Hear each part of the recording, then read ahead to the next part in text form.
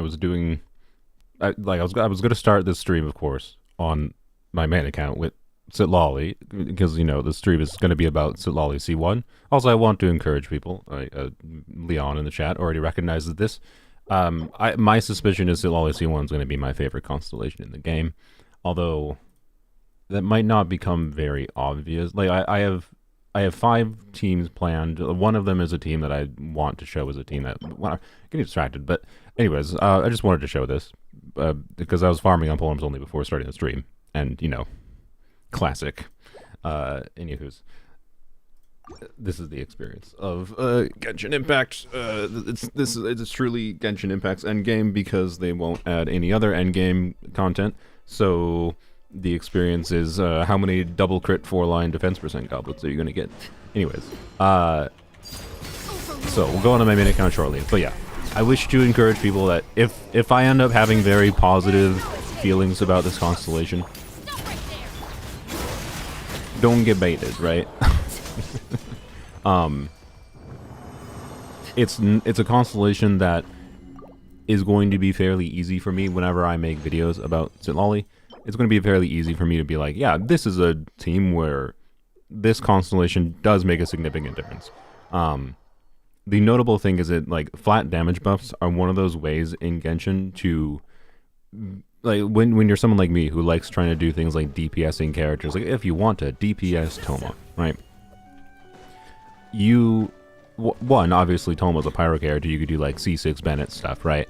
But Toma's multipliers are not very large, right? Like his burst fiery collapse damage is 116%, and it also only applies every 3 hits. Like, it's not like 0 multipliers when you're, you know, building over damage, amplifying his, you know, using EM buffs and whatever, right? Like, you can get some decent damage from him. But his multipliers are not that large. Like, DPS Toma is not really that real of a thing, unless you're just doing it for the funnies. And that's the case with, that will be the case even with Citlali C1. The difference is Citlali C1, regardless of your multiplier, is going to functionally add, you know, the ability. Actually, I should have like done some napkin math to estimate this beforehand. But like, if we take a 2,000 at 1,000 EM, that's a 2,000 flat buff, and add that, multiply that by like 3 for the like 300 or 200% crit damage ish. Obviously, you have different amounts of crit damage in different characters. Energy needs are a problem. Yada yada. It will depend on the character, but 200% crit damage is going to be times 3, so that's 6,000, and then times whatever damage bonus you have. So, you know, we're talking like it's going to add basically. Like if Toma is not going to contribute that much damage like on field, right? But if you use C1 Citlali, which works on field, Toma can get an additional 150, 200k damage in a rotation.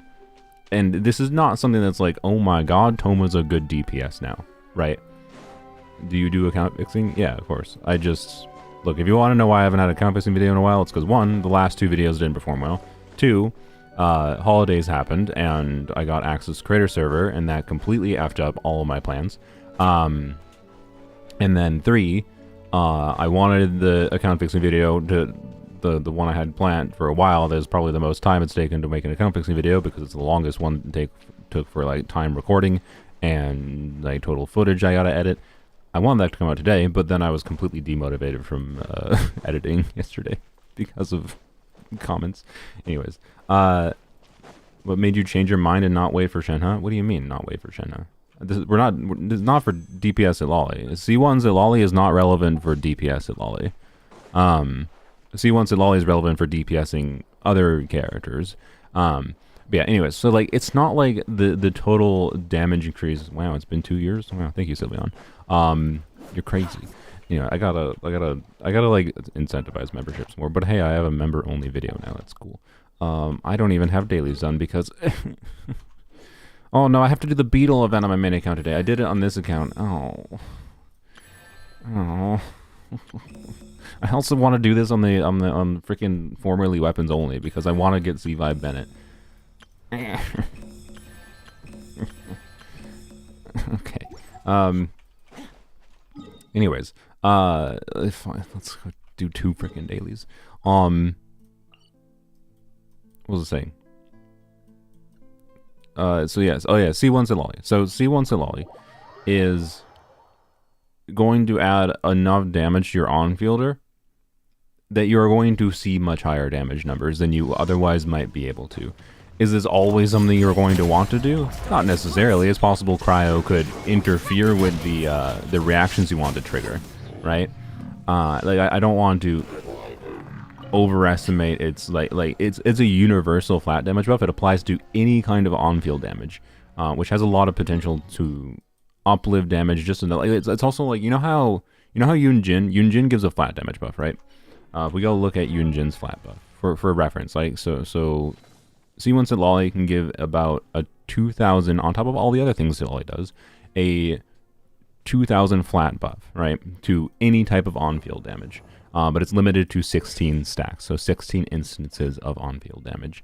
And there's ways you can potentially reset it. But this is a level 13 ability Yunjin, and she gives 68% of her defense as a flat buff, right?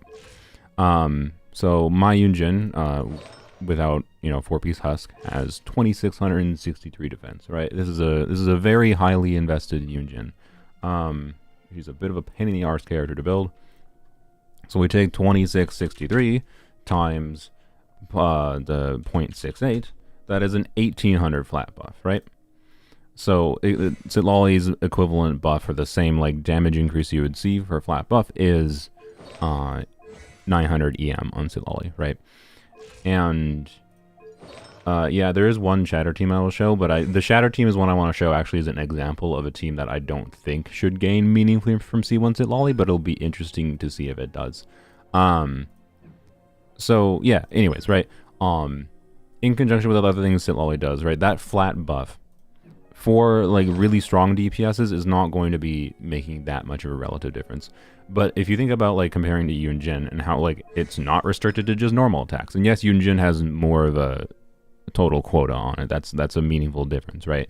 Yunjin gives like a less or similar or less flat buff, and it's more restrictive, but it has more stacks, right?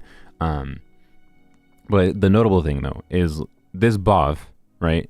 You could use Yunjin as a Bennett replacement in Yoimiya teams. You could do Yoimiya with Bennett and Yunjin together, but like it's enough of a buff that for someone like Yoimiya, because Yoimiya's multipliers aren't super high at a baseline, the flat buff from Yunjin can do a similar value as to what Bennett's buff does for Yoimiya. Right, like C1 Citlali does the same thing, except it's lower stacks, but for any type of on-field damage, which means it has very high universality. So the best examples I'm going to have of this, we got to switch to my main account shortly, but the best examples I have of this is that C1 Citlali, for example, should be really good for doing like GOD passing, because like there's not that many ways to buff Geo other than just cranking a bunch of damage bonus, and you know how you min-max damage bonus and crit, and the way you min-max flat damage bonuses, because they don't care about baseline multipliers, is a bunch of damage bonus and crit. Or red shred, or EM. Like it's not just damage bonus and crit technically, but it's primarily damage bonus and crit. So someone like Bennett basically has reduced value when you have a bunch of flat buffs going on. So there's that interesting aspect. Like I want to try an Arlecchino team that doesn't use Bennett. So we're gonna switch over to my main account as soon as I finish the stupid dailies here. Can I really? Okay, I guess this is the most convenient one. Just watching my recent video. Thanks. In hindsight, by the way, clearly, like I chose to specifically not talk about the fact that Citlali doesn't buff on-field cryo DPS as much because I didn't think it's very important. But like I don't know, for some reason people have this. Someone started the rhetoric of like, I don't get why she doesn't. It was probably TGS. I'm sorry. And I know TGS said it. It wouldn't surprise me if it was TGS as the origin of it. But like, why doesn't she have red shred? You know, she's garbage for cryo buffing. And like, yeah, she wasn't meant to be cryo buffing. But like, that doesn't invalidate the statement. This is what frustrates me. Is because like that does not invalidate the statement of like she makes cryo relevant. There is Risley, there is Ganyu, there is Ayaka. This is not a cryo on fielder, this is a physical DPS. And then I guess there's Fremine, but most people play Fremine as a physical DPS. There are 3 units in the game that are on-field cryo units, right? Cryo can do more than just on-field DPSing. So people conflating a statement that, like, yes, I do think Citlali saves cryo. I stand by that statement. Like, she actually makes it worthwhile to consider doing things with cryo reactions. Because she does enough in her kit, and the way her application, and more importantly, in conjunction with her, like, just baseline buffs, and her, like, defensive value, the way her application works isn't annoying, and it is useful for a lot of situations. And, like, maybe I should have, like, I considered, like, I waffled for a while. The reason, like, this Citlali video took an extra week to come out, because I was waffling on, like, okay, how do I make this video? Do I just make it a yap video, which I did, or do I, like, try to, like, pick out specific things to illustrate the things that I'm trying to show? And I just was like, I just decided, like, I wanted to just show what I enjoyed about, I wanted to talk about, I will show in future videos. I wanted to talk about what, you know, Citlali has done for me after, like, a week of testing, and not more than a week of testing, technically. I used her in the creator server too, but, like, I don't know.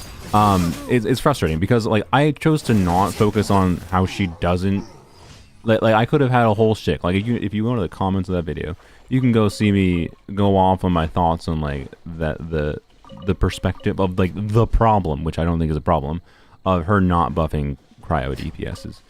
Which I maintain, by the way, is not a problem, because what cryo DPSs need to become more relevant is either to be made better at a baseline, because most of them just aren't that insane and not to the par of current on-fielders, or they need buffs that are, like, not necessarily tied to using with other cryo units. Like if you think that the simple way I can explain this is like if you want to get big damage on a cryo unit, you might want to do melt, and there's potential for Citlali with her cryo application to interfere with the melt on your cryo DPS.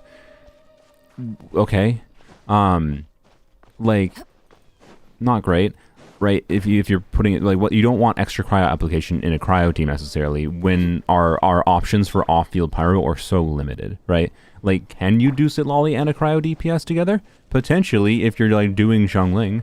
But then Citlali could still potentially be a DPS upgrade for those teams, even if they're not, even if she isn't, you know, giving cryo res shred. Like giving cryo res shred basically would have just made her replace Zhongli in slightly more teams. That's all it would have done. It doesn't really matter, relative to all other things that she does. And I didn't want to focus on that, right? I wanted to focus on the things I enjoyed about her kit, not this hypothetical of this separate hypothetical of what if she had this, because then if we get into what if she had this? Okay, what if Moika actually was a compelling, like, because if Moika, so I went off on the comments and, like, I broke down, like, okay, here's a team example, like, for Wriothesley. If we consider the context of, okay, what would Citlali do for Wriothesley if Citlali had 20% cryo res shred? Okay, well, she'd be a slightly better Zhongli, probably. Slightly. Not even, like, necessarily objectively, but, like, slightly. But let's take the alternative perspective.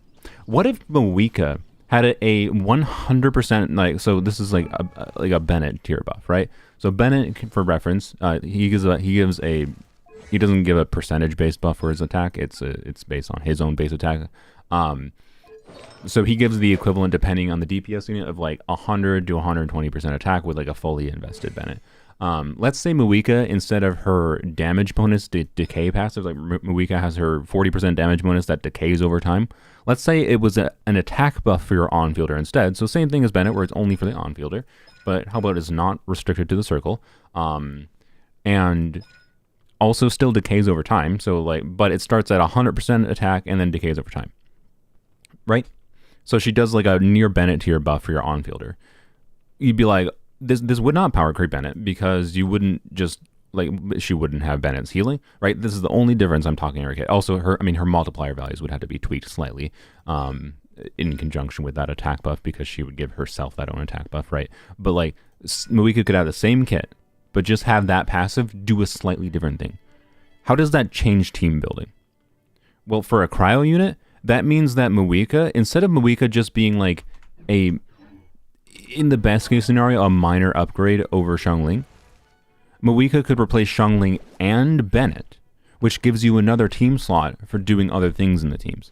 One, you could do Muika and Bennett together. Maybe just doing a whack ton of attack buffing could be what helps your cryo DPSs. That would help cryo DPS, like more attack buffers and options for off-field pyro that aren't just like minor side grades to Xiangling mostly, would do so much more, right? We needed the conjunction of an off-field pyro unit that did a little bit more to like make it so that we had better team options for on-field cryo units, right? Like Risley with that Muika, hypothetical Muika, that gave 100% attack that decayed, could do Risley, Muika, Shalonen, and then you have a flex slot instead of being forced to like the do Bennett core. So anyways, I hope you get the point, right? Like, if we're arguing hypotheticals about what on-field cryo DPSs could have needed, in my opinion, Muika is actually the one to be upset about. Because Muika, or Pyro Traveler actually, like I remember, like, if you follow my streams, I yapped about like my hopes for Pyro Traveler being this hypothetical attack buffer. They were not, and neither was Muika. Like, that surprised me, because I thought they were releasing so many things of attack buffers and like reasons I thought they were going to do another form of attack buffing, and it's obvious to me they could, like, it's still obvious to me that they could try to do attack buffing that like helps give more team options in the game, but doesn't completely break the balance of the game. So, and honestly, and even if it does break the balance of the game a little bit by having the ability to have two Bennetts in the same team, right? Two Bennett worth of buffs in the same team, which I don't think it will, because it's still going to be better to like diversify into like damage percent buffs and attack buffs, not just all into attack buffs, right? But even if it did, that's a good form of power creep, because that's just like team diversity power creep, where like a new support enables older units to be stronger. Yeah, it enables new units to be stronger too, but it also, like, I don't know, right? It all matters from like the context. Now we're getting into a power creep conversation too. When it like it matters in the context of the abyss, but what that's like, we're getting beside the point. Did I finish my dailies? I did. Good. All right. So, anyways, there's my Citlali yap of how her not being a cryo buffer does not matter. Or her not being a significant cryo buffer. It's worth acknowledging she is a cryo buffer, and she will be a buff to, like, I'm pretty sure I saw people in my comments saying, like, Citlali was an upgrade to my Ayake team. Like, why? Because they used, like, Farina or another Hydro DPS in their team. And, like, yeah, anyways. So there are still contexts where with an on-field cryo DPS, which there's not many of them, she can do that. And like, I don't know. And if you were of the mindset, for whatever reason, that what cryo needs for cryo supports is cryo supports that buff cryo on-fielders, well, congrats, Shenhe's rerunning in a couple weeks. Right? Like, did you just want Citlali to be power creep Shenhe? Well, congrats. That's what this stream is about. It's because that's kind of what it, for cryo on-fielders, like, for cryo on-fielders in that context, right, where another off-field cryo unit does not interfere with what you're trying to do with your on-field cryo. Well, Citlali C1 is kind of better than Shenhe. So, to be clear, Shenhe's buff still has interesting relevance. One, for buffing Citlali, but two, for buffing off-field cryo units. Like, I really like Shenhe and Rosaria together. Like, I forgot you had Blizzard Strayer on. Citlali and, Rosaria, Shenhe together. And Shenhe, by the way, is also a flat damage buffer, in case anyone wasn't aware. It's like a 3k attack Shenhe, like this is, with a crowned ability. Does, that's the wrong ability, does 82.2% of her attack as a buff, so that's like, what, 2,500, I think? A flat buff, but in comparison, by the way. So to compare Shenhe buff real quick to C1 Citlali buff. So C1 Citlali flat buff is about 2,000 for any kind of on-field damage. So this includes non-cryo damage, important. Any kind of on-field damage. but it's limited to 16 stacks in a rotation, unless you do stuff with like sack frags, resetting the stacks or whatever. But anyways, Shenhe's buff, the 82.2% of her attack. She also does some, red shred, of course, cryo red shred. So again, if you wanted the cryo support that buffs cryo on fielders, she already exists. And if for some reason you really wanted power creep Shenhe, then let's see this stream. Although I won't be able to directly, to be clear, I won't be able to directly compare Shenhe versus Citlali for cryo DPSs very well. One, because I don't have Ayaka Risley on my main account, and two, because I don't have Shenhe right now. Not allowed to wait. So I can't directly compare those, but the math is fairly simple. If you're doing basically entirely on-field cryo damage, Citlali gives more of a buff because it's like 2,000 flat buff times 16 stacks, versus what Shenhe's is about 2,500 flat buff, so a higher flat buff, but it's limited to if you can do 2 skills per rotation with Shenhe, which is ideal. So with Ayaka, you normally do 2 skills on Shenhe per rotation. You get 10 stacks of the buff. So it's 2,500 times 10 versus like 2,000 times 16, with some nuance of maybe min-maxing things with Citlali a little bit more. So, yeah. C1 Citlali or C0 Shenhe is a good question. It is indeed. It is indeed a good question. I'm not going to very clearly be able to answer that question until I get Shenhe on my main account. I still want Shenhe because I want her for doing things like DPSing Citlali herself. I also want to mess around with doing Shenhe and Citlali C1 together. So, anyways, we'll find out. Let's go on to my main account so we can actually start testing things. Yeah. So,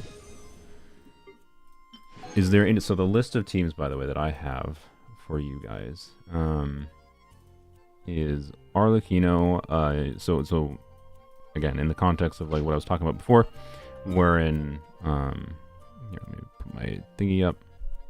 We're in, I want to showcase like non-Bennett variants. Like, to be clear, the Bennett variants, even with C1 Citlali, are still probably going to be stronger, particularly for Arlecchino. But I think it will be interesting to show the uplift for an Arlecchino non-Bennett team with Citlali C0 to an Arlecchino non-Bennett team with Citlali C1. So that's the reason I want to test this. But this is one of the cases where like Arlecchino's raw multipliers are so high that like a bunch of attack buffing should do more for her than a flat buff, like significantly more. So like it's still going to be worse with Citlali C1 than it is with Bennett. But it's going to be less noticeable, is what I would say. So the team I want to try anyways is Arlecchino, Xilonen, Citlali, and then Yunjin instead of Bennett, right? And the idea there is just, Geo-Resonance. You shouldn't have much issues with energy. Geo-Resonance, of course, while you have the crystallized shield. Or no, sorry, you have the shield from Citlali. Never mind. Yeah, you just always have Geo-Resonance up. So you get that little bit of damage bonus. But then also Xilonen makes Yunjin actually not god-awful to build. And then you're also, getting double dipping on the flat damage buffs. You don't have necessarily that insane amount of damage bonus going on, though. Like, it's just the Xilonen buff from the artifact set, and I have her weapon too, so it's going to be slightly exaggerated. Like the more sources, like I want to emphasize that because I don't think I want to tweak around with certain things. Like I mostly think I'm going to leave Xilonen on this weapon for this video.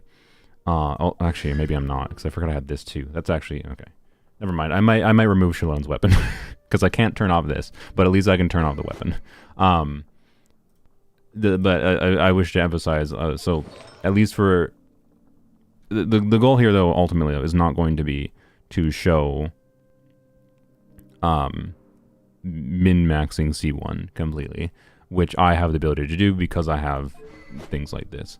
But and this gives damage bonus, right? The more damage bonus and crit you can have, the further it goes. In the case of Xilonen here, the reason her C2 might be a problem is some of the teams I wanted to showcase, which I didn't think about beforehand. Some of the teams I want, like with Arlecchino, this buff is not that relevant. The attack buff from C2 Xilonen does not do anything. for the flat damage buff.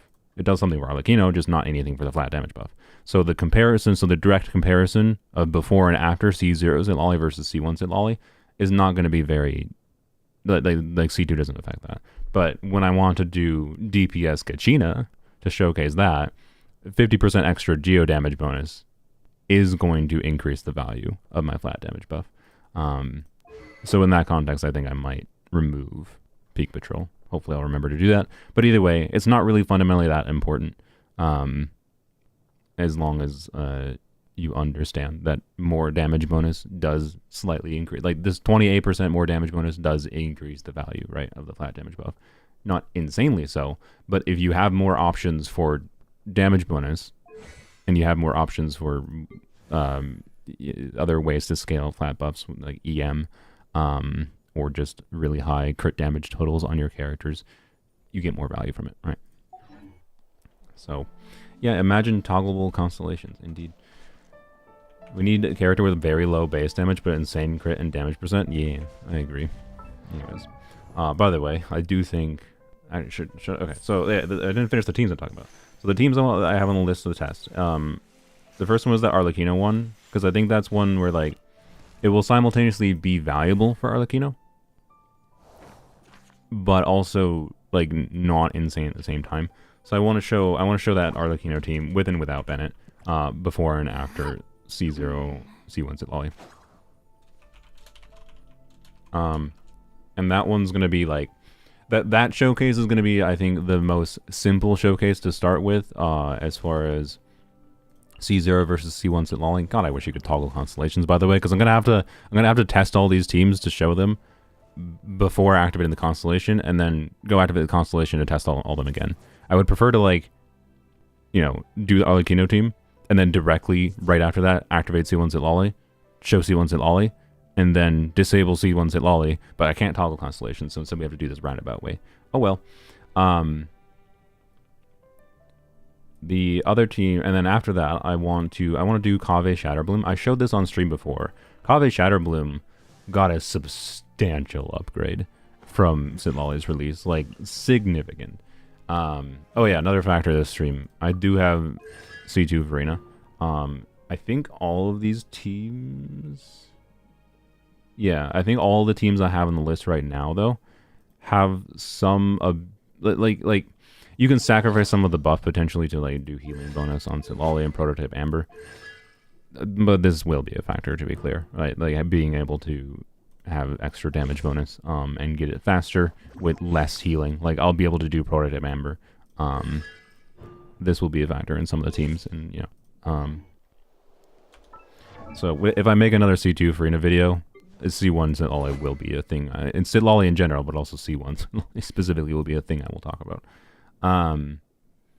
So anyways, I want to do a Kaveh Shatterbloom team, and the Kaveh Shatterbloom team is one of those contexts where, because a lot of the team's damage is like all the team's damage is basically just a bunch of different transformative reactions. So the team that I like for Kaveh Shatterbloom was Kaveh, Auron, Farina, Citlali, which of course Citlali would be the healer there, with Prototype Amber. So you sacrifice, but and C1 Citlali, therefore, because we're doing transformative reaction damage, the flat buff only applies to your talent damage. It doesn't apply to your transformative reaction damage. So C1 Citlali, I don't think should do that much there, is my point. So I want to showcase that as a case where, like, yes, there is context where it won't do anything, but Citlali can still be useful, right? I think it won't do that much. Maybe it will do something, because, you know, I do have the ability to do some damage with Kaveh's talent damage, right? Anyways, that's an interesting team wherein you have a billion different types of transformative reactions. You have Bloom, you have Electric Charge, you have Shatter, you have Superconduct. You have a bunch of different sources of reactions going on. Hyper Bloom too, because Auron can trigger some of the ones on the start of a rotation, not sustain though. And then you have Farina's dealing damage, right? That's basically what the team is. The team Kaveh, Citlali, Auron, and Farina. Most of the team's damage is Farina, and then the rest is not by most. I mean, like, I think maybe half of the team's damage at most is probably Farina. Although against the stupid enemies with Pyro, then obviously it's like all Farina. But anyways, that's just that specific enemy situation. Anyways, So that'll be an interesting case, I think, to illustrate that it's not always valuable. But I want to show that. And I also want to mention that that is a case where, like, C2 Farina is relevant, but at the same time, because so much of the team damage is not, like, talent damage related, it's also not relevant.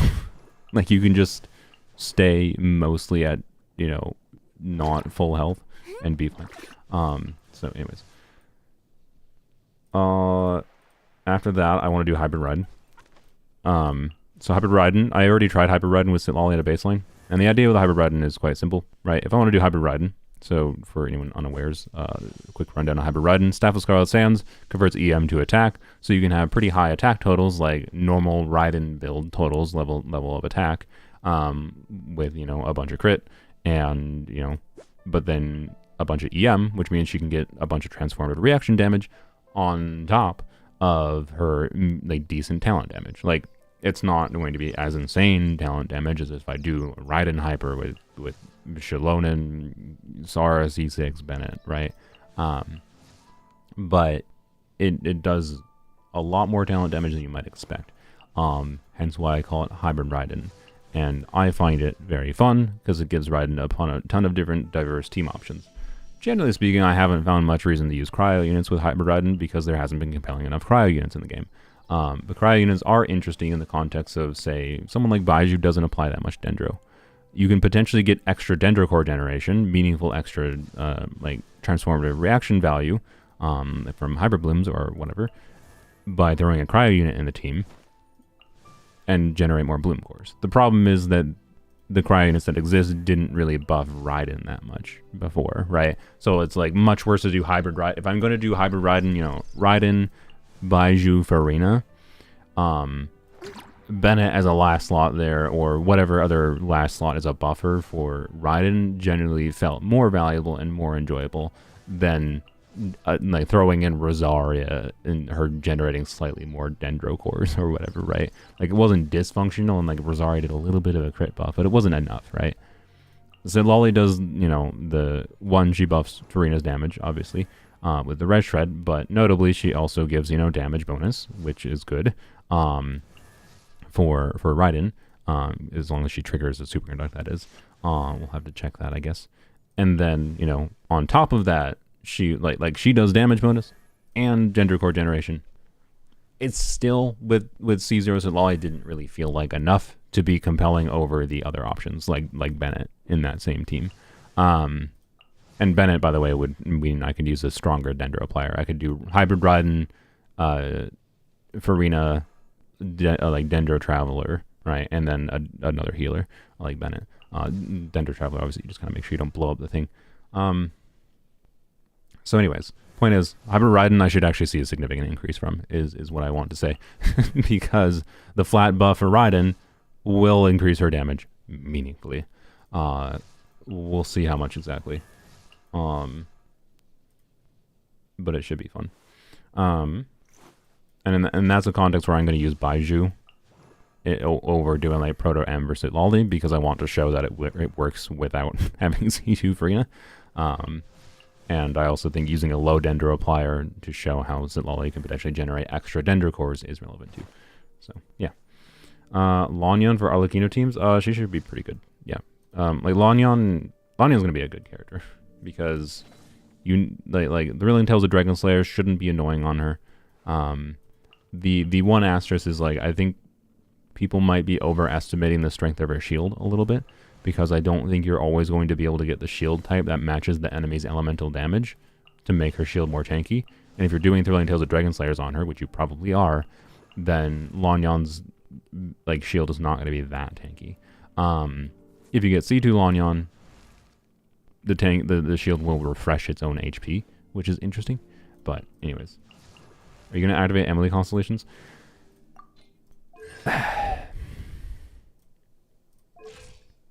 It's so unnecessary. Like, my Emily, by nature of how highly invested the build is, and the fact that I have signature weapon, is already pretty strong. Like, I think the problem is, if I activate C1, it gets to the point of skewing Emily to unrealistic levels of damage when I'm using Emily in a video. What I have kind of decided is that I'm going to pretend I got this constellation with Emily's rerun banner. So I'll activate Emily C1 with Emily's rerun banner, and we can all just pretend I got that on her rerun, and I didn't get this because I made a stupid mistake before wishing for before version 5.0 came out, because I don't need, for anyone unaware, I got Emily C1 because I had wishes without spending any money. I had wishes to go to pity, and I was like, if I lose the 50-50, I'll have a guarantee for Mualani. If I win the 50-50, sweet, I got Emily C1 without having to pay anything for it. And then I was like, wait, I lost the 50-50 to Jean, and then like a couple days later I was like, the literal concept for the Mualani wishing video was going to be talking about capturing radiance, and to be clear, that video was wrong. It was what we thought capturing radiance was based on what Mihoyo said, but they actually basically completely they didn't misinform us, they just didn't give any real information about it. So anyways, but like the whole video was going to be like, the video concept was, will I trigger capturing radiance? And capturing radiance does not trigger when you have a guarantee. So like I was like, shit, for this video concept I can't have a guarantee. And I didn't realize until after I was like, oh my god. So I ended up spending money to get C1's freaking Emily because of the fact that I needed to not have a guarantee. So this was the stupidest instance of wishing I'd done the game. Where like I was fine with losing the 50-50 or winning the 50-50, but then because I'm a content creator and for the concept of the video I was going to make, I couldn't have that guarantee. So it was really stupid. And hence why I haven't unactivated Emily C1 since August of last year. Anyways, yeah, I'm still playing Zenless. I might talk about Zenless later. The story, I finished the story yesterday. The new main story, not like all the events. It was very good. Yeah, as far as comparing like the ending of an arc storylines in Zenless versus ending of an arc storylines in Genshin, much better. Not 10 out of 10, but much better. Anyways. What was I talking about? Oh yeah, after that, I want to do geo DPSing. Because geo DPSing is like I've mentioned multiple times in the past, DPS Kachina, right, is very bad. Why? Because her baseline multipliers are just not high enough. And to be clear, you can do plunge Kachina with Pyro infused Bennett. I know you can do Pyro plunge Kachina. I'm aware. Thank you. Not what we're testing here. By the way, part of the reason that, just in case anyone wasn't aware, part of the reason you see such big numbers with Cloud Retainer, her buff is a flat damage buff. It's a much bigger flat damage buff than is relatively typical. But that's because it's limited to a small number of instances, only plunge damage, and also you don't get up to 9,000, generally speaking, not with normal Cloud Retainer builds. So anyways, Cloud Retainer is a flat damage buff. It's a big flat damage buff. It's more limited to very specific things, obviously. That's like flat damage buffs are part of why Cloud Retainer is great. That helps you understand why I'm like so optimistic about C1 Citlali and its potential to enable you to DPS their characters, right? Is like, yeah, Cloud Retainer enables you to like get compelling plunge damage even on characters with low plunge multipliers.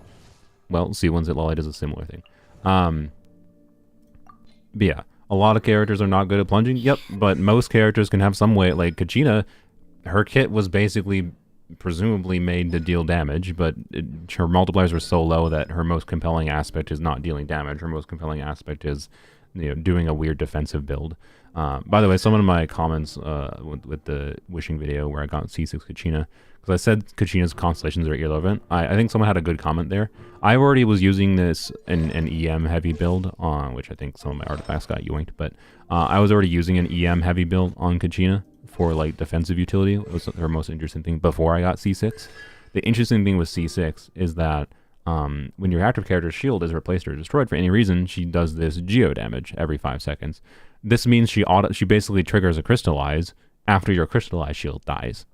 So she auto regenerates a shield. Now you still have to either pick up the shard or you have to jump on Turbo Twirly to auto pick up the shard with C1 Kachina, even with C6. But it does make her like more of an actual real shielder, which is an interesting thought I hadn't realized before. So that's kind of cool. It's still probably her most compelling build, in my opinion.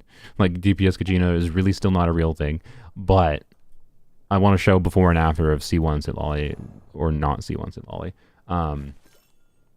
But this, so many of these teams, by the way, we're going to illustrate, like, I'm gonna use Farina to test like the maximum extent of getting the most damage bonus possible to amplify the value of the flat damage buff, because that's what I'm interested in doing. And like, I don't know, Farina.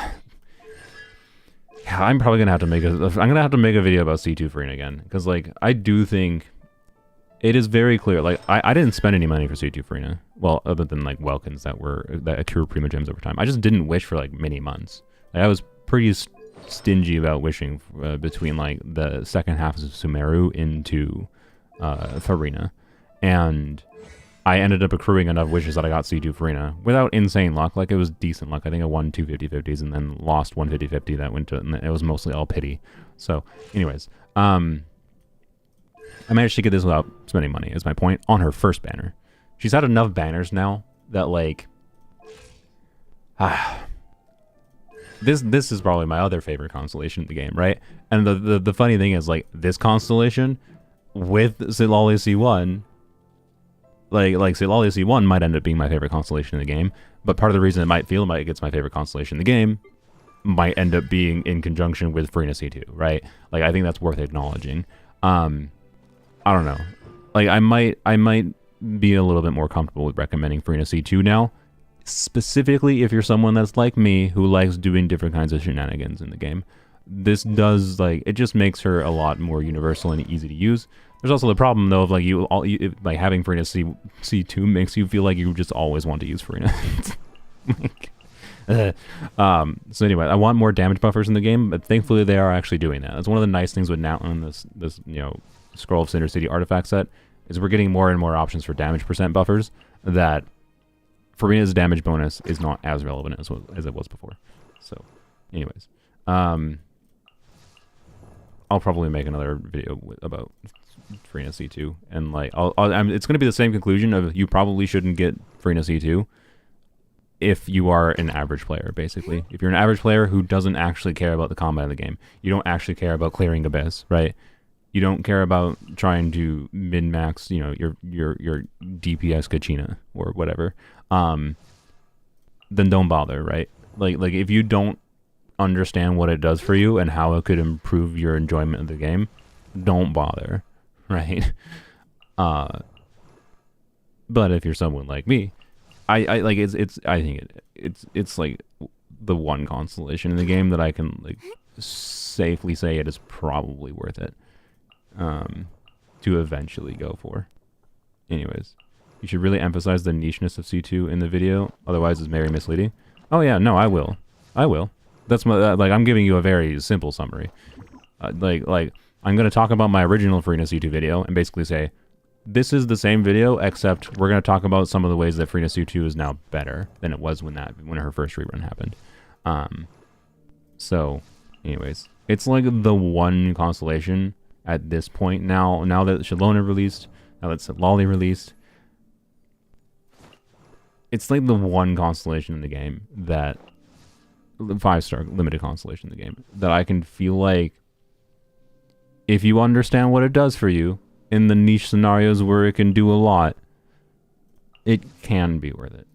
Like, I do think getting 2 duplicate copies of Farina could be meaningfully more valuable for the team options you have in the game and how you can have fun with different units in the game than other options. So, anyways, can you try some teams without Farina? I mean, I will. The first Arlecchino team is without Farina.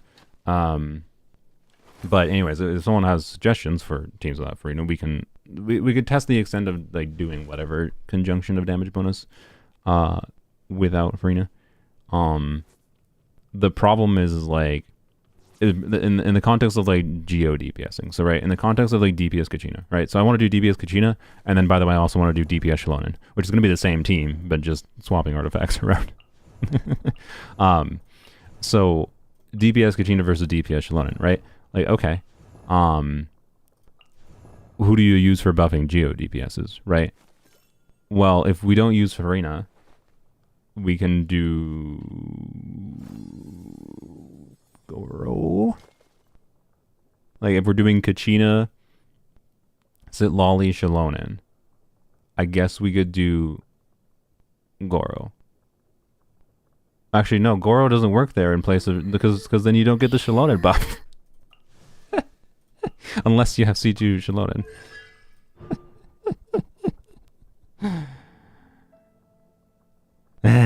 So like, right? That's kind of the problem. So the Goro wouldn't even work there in place of Farina. Like, how do I buff Geo other than Farina in this context without breaking Shilonen's kit? Like, I could replace Shilonen with Goro, but that's not that doesn't address the problem of trying to replace Farina in the context of like Geo buffing. And the same thing for DPS Shilonen herself is like it's the same problem. Well, actually no, Goro can replace Kachina with DPS Shilonen, but I don't think or no again with C2 Shilonen. Wait, oh wait, frick, DPS Shilonen doesn't work with Citlali, does it? With Citlali Farina, I forgot. Right? Not without C2. Wait, doesn't work? No, it doesn't. Frick. Okay, well there we go. We found one. we found one. DPS Shilonen, to make sure that she stays in her, she doesn't like consume all her Night Soul, right? We have to not have 2 Pyro Hydro Cryo Electro teammates. So I forgot. So that team does not work. So DPS Shilonen, Farina, Citlali, C1 does not work. It does not work for buffing Shilonen with Farina. But that's fine, because that means we can do Goro there. Hey, we found a context where we can replace Farina. Right? Who do you think has the best exploration kit? I don't think there's any one kit that has the best exploration kit. If you want like exploration in conjunction with other valuable things the kit does, I think Shilonen, and I would argue Cloud Retainer potentially, is the most compelling combination for exploration in the game. You could probably make an argument for maybe Chaska, maybe Mawika, but like I don't know. I've been using Mawika a decent amount in the past couple weeks, and I don't really care that much about that. Like in Natlan, I do like Mawika for exploration because the Night Soul transmission is really nice. Actually, like being able to get that like this big jump forward that also like swings upwards. Mawika's Night Soul transmission, and then also being able to like land on a wall, climb up a little bit with her, but then switch to Shilonen to climb the rest of the way up the wall is nice. But like outside of Natlan, she feels just extremely whatever for exploration.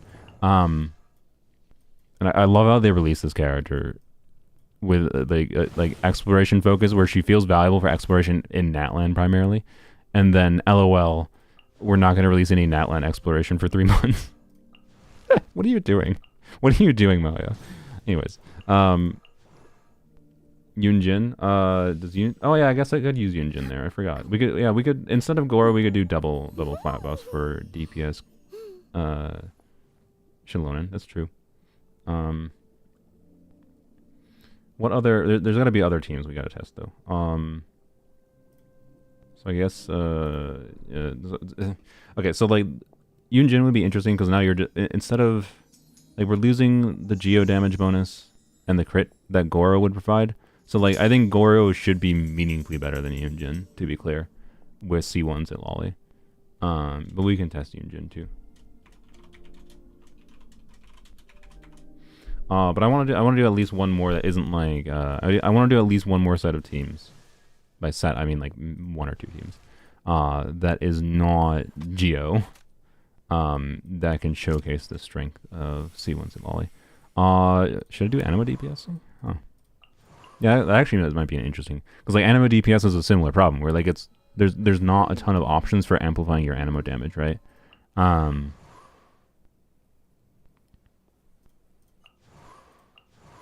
DPS at Lolly with Shenhe. I don't have Shenhe. I will do DP. I'm gonna do a more proper DPS at Lolly video when Shenhe comes out. Physical. Yeah. I mean, you can buff physical damage. Yeah. I don't.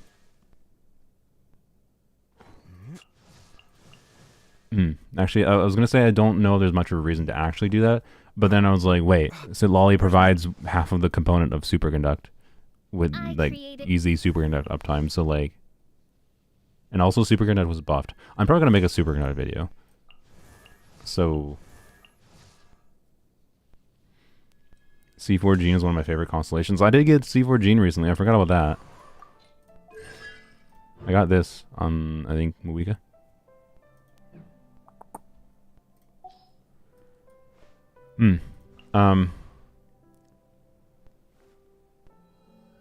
So what? Do we do Farazon? So Farazon, that's a lot of red shred. Farazon, C4 Gene, Citlali, and who? DPS Cloud Retainer? I know I could do Shao. I guess I don't know. Testing a non-Bennett Shao team would be interesting. That might be another context of like maybe it actually works. I don't know. I don't have a single gene. I'm so sad. MH Cloud Retainer with Farina is so fun. Yeah. Normally when I was doing DPS Cloud Retainer, what was it? It was like Shunyun, DPS Shunyun, like Farina Bennett, right? But then there's a flex slot. Or normally it was Farazon. I don't know. So like the C1 Citlali could be an alternative to Bennett, maybe. Okay, that's one of those things as I get into the weeds of testing. I don't think I need to do a before and after test of DPS Shunyun. But maybe I can do a... I really don't know. Bennett does a lot for DPS Shunyun. And I think Farazon will do more than C1 Citlali would. But we can maybe test C1 Citlali. We don't need to do it before and after, I think, because I don't think there's reason to consider doing Citlali for DPS Shunyun meaningfully, at least, without C1 Citlali. But C1 Citlali might be able to either replace Bennett or Farina to an okay degree, or Farazon maybe. Like you're doing DPS Shunyun, Farina, Bennett, Farazon. If you don't have Farazon C6, maybe C1 Citlali works instead of Farazon C6, right? Or maybe C1 Citlali works instead of Bennett, or maybe C1 Citlali works instead of Farina. Right. So, anyways, DPS Lynette. Yeah, we could do Lynette. I don't know. So we could do either Shao or Lynette, or maybe both. I don't know. I want to do a non. Actually, you know what? DPS Lynette is a good example because DPS Lynette, by the way, I'm like 90% certain instead of C4 Gene, Farina's still going to be meaningfully better there, right? But actually, no, is she? That's with Farina C2 as a factor. Without Farina C2, I don't know. Yeah, let's try it though. Let's try Farazon, C4 Gene, Citlali, C1 Bennett, and we'll test before and after. Infusion shenanigans. Oh yeah, no, there's plenty of infusion shenanigans with you. I guarantee you. Like if I want to do C6 Bennett with Muika and Citlali doing, C6 Bennett, Muika, Citlali, I guess just Muika's best team, but do C6 Bennett instead of motorcycle DPSing, right? I don't know. Do I add that? Do I add that to the list? I think that might be where I should stop the list. Because that's enough teams, I think, maybe to show a different spread. Muika, Benny, C6, Shilonen, Citlali. C1 Citlali with Dia. That is true, actually. So Dia, to be clear, when I had tested in a previous stream, Dia with C1 Citlali was... sorry, with C0 Citlali. I could get melt on like 3 of Dia's hits, but then I would run out of... I would run out of cryo. Like Dia doesn't apply a lot of total pyro, but it seems like she applies pyro fast enough in her short burst DPS window that like the cryo just can't keep up. Like the only idea I had is maybe with C6 Kaya, which I don't have. Maybe C6 Kaya and Citlali together could help keep up. So like Melt Dia for her full burst duration seemed to be not very realistic. But something like Melt Dia, even if we end up losing, like if you lose the melts right after the first 3 hits, but then you still have C1 Citlali's buff going on, that could actually be compellingly better. Like, because what it felt like is like it wasn't that much better than like just doing Vaporize teams to me. But also C1 Citlali with Dia, and Dia already with C1 at least. Dia like is equivalently HP scaling as she is attack scaling. And that means she's a bit less reliant on Bennett already at a baseline, potentially. So, C1 Citlali. Yeah, you know what? Okay. I guess we're testing Dia. Dia, Citlali. I think we'll do the same thing as the Moika team, I guess, for simplicity. Actually, do I? Shilonen maybe makes too much of a difference. We should test a non-Shilonen team. Dia, Citlali.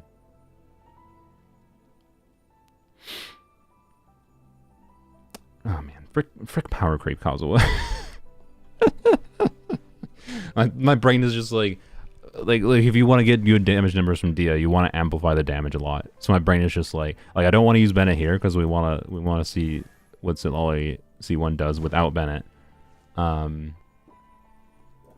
maybe I am using Shilonen. I guess I can just use Kazuha. It's fine. It'll be fine. The Kazuha has the benefit of I can use Zyphos at least to help with Dia ER. I could use Bennett here still, yes. That is true as well. Okay, maybe we do use Bennett, I guess. Well, I don't want to use Bennett. I'm sorry. I don't want to use Bennett. I want to test non-Bennett. I want to test, maybe, do I have to do Dia, Citlali, Kazuha, Shilonen? I don't want to use Farina. I don't want to use Bennett. I don't want to use Shilonen. Who do I use? Emily? I could do Emily. That would be maybe an option, but realistically, it would be normally I'd use C6 Diona. Okay, you know what? Yeah, you know what? I like that idea. I like that idea. Thank you. I like C6 Diona as the option. C6 Diona might enable us to get like an extra melt more consistently, which is cool. And yeah, I like that option. Good suggestion. All right. Dia, Citlali, Shenhe. Actually, yeah, you know, that could be kind of fun too. But anyways, Squirrel Cryo and you're good with melts XD. Yeah, that is actually with Kazuha there. Swirling Pyro might be a little bit annoying, I will say.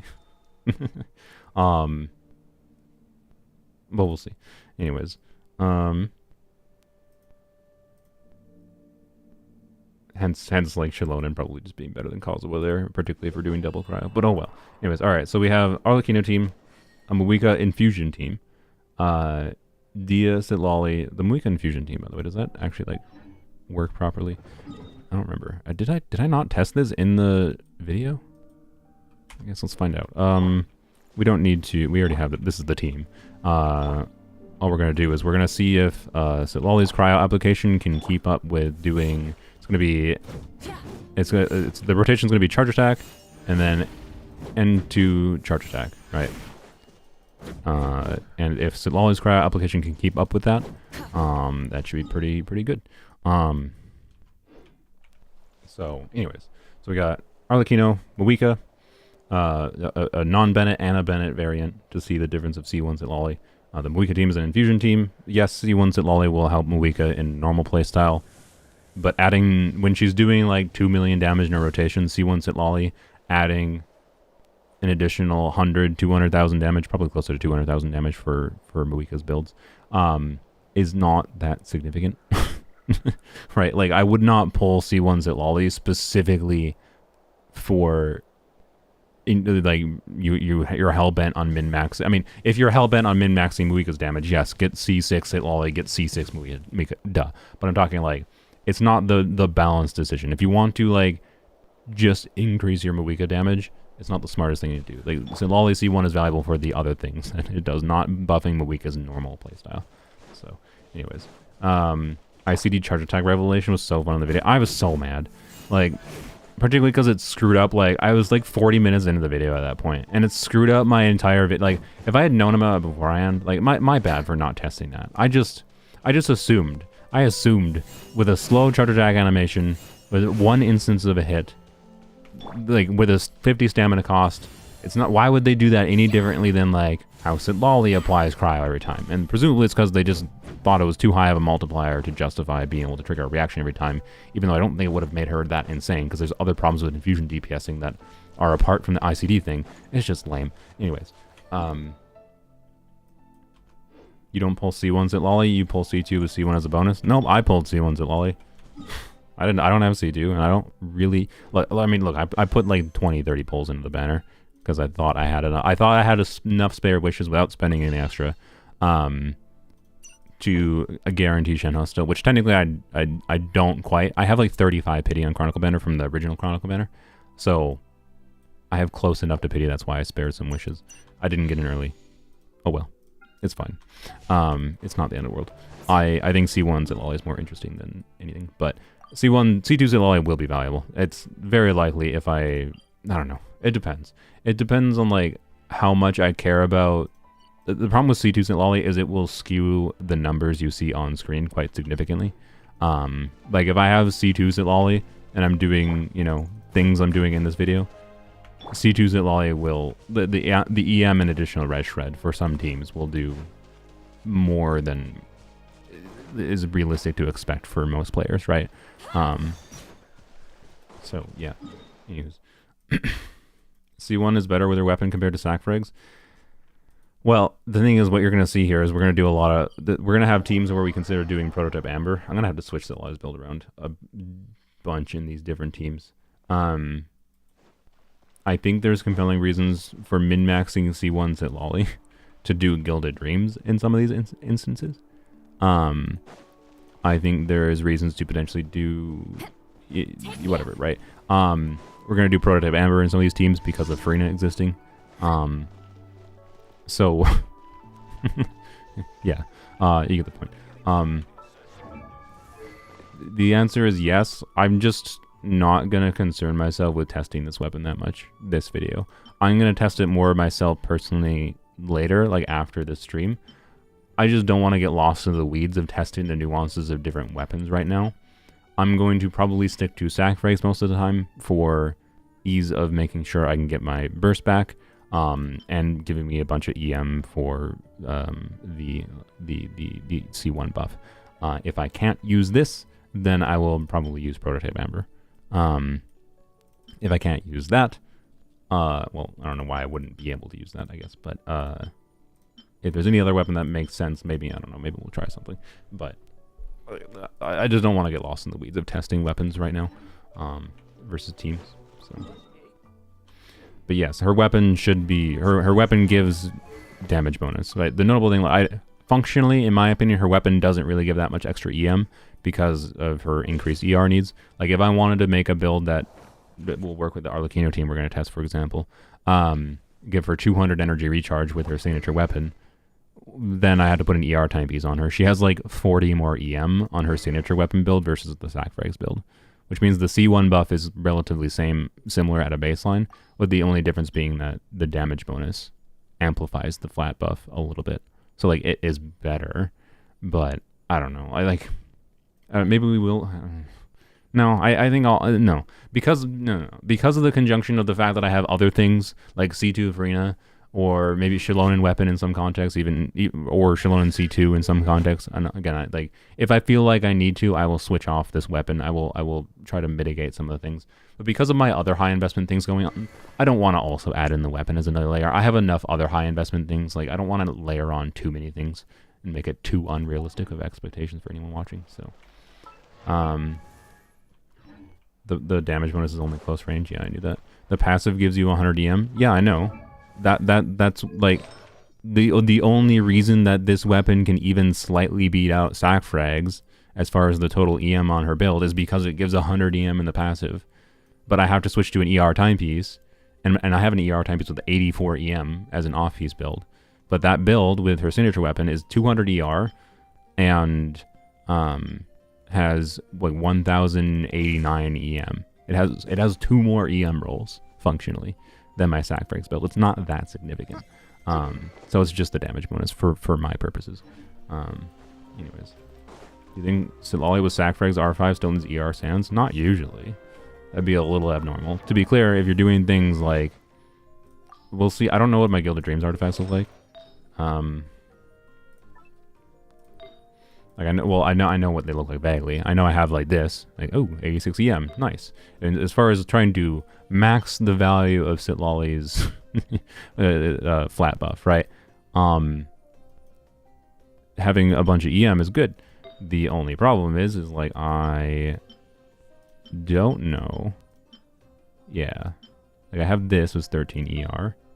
I have a EM goblet I could yoink from Kazuha. Probably. Stop doing that. Yeah, I have that with 22 ER. So 13, 22, that's 35, and then whatever. What do I have for circlets? As 11 ER too. Okay, I think I might be fine then. I think I can get away with sack frigs on Gilded Dreams without doing an ER timepiece. But sack frigs with 4-piece Scroll of Cinder City, because of the energy refund on this, you should not have to do an ER timepiece with sack frigs on her. You can get away with like 130, 140. But like, maybe even lower in some team context, to be clear. But yeah, you get the point. Citlali, Shan Yun, Shenhe, Mawika. I can't test Shenhe. I don't have her. C2 worth it for Arlecchino? In my opinion, it's quite unnecessary. But it does change the way she can play a little bit. Most people, if you really like Arlecchino, I think most people like would not regret going for C2, is my guess. Like you would feel the value of it more than you feel the value of some constellations, because it does change how she plays a little bit. It's not just a damage increase constellation. And it has some additional tech you can do with using that extra like hit to get a vaporize or a melt. I have not played Arlecchino C2 with Citlali. It's possible that Citlali with Arlecchino C2 might be a little bit awkward, but I don't know. Anyways, you try using her with instructors. I mean, instructors Citlali is an option. An interesting option. I think I used it once. I can't remember what team it was, but I like it was because like Shalona was on this buff, right? And yeah, you can put Citlali on instructors. In the case of when I have C1 activated, I'm probably never going to use instructors on her, because that would mean like her ER needs in conjunction with, you know, getting additional value from having a bunch of EM on her and 4-star pieces, making it so I'd have way lower total EM. Like it's not realistic, right? It doesn't make sense with C1 Citlali. With C0 Citlali, I think it does, but yeah. Anyways, all right, let's sorry. Spend an hour yapping before testing, but I think that's important to outline things. I guess here, I'm gonna get a timestamp. 1:08, and I'm gonna put this in the video comments. Hopefully I remember. 1:08, the beginning of testing. Skip discussion. I think the discussion is important, to be clear, for anyone that's a VOD watcher, but if you just wanted to see the testing, I understand. So, yeah. Anyways, we need to... Oh, yeah, I wanted to test this team. We need to go see how it functions. Go get some energy quick. We need to see how this functions with melt timing. Because did I not test this in the Weekend Fusion video? Why did I forget to test? I don't think I did. Did I really not play C6 in Fusion Muika? Maybe I did. Maybe I did and it just didn't work. I just don't remember actually testing it.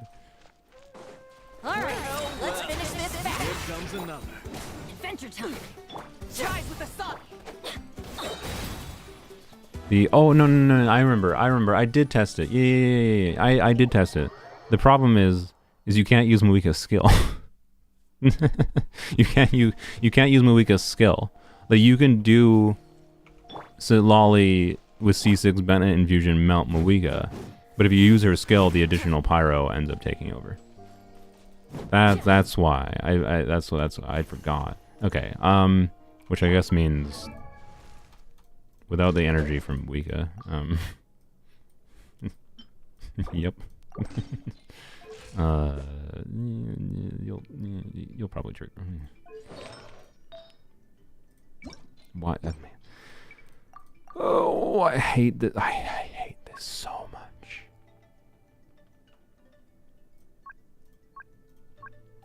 Why does it reset? I'm like, I don't know. Maybe I never. I swear to God, it resets constantly. I think it resets like weekly. Because I think it resets every time like this data updates. It's so goddamn nightmarish. I hate it so much. The amount of time it's wasted me already. Especially in conjunction with their stupid filter change from the previous patch. I love how like Mahalia refuses to do loadouts and they're actively implementing features to make the inventory situation more annoying. They're adding no bullshit loadouts on Wuwa. I'll be okay. The problem with Wuwa is Wuwa does not have the artifact system that's like compelling. Like, correct me if I'm wrong, unless something has changed. But like, Wuthering Waves builds didn't have that much need to be changed around that much, right?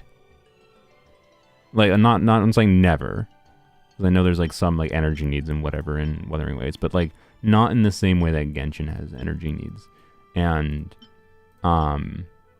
with characters, which I still think is a good system, but the inventory impact is just nightmare sometimes. Anyways, there we go. He'll trigger Faf. So yeah, it's good that they made loadouts, but like you just tend to leave one build on characters in Wuwa and never change anything. Was my general understanding. Yeah, there's not that many sets to begin with too, as a factor too. So, you know, let's go here. So, no, gotta make sure I don't Muika skill, because that will screw up things. I think without Muika skill, this should work. You need to try 2.0? No, they didn't win award, sorry. I said I would try the Wuthering Waves again if they won the award, but quite frankly, what I've seen them change in the game is like a bunch of quality of life things that like, it's good that they did. It's possible if they did them, it would have made me not hate the game as much as I did in my first few months of playing. But I don't think they change any of my fundamental problems with the game. And it's fine. It's just not my kind of game. Of course, I forgot. These dudes jump out of the freaking water. So they start with Hydro on them, which screws up your potential setups. Okay, the Hydro went away. That's fine. But like, it's stupid. Anyways, we need to do this.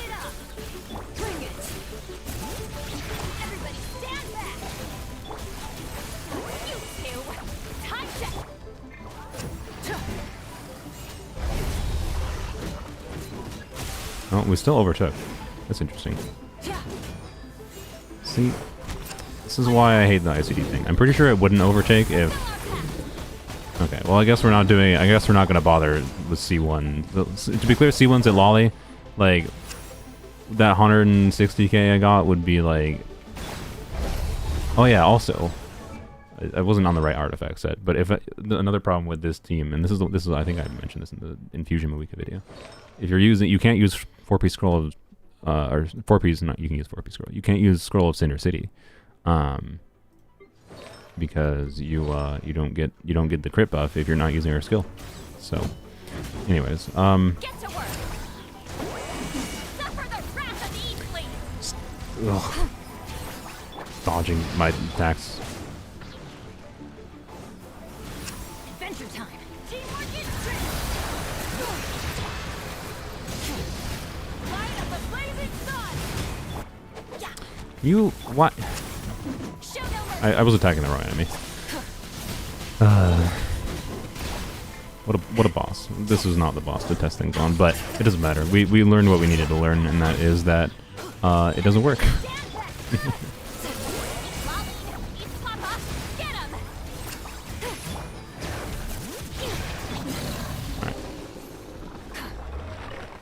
Alright, I guess, is there a different infusion thing we want to try?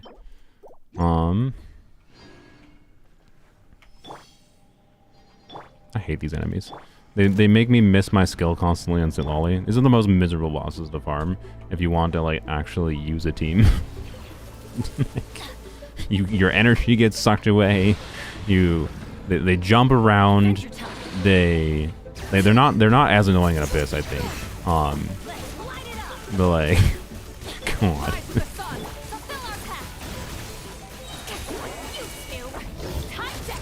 But yeah, we can do infusion with someone else, but I think, I don't know. Like, the C1 Citlali will... I don't think we need to test for the infusions. C1 Citlali will do something for whatever kind of infusion DPS shenanigans.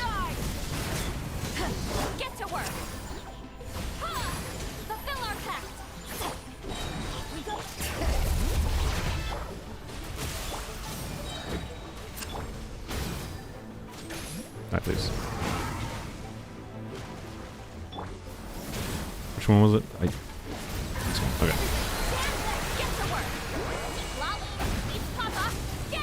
Can I, what? How? Oh wait, I forgot. I have... Okay. I put Citlali on scroll, which... normal build, yes, I know. Normally I've been used to playing this team in the last couple of days with Citlali on Codex, so I was confused why Citlali is not critting, because my Codex build has...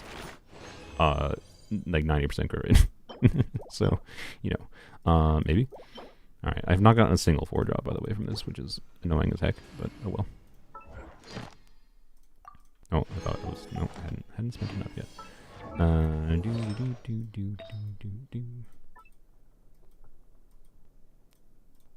Why? Stop with... Oh, wait, no. Okay, this time it was not, anyway, but it probably... whatever. Anyways. No, not that. Where... I hate that the filter system remembers now. I hate it. I hate that it remembers. Like it's so annoying. If it remembers, you know, the individual tabs filters, I'm actually kind of fine with. Like it's an annoying. It can be a time loss sometimes, but it's also a time save sometimes. But I hate that it remembers because I don't remember when it remembers, so it confuses me when I just go into my artifact screen and try to find something. Like.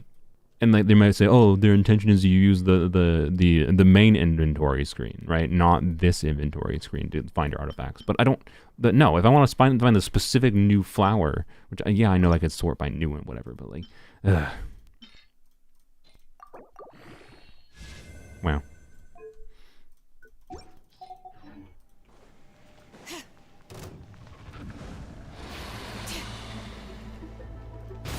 Rise with the sun.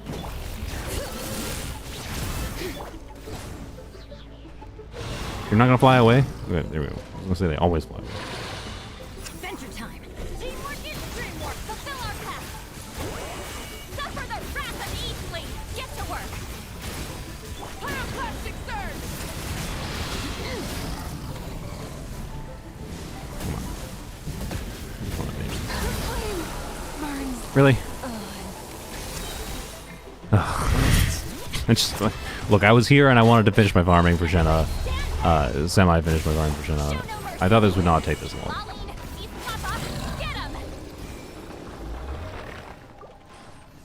Heal, please. Alright. Can you give me 4-drops ever? Like, for the love of everything. Jesus Christ. Like if you get at least 2 4-drops in like if you go from 0 drops to trying to get the 46 for fully ascending, with world level 9, if you get at least 2 4-drops in doing all those runs, you save a whopping 40 resin, if I recall my math from a while ago. And on average, you should get 2 4-drops in doing all those runs because the drop rate is like 10-15% or something. But like I swear to God, I keep on getting trolled. With Lanyan, I got 0 4-drops. And I've gotten 0 4-drops thus far with this too. And I'm getting close to being done. Like the game's gonna troll me and give me 1 4-drop, and it's gonna be functionally irrelevant because it doesn't, you know, I need to spend an extra 40 resin anyways. Whatever. Why'd your unbuilt Citlali get 99k on burst? Because occasionally you will crit, and she has big EM scaling in her passive that does not require talent levels. So if you land a melt, you get some big damage.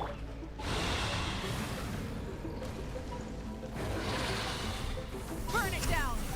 Fulfill our path. Go in. Yeah, I did that dumb. It's fine. 200k alt on Citlali is crazy. I mean, normally when I'm playing this team, I get 350k.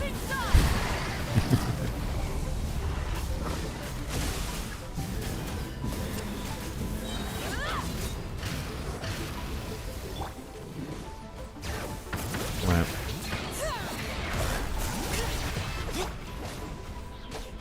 Teamwork is strength. Fulfill our path. You two, time to end them.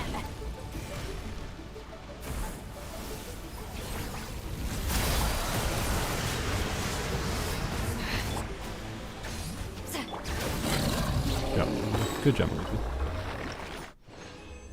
What are they doing on the wall? It's just the boss's dumb mechanic. Yes.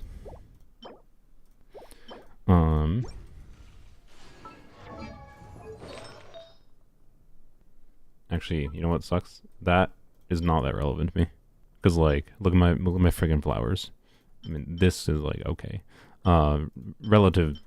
This is a good piece, but relative to these two pieces, right? Like, these two pieces are insane.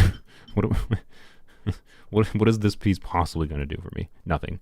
The sad part is, like, if this was a feather, look at my feather situation. Oh my. Look at my feather situation. In Wanderer's Troop. Where am I going? That was a me problem, not inventory problem. Where are they? There they are. This and this. Like, not bad. Not bad. Like, but like, this has been my Tignari. It's on Ganyu right now because I was playing Ganyu. But that has been my Tignari feather for a long time. And I mean, I gotta level up pieces like that. But the reason I haven't, like, I've been waiting for a double crit EM piece for me to like level up a new flower for Tignari. Like, that's what I want. Double crit EM. It doesn't have to be 4-line, just double crit EM. And the game's just like, nope. Nope, can't give me the feather upgrades. Instead, gotta give me copies of pieces I already have. Whatever. Anyways. Alright, let's finish this quick. Do we have... We don't need to do that right now.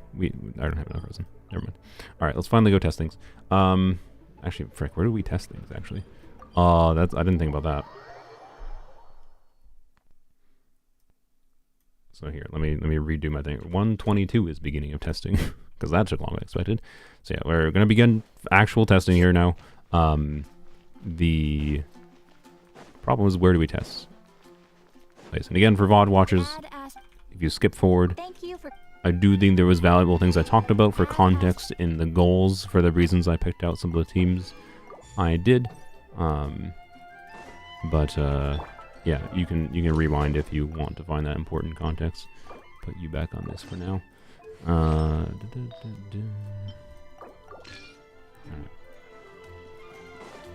So,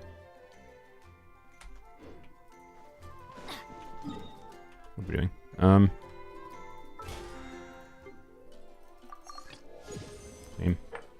Claim. I spent 500,000 more. How? What did I spend more on today? I leveled one artifact to level 4. What happened? Adventure time. What happened? I know it's the weekly more, I believe, but like, whatever. Anyways, go heal quick. We're gonna have to test some teams. I think we'll test some teams in Abyss. The Abyss sucks for testing like anything right now, though.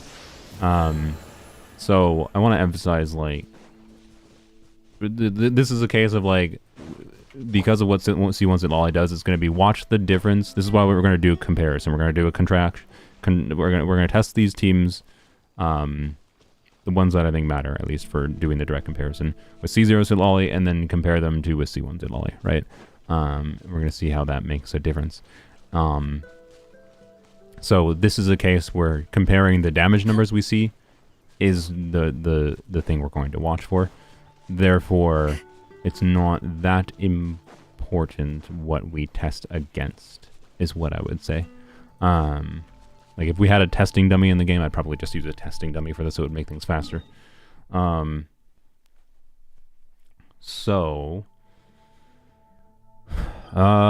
means, I guess, we just use... I was gonna say we use the... Man, like, this enemy here, this thing, could be the perfect testing dummy.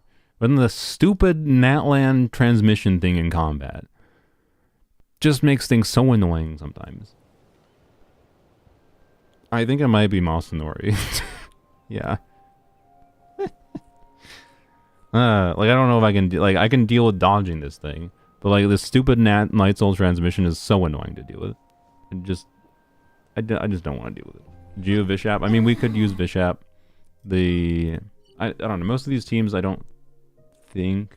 There's a couple teams that will go into Abyss, to be clear, but there's. Yeah, I don't know. You know, people. I did see like I don't know. Jeff likes to use. Seems like he likes to use the dragon recently. This thing. I don't know if I like the idea of that one.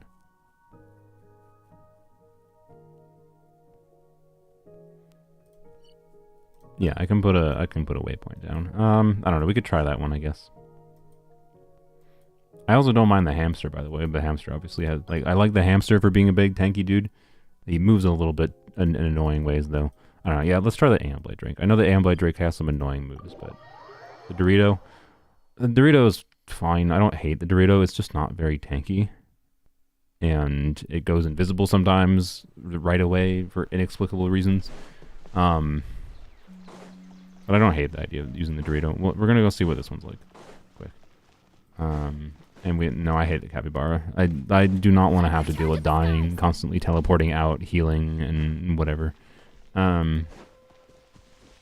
Capybara. We'll use the Capybara if we need to use the Capybara for like having a really tanky enemy. We'll use it. That's what we'll use it for. How about the damage log? I can't see the numbers most of the time. That's true as well. Training dummy with a damage log, like after you interact with it, would be very, very helpful. I don't know why I'm not using Shalom. Alright. So, first team, we're going to check with C0 Citlali. So again, we because I can't toggle constellations, we're going to have to test these teams without Citlali first. Without C1 Citlali active first. So, you know, oh yeah, I forgot about this one. I literally had this one active to remember it, and I forgot about it. I wanted to check what Citlali C1 did for Eula.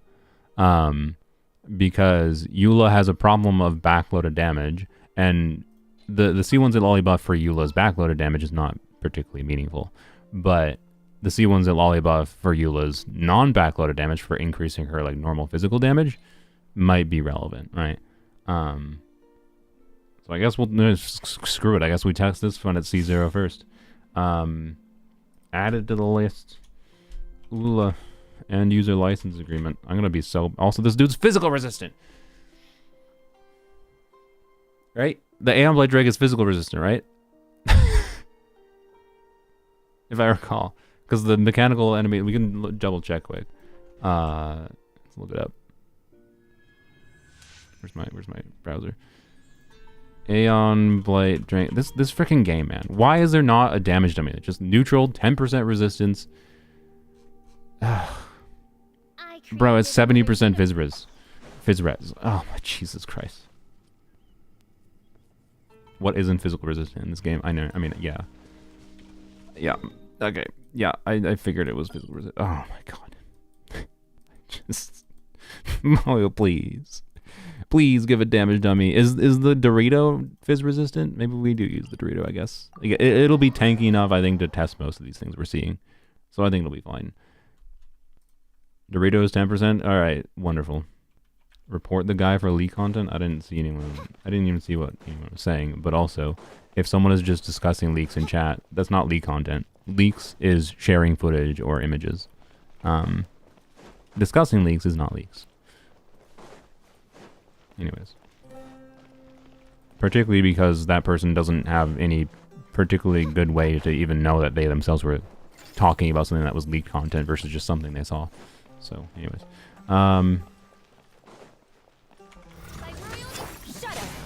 Get energy. Okay, so this is a team, obviously, where we will want to use Proto Amber on Citlali. Yep. I do think they're... Do we test Oron instead? right?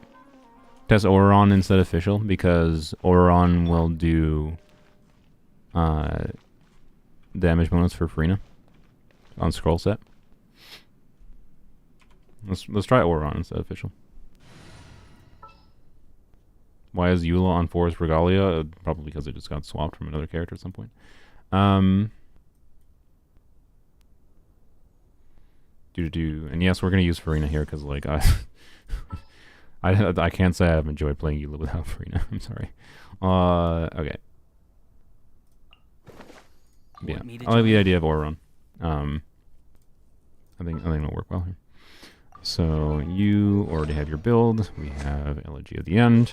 So I think you're good. What's your? It's not C6 Auron. Almost. Maybe someday. Got this random one from Standard Banner. So yeah. Anyways, I think that might not be enough ER actually, but we'll find out. Farina's on Fav. So just for reference, this is the Farina build.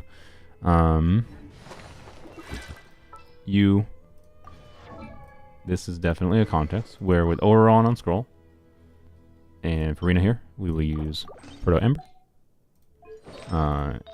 And oh god, this is gonna be so annoying. Actually, okay, you know what? I'm not gonna change her build right now, because in this instance we don't have C1 activated right now. I'm gonna worry about changing her build to an appropriate build. Like, so in this case, I was gonna do Gilded Dreams, right? I will switch her to Gilded Dreams when we're actually testing C1. Right now, we're doing the baseline control test of C0, right? So we can actually see the difference.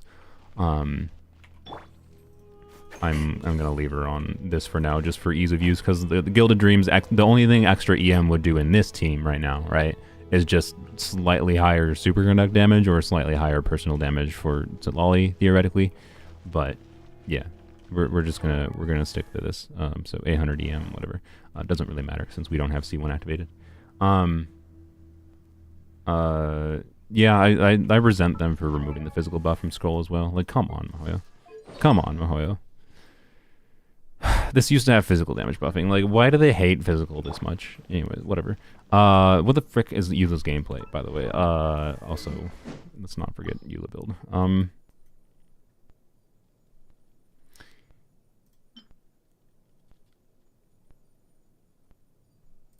Let's figure out artifacts first. Oh, you already have some. Why do you why? Stop with the freaking recommendations.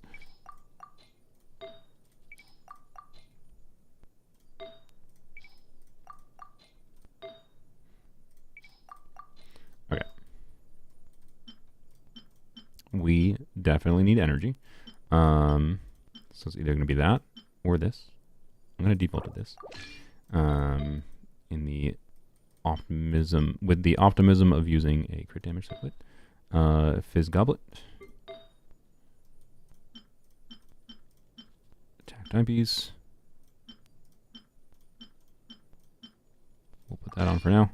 Might have to do either this or this, depending on energy situation. And I think, yeah, this is probably the piece we'll use for that. Yeah, I mean, I would love to use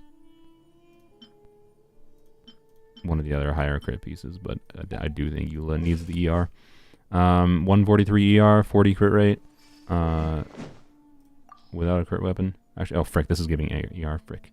Okay, I only have 130. If I use this, I have not enough energy. Also, this is weird, by the way, because this passive is only extended by doing elemental damage with normal charge attacks.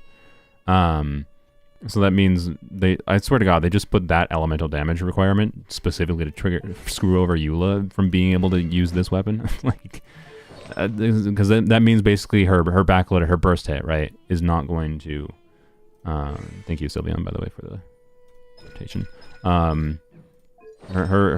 You don't get the 20% attack and 28% crit damage for her big burst hit, which I think I might just use Skyward. I'm sorry. I think I might just use Skyward.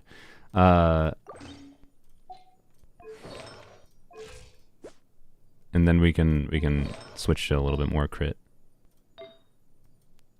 Like this piece.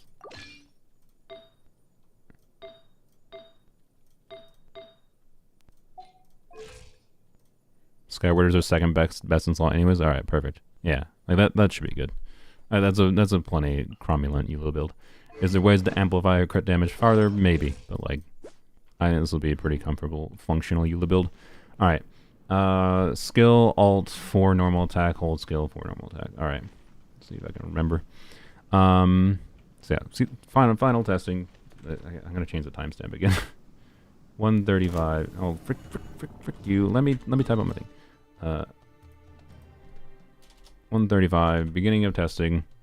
VOD watchers, rewind if you want commentary of things. This.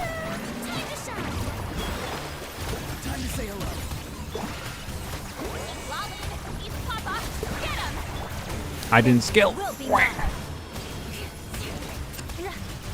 I condemn you.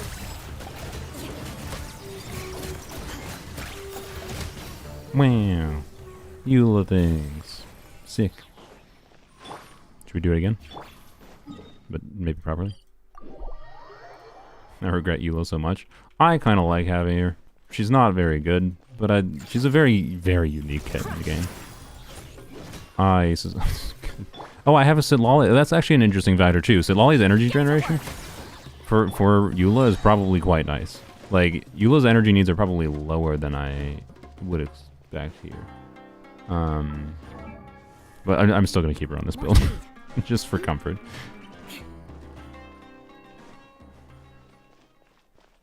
Pretty sure C6 Bennett gives bigger normal attack. Yeah, I mean, look, sir. I am aware that Pyro Eula, Hyper Bloom Eula, everything other than physical is, generally speaking, everything that isn't a full-on physical team is, generally speaking, better. But like, what I want to see here is a different, like what we notice here. This is one we might actually have to go to Abyss with to actually meaningfully test. So maybe we will quick. But what I want to see is the difference C1 makes for it, improving the main problem that Eula has, which is her backloaded damage is awful sometimes. And C1 Citlali should give her a bunch more not backloaded damage. It should put a bunch of extra damage in her normal attacks and her skill hit. So, anyways. Do this.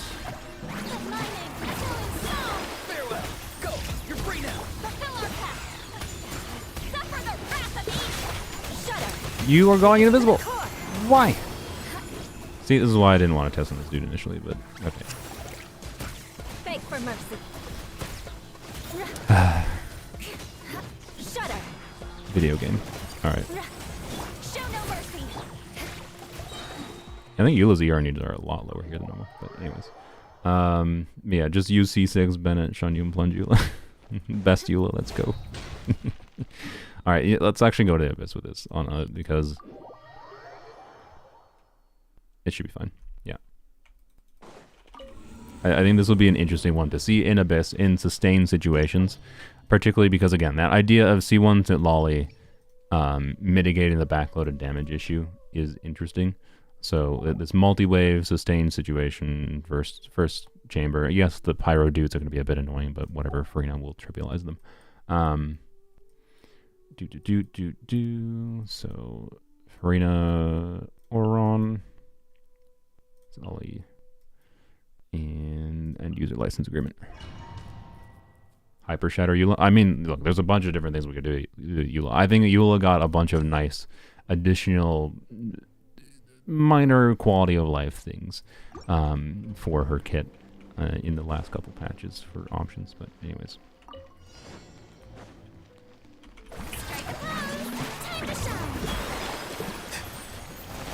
Let's start with this so that Oron buff is going properly. Not too far now. Tell me what you see. Crush. Blood of frost. Eye for an eye.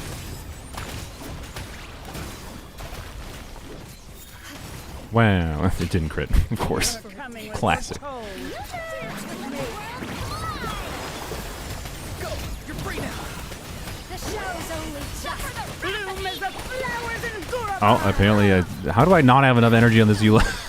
Like, no, that actually makes me mad. Are you actually serious? Are you actually serious? I know these enemies don't generate those 2 pyro butt wipes on top of all the other annoying things about them.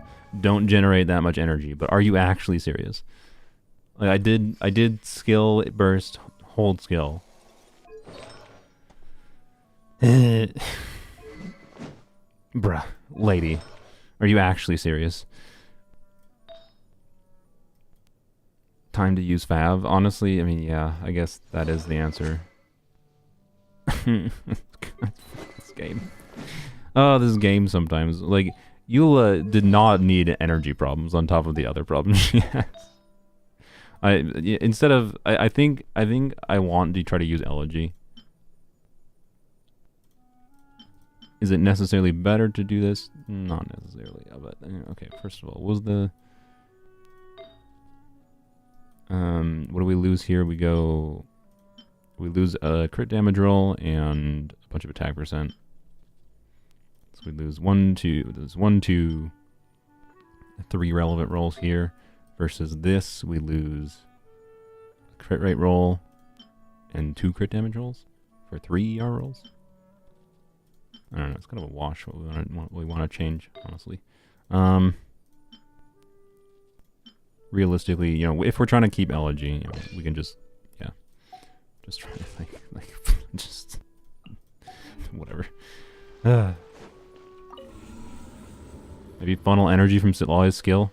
Yeah, that is probably what we should do. That's true. Did I not funnel energy? Didn't I switch straight from Citlali into, or no, oh no, we would do QE. Okay. Instead of EQ. That's true. Alright, you know, yeah, fine. Let's go back to the one before. Let's go back to the one before and try funneling energy with the 157 ER bill.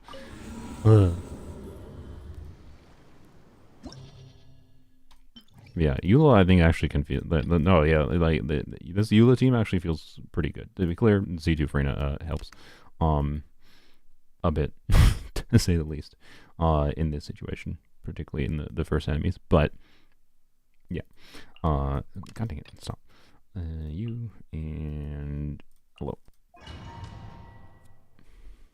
Eula can't funnel during burst animation. Not like Citlali funnel into Eula by doing Citlali QE instead of Citlali EQ.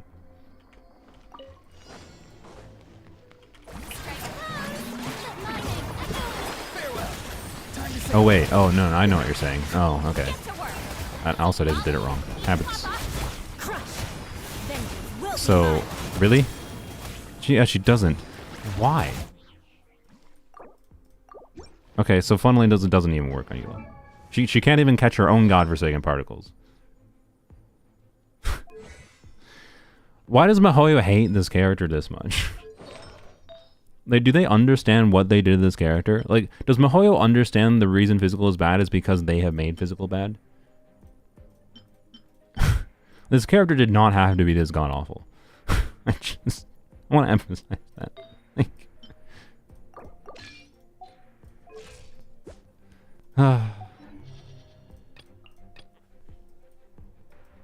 To be clear, that problem is like not unique to Eula, but I feel like Eula has like every problem. It makes her kind of enjoyable in some ways, but also awful. Oh, God. Okay. Anyways, hello. So no funneling, just build 500 ER.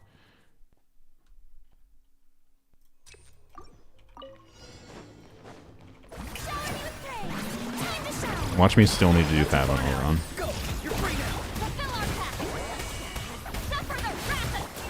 Two battles. Beg for mercy. Blood of frost. Rack and ruin.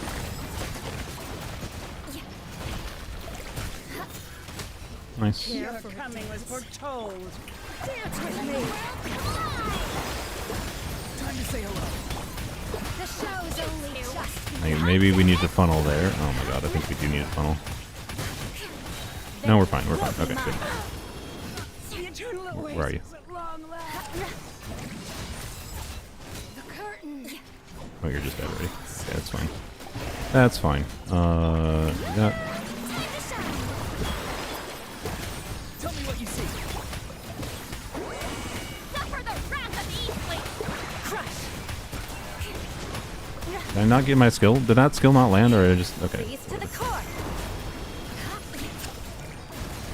I condemn you. I'll be That, back. oh god.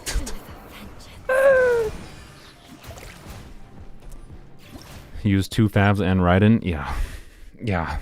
That's apparently what I still might need. But I think I have... I think if things go not poorly. If you didn't know Tappy right after her burst animation ends, that's what I was kind of thinking, but her holy cooldown doesn't line up with that, does it? I can double check. But maybe, even if that slightly extends the rotation time, it's probably worth it. Time to say hello. Show no mercy. You Why Farina in a physical team? You know Farina does universal damage bonus, right? vengeance will be mine. Rack and ruin.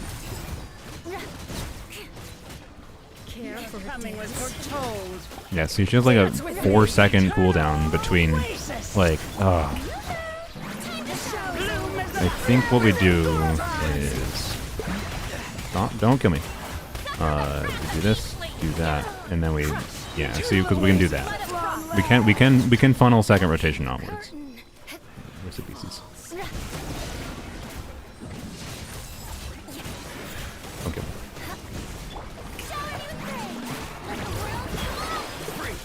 Time to say hello. You two. Time to end them. Show no mercy. Vengeance will be mine. Eye for an eye. Where are you? More speed. Oh. I think if we played this a little bit better, he would have been dead there.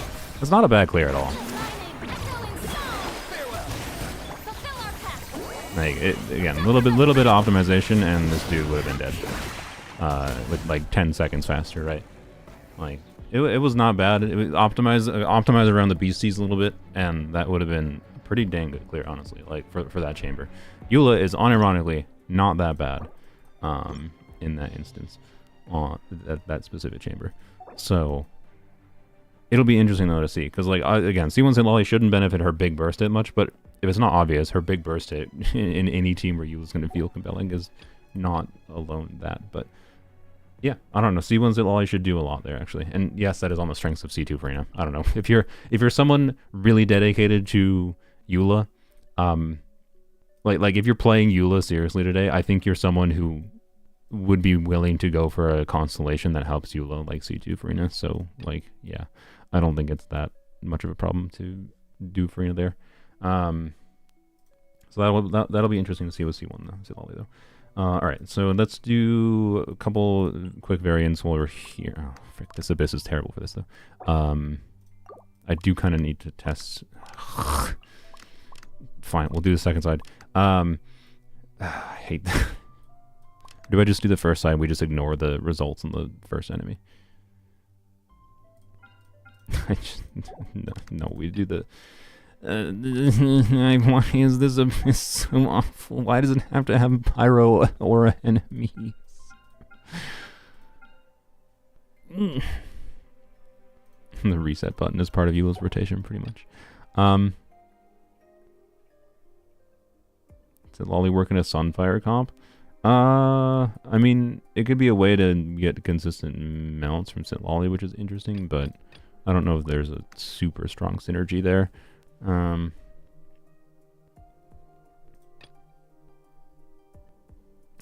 Sorry, I can't decide. Like, maybe Alakino is a case of we should go use like the what's it called, the capybara, even if we die. I think I value I think I don't really want to, like, I want to test 2 different variants of Arlecchino here, which is with Bennett and without Bennett, with Citlali Shalonen, to show the difference.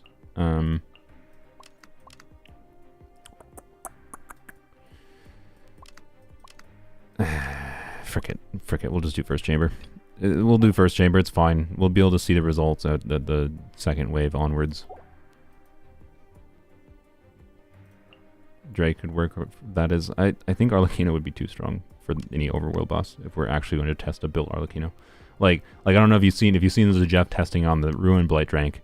He tends to remove his like weapon, for example. Like he was testing Gaming yesterday when I popped into his stream, and he put Gaming on a level like a 3-star weapon. I don't even know if it was leveled up, because he was testing like making sure getting reactions. Because if he actually killed the enemy, he couldn't properly test things. Like it's so stupid that we have to do that. And so because he can't really test in the Abyss because of the problem. Yeah, right. Anyways, so C0, we'll do Bennett first, right? Duh. This, and then just as a baseline, and then we will do Yunjin instead of Bennett here, because I'm curious how doing a double stacking flat buff will do as far as mitigating the loss of Bennett for Arlecchino, basically. Anyways, rotation in his team is probably gonna be like Arlecchino, Shallonen, Bennett, Citlali. I didn't put Sack Frags on her. Frick. I do need to do that. I post conclusions after this 67-hour stream. Yeah, I'll be honest, it's looking like I'm not going to get to Citlali's story today. This might be Citlali's story might be a Tuesday stream. I might go post some conclusions on Blue Sky, maybe. Do ye oldie tweet summarizing C1 Citlali. But that also might happen after I test some more off camera too. Anyways, with the Shallonen, Bennett, you. I didn't switch the weapon yet. almost just restarted without doing the thing I needed to do. All right.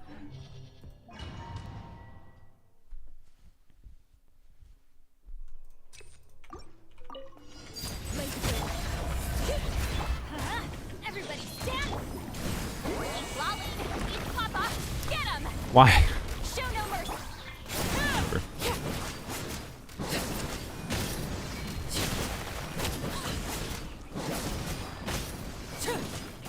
Overruled. Let's light it up. Going in. Yeah, I forgot I have to delay or wait a little bit. You not. Show no mercy. Your coming was foretold. Dance with me. Oh, I did it wrong. Okay. Transfixed. Be a good audience. Bloom as the flowers in Gurabad. Everybody stand. Citlali, East Papa. Get him. Get. The eternal oasis at long last. Oh, okay, really butthole. Overruled. Bring it. And like, this is one of those interesting things where like, Yunjin here, if it's not obvious, circle impact can cause some problems with Arlecchino, with new waves and whatever in like clear times. So I don't know. Yunjin is going to be interesting. All right. So what was that? That was like a 847. So now let's try again. This is all C0 Citlali still. So like, just getting a baseline comparison. Arlecchino. Yunjin or Shallonen, Yunjin. My Yunjin, by the way, on this account has, I believe, 4P's husk. So I think with the husk, where are you? There we go. I think with the husk buff going up fully, she'll probably have towards 2600 defense. Her burst is level 13, and it is a C6 Yunjin, which I wonder, it's possible the extra attack speed, now that I think about it. I tested this before and I don't think it really caused that much of a problem. It's possible the extra attack speed could change the timings though slightly of how you, when you get your melts, relative to when Citlali applies cryo. So it actually might change that slightly. But anyways, I think this should be fine. Yeah.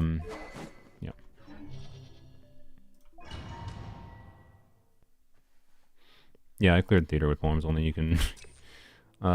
you saw the 6-hour stream. Yeah, I ain't watching that. To be fair, only like 3.5 hours was theater. You can literally, like, if you want to fast forward, you can fast forward the first like hour and a half, because I struggled. The first hour and a half, 2 hours was like optimization of the first chamber and trying to clear it with C0 Shepherds. It was a nightmare. It might not have been the right approach in hindsight versus just optimizing around like bigger RNG, but hey, it was still satisfying. But yeah, it took way longer than I expected. Anyways. Your grand finale. Observe. There we go. Get to Okay. work. Suffer the wrath of Eastleigh. I didn't need to do that, but normally you do that.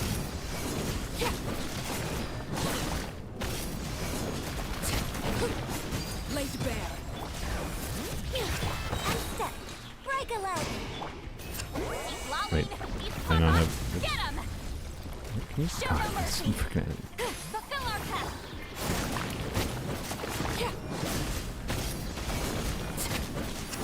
And like directly comparing clear times here is not necessarily that good,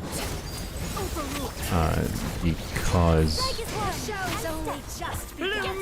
of the weirdness of this chamber. I want to emphasize that. To end them. At least the eternal awaits. You can see we can still get really big melt numbers, right, with doing with a C0 Citlali. Transfix. Bring it. Unleash. Your grand finale. Lolly. East Papa. Get him. Get to work. Mike. Brilliant Tales be better on Citlali and Steam? Yes. I hate it. I don't like having, like, I don't like being punished for rotating the wrong way by accident, by pressing the wrong number on my keyboard.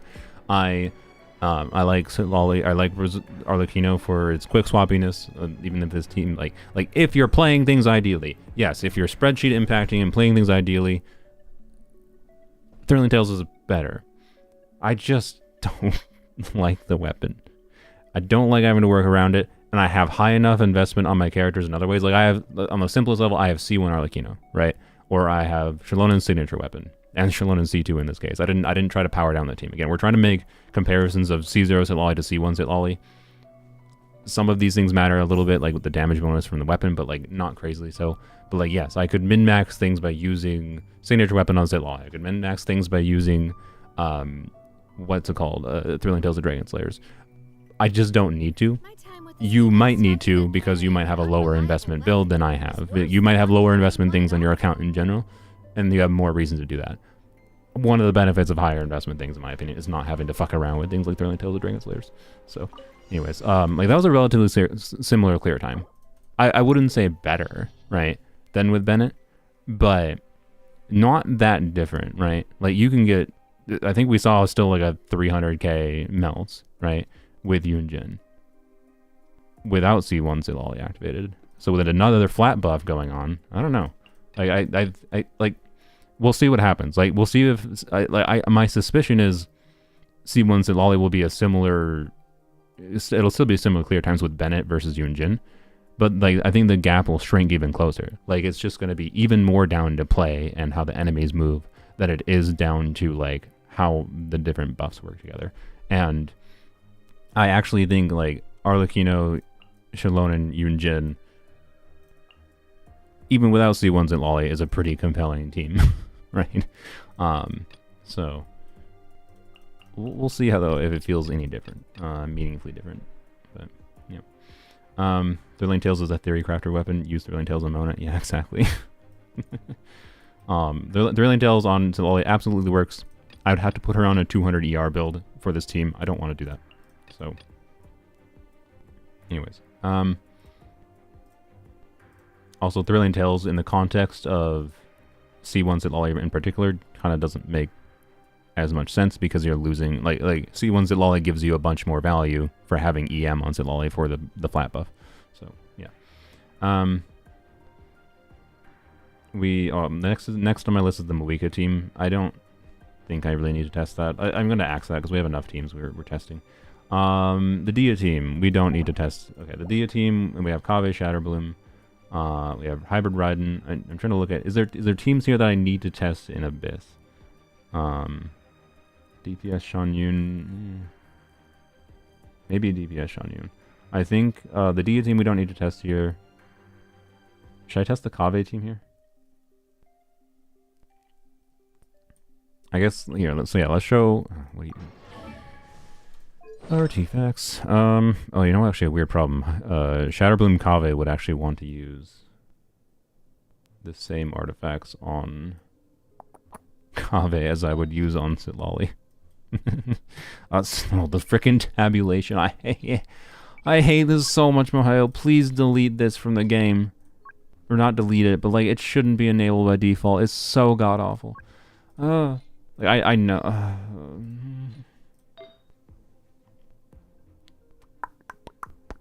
Anyways,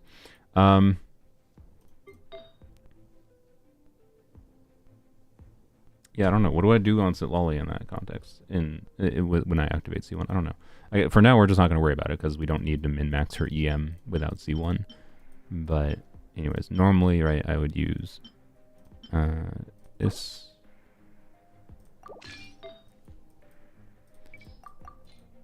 I love how Mihoyo thinks they know better than their players about what to equip on their characters in this game, where you have 100 different potential build options for different ways of using characters, and they're like, yeah, we know the recommended way is the best way.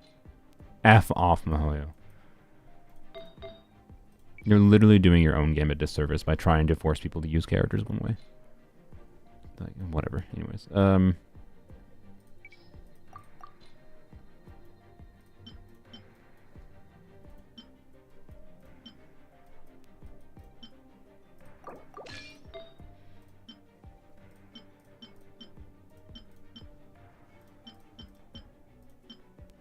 why does Kave have the crit goblin? Why did I put that on Kave? I have no idea. Maybe I needed the crit for Fav. That might be why I put it on him. Yeah, oh yeah, I probably needed it for Fav, that's why. Alright. Yeah. Yeah, these are like the same artifacts that I would use in Citlali in this team with C1 Citlali, so we're gonna have to figure out something else. I mean, we could just do 2 PCM, 2 PCM, I guess it'll be fine. But it doesn't matter right now. So I want to do, actually, oh, you know what? We should show Rosaria as a baseline comparison. So you can understand, because the interesting thing is you don't necessarily need, like Kave does some healing, right? So you don't technically need, and because so much of the team's damage is transformative reaction damage, you can just say, I don't care about the damage bonus. And this is a team, for those reasons, I don't think C1 Citlali should do that much, but I still think it's worth testing because of the fact that I don't think it'll do that much with C0 versus C1 Citlali. But I also want to show this without Citlali too, with Rosaria instead. Rosaria has similar cryo application to Citlali, but circle impact, and then of course not a shielder, and not a catalyst user, so less healing. So, anyways, I want to show the difference that Citlali makes versus Rosaria, because I don't think I've directly shown that either before. Oron. Wait, there we go. Oron, and we'll show Rosaria first. Rosaria does crit buffing, which is not nothing. It buffs Farina's damage. It helps Kave trigger Fav. You do Cryo Infusion Muika. Cryo Infusion Muika is just not very good. I don't know. To be clear, C1 Citlali will buff that a little bit. If you can you, okay, you know what, I don't know, maybe we'll try it.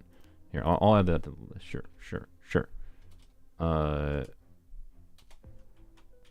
Cryo, Mav, Chungus.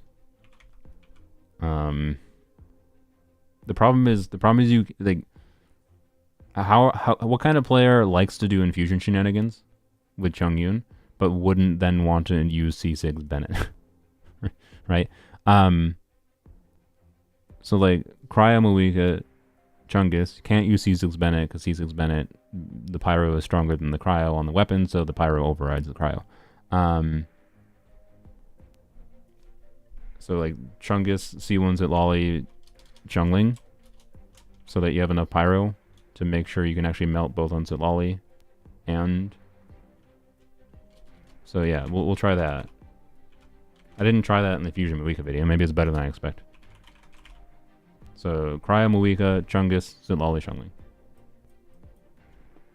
Cryo map is probably fine without Citlali using Shilonen and Shenhe instead. Yeah, I agree. I agree, Sylveon. Like, I think to make Cryo Muika work, you probably do want Shenhe. Anyways, but we can try it at a baseline and see if it's even worth comparing to C1 or with or without C1. I do want to try something with Infusion. That's why I'm willing to add it to the list. I didn't like the Pyro Melt version, so we can try Cryo Melt. But yeah. Ignore the results for these enemies. Freena's obviously... Don't ignore her, but like... Obviously, Freena's doing the heavy lifting here. Oh god, let's not die. We're not generating blooms, so we're actually not healing here. Oh no, we do heal. I lied. Oh, we do generate blooms. Yeah, I forgot we generate some blooms.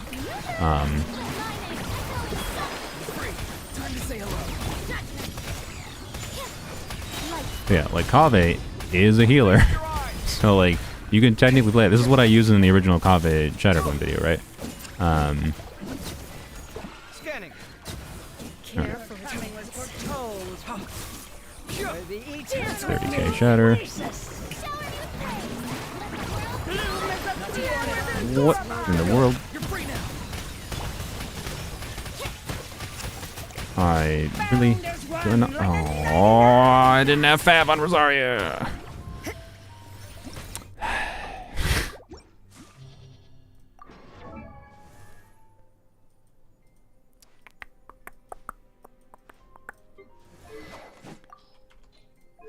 And an artifact.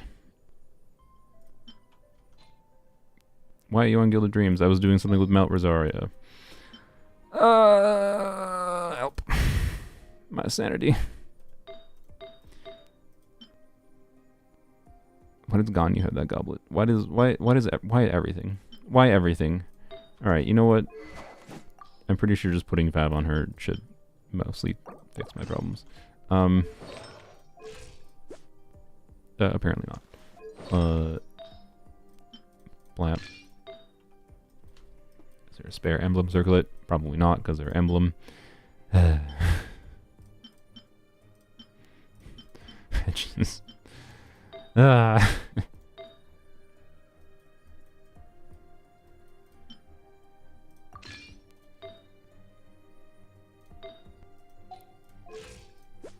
we go. It will be functional. Yes, I should min-max this more. I just don't feel like freaking about with it. I just want to show it that it does technically work, but it has obvious problems is kind of my point. And Citlali basically fixes those problems.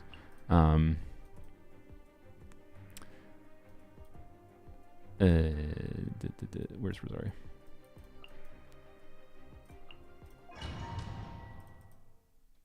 Why doesn't Cryo and Dendro have a reaction? I don't know. Cryo and Dendro not having a reaction is literally one of the notable synergies Cryo has in the game right now. So like, complaining about the lack of interaction between Cryo and Dendro when that is literally a selling point of Cryo right now is weird. I'm sorry. Like part of the reason like Shadow Bloom can work as well as it does, as you can generate more cores with Cryo, is see problems with not having Citlali. Like I don't know. Anyways,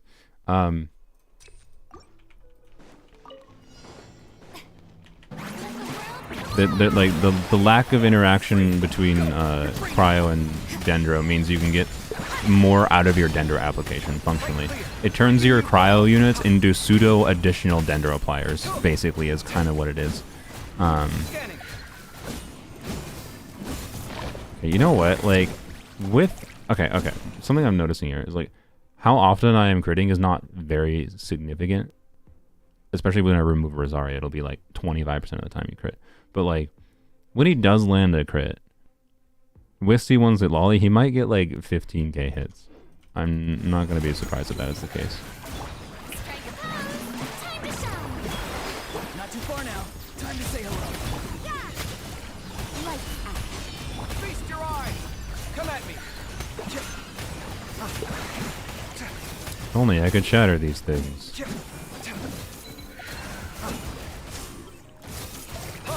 Actually, he might even hit 15k without the. Care for coming was foretold. Dance with me. Tell me what you see. Show's only just punishment. Breaking new ground. Come at me. And I actually love Shatter Bloom Coffee. It's so fun. Like, look at that 43k. 43k Shatter. Oh, it's so good. Time to say hello.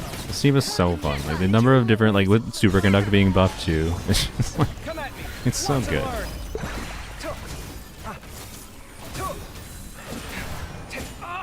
Sight clear.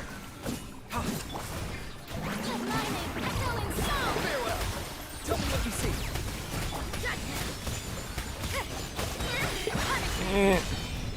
Scanning. These things are ow. Breaking new ground. Did I not have Farina going? Did I not reactivate Farina's skill? What is wrong with my brain?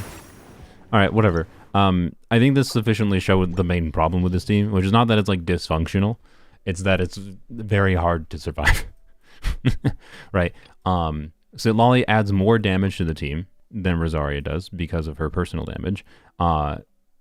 Not just in talent damage, by the way, but because she's built with EM, and if she's triggering Superconduct does not insignificant damage. I'll probably have a video about Superconduct soon. So anyways, let me show the with Citlali. And this is a context where, yes, we should put Citlali on Proto Amber. Even, you know, ignoring, like, and this is a context where, like, Oron is on 4P Scroll, right, with a C0 Citlali. Again, like, a C0 Citlali, this is a case where I don't think C1 Citlali is going to make that much of a difference. Oron is on Scroll. You can put Citlali on 4P's Maidens with Prototype Amber. This can be a very, very comfortable team with a C0 Farina, and by comfortable I mean like survivability, but also like the damage should be pretty good. Like, you should get a pretty decent amount of damage bonus for Farina's damage, in particular. Just with, you know, right, anyways, you get the point. I do not think you need Farina constellations in this context, but they don't do nothing. Like, increasing Farina's damage and making the damage bonus get up faster is not nothing, to be clear, but it's not necessarily as significant here. So, yeah, anyways. Free. Time to say hello. Show no mercy. Suffer the wrath of Eastleigh. Come at me. Feast your eyes.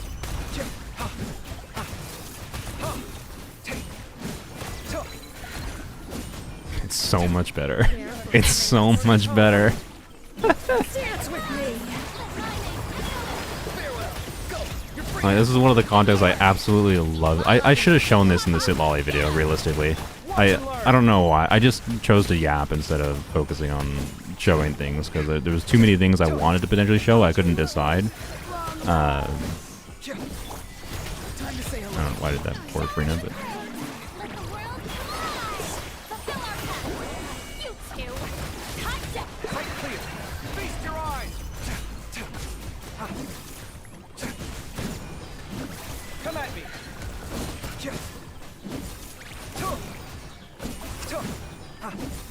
Sight clear. Oh, but no, I probably should have restarted the rotation there. Don't get me. You're free now. Not saying you're gonna automatically survive everything. Come at me. Yep. Breaking new ground. You're alive over there? What are you doing? Also, like, Farina, could you ever freeze anything? Okay, I think I'm getting a little bit unlucky with my freeze timings and whatever, but I could clear faster. I think you get the point that it's a lot better.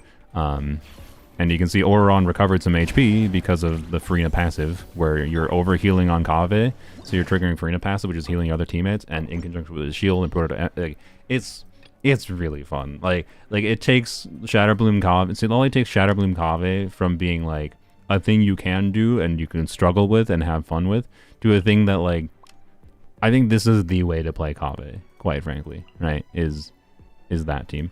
And Oron shouldn't be strictly necessary here. Official arguably could be better.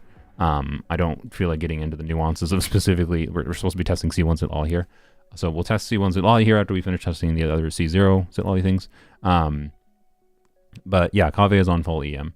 with Fav, to be clear, because he has energy needs. But he has like 900 EM. The Kave build has like 900 EM. So that's to amplify his shatter damage, and also if he generates blooms, he's not always the one generating blooms, to be clear. Farina potentially is generating the blooms too.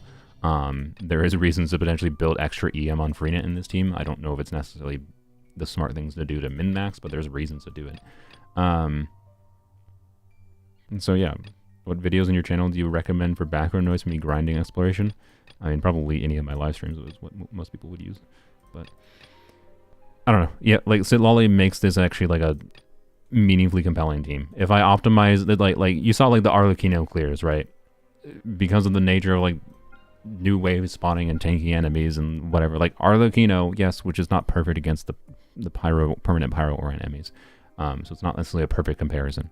But still, in this specific chamber, like if I optimize this Shatter Bloom team down, I'm pretty sure on my account I could clear this in like a minute and 40 seconds, or a minute and 40 seconds, a minute and 20 seconds, maybe even meaningfully faster. Like I don't think it would take that much optimization to get to 1 minute 20-second clear, which for this chamber is pretty dang good in my opinion. And then like Arlecchino was getting like what 5-10 seconds faster with a C1. Like you might be like, oh, but C2 Farina. Okay, but I also had C2 Citlali with her signature weapon, and there was more 5-stars in the team, and you know Arlecchino C1 too. Like it was not dissimilar as far as both are, yes, high investment, but I'd actually say in some ways this is a lower investment team, right? So I don't know. It's unironically pretty good, and I think that's really cool. So I don't know. Maybe I have to. I just made the Kave Shatter video. So, like, it feels a bit silly to make the Kave Shatter video again. But maybe I should. Like, I made the Kave Shatter video because Kave was on banner, right? Or, no, it wasn't because he was on banner. It was because the Shatter buff happened, and it was topical. But maybe I don't know. Maybe it's just Kave in 2025. Citlali makes Shatter Bloom not cope. Like, not... Look, again, not like, oh, this is the best damage optimal team in the game. But it does make it not cope, I think. Anyways, if you can clear in a minute and 20 seconds, right, against this chamber. So, all right, let's do. Anyways, any other teams we need to test here? The Kave one was important, I think, to test in against hard enemies, because that's gonna be a team that's gonna be hard to directly see the damage number increase from C1 Citlali. But we'll come back here and test.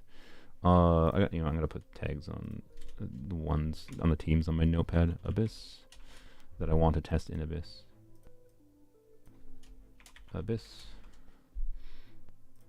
All right. We don't need to do D here in Abyss because I think it'll be fine just to see the damage difference outside of Abyss. Oh, we should do Raiden here.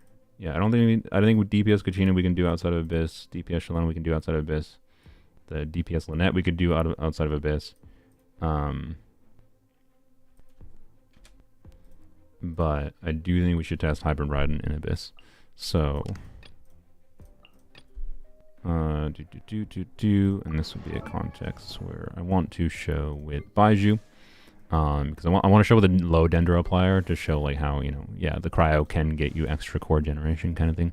And then keep her on scroll buff, and I'm gonna put her back on this. Actually, okay, you know what?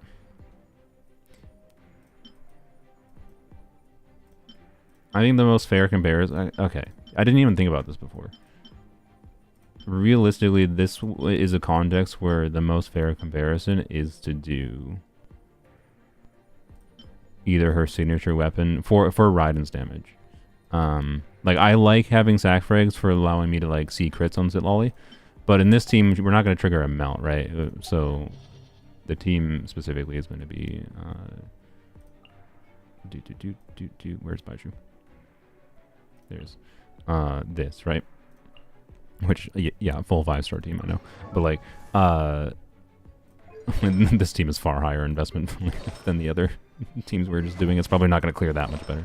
Anyways, Hybrid Raiden, whatever, not C2 Raiden. that build won't change. You should be fine, I think. Yeah, you should be fine. Yeah.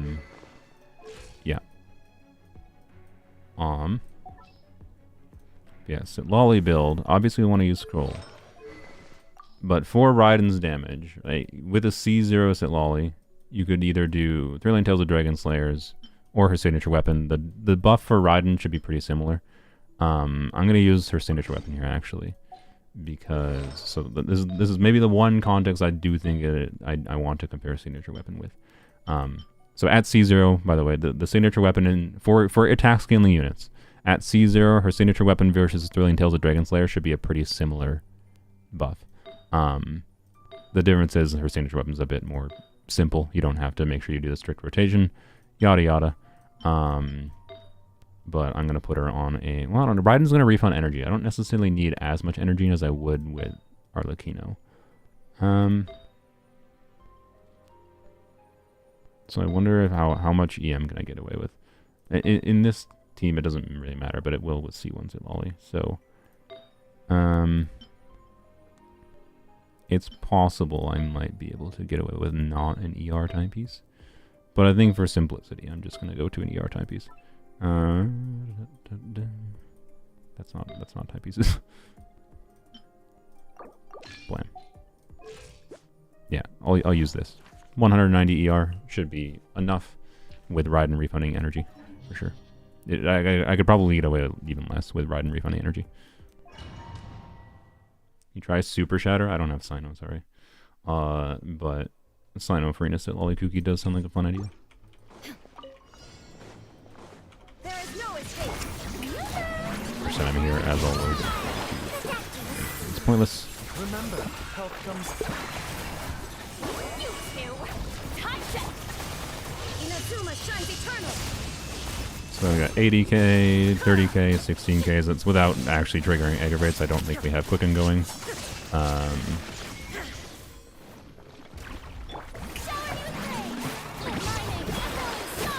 Attack, please.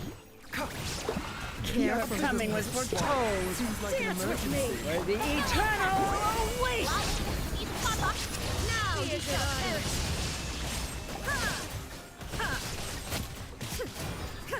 Shine down. Let the world collide. Protect you. God, you two. Time to end them. You were here. Taking a turn for the better. Illusion shattered. Inazuma shines eternal. No, I don't have every character. When have I ever said I had every character? I said I've considered polling for every character. I don't think I am.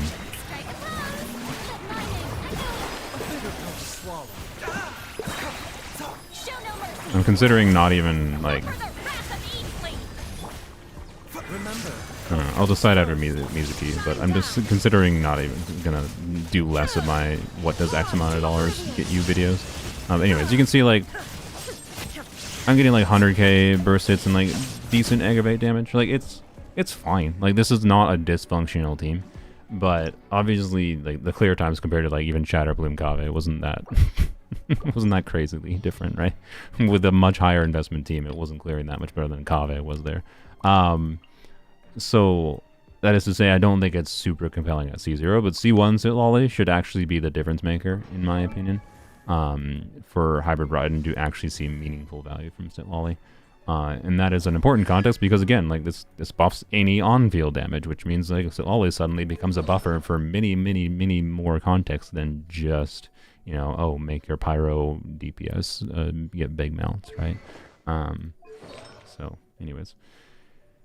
Do I like every character? No. Can Clam trigger Shatter? No. Not as far as I'm aware. If an artifact set could trigger Shatter, that would be really weird. It would have to... technically, it could. They could make an artifact set that caused an instance of damage that was blunt damage, right? But anyways. Switch back to the other build. Blam. And that, I think, is the last one I wanted to test in Abyss. The damage, yeah, that's true. The Clam doesn't trigger Shatter, but the damage does benefit from Superconduct, yes. Switch back to this for now. Alright. So let's go test Dia.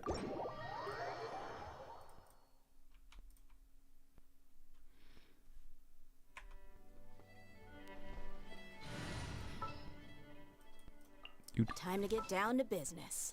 So this is part of our... Okay. I want to use Kazuha instead of... I don't know, we'll try Kazuha first instead of Shilonen. Swirling Pyro, like Swirling Pyro would not be hard. Let's head off. Swirling Pyro with good uptime for VV is hard. Therefore Shilonen is just going to be like a lot better, is my guess. But I also, this is a context where like Shilonen might be doing like I want to show a non-Shilonen context, so we're gonna try not Shilonen and see if I can make it work. Where is Zyphos? I do want to cheat with Zyphos. It will help my Dia energy situation. That's honestly the main benefit that Kazuha has over Shilonen for Dia for me, is Zyphos. So yep. Anyways, hello you. So C6 EM buff, which would be interesting in the context of like, actually I don't know. I don't think. No, I got confirmation from this before. So this is only an on-field EM buff. Yeah. Characters within her burst will get the EM. So that means it's not going to buff C1 at all. But it will buff Dia's reaction damage, right? And some extra cryo might help Dia get some more melts, is the idea. So, yeah. We'll see what happens. Anyways. Yes, Fav.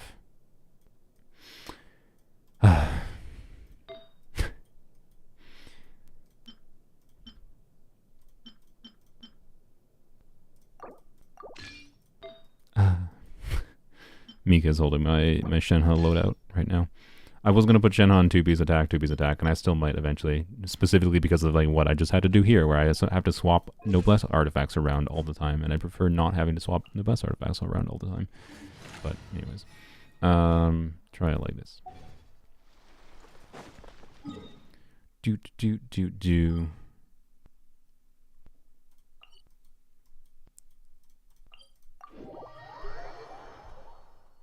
My guess is Dia will overtake the cryo. Oh no, that will happen towards the end of the burst. It won't. We won't sustain cryo throughout the full duration. That I already know. The interesting context here is going to be seeing like, again, how much difference will C1 Citlali do, right? Because I think it will make a notable difference here, both for the big hits that do trigger a melt on Dia, but also for the hits that don't trigger a melt, right? You'll have C1 Citlali buff for her non-melt hits, which will give more reason to use Citlali with Dia, even if we're not getting the full melt value. And same context for slightly different variations of throwing Citlali in a Dia team, right? Try Kaya instead of Diona? No. I want the EM buff. I have 0 EM on my Dia build. Okay.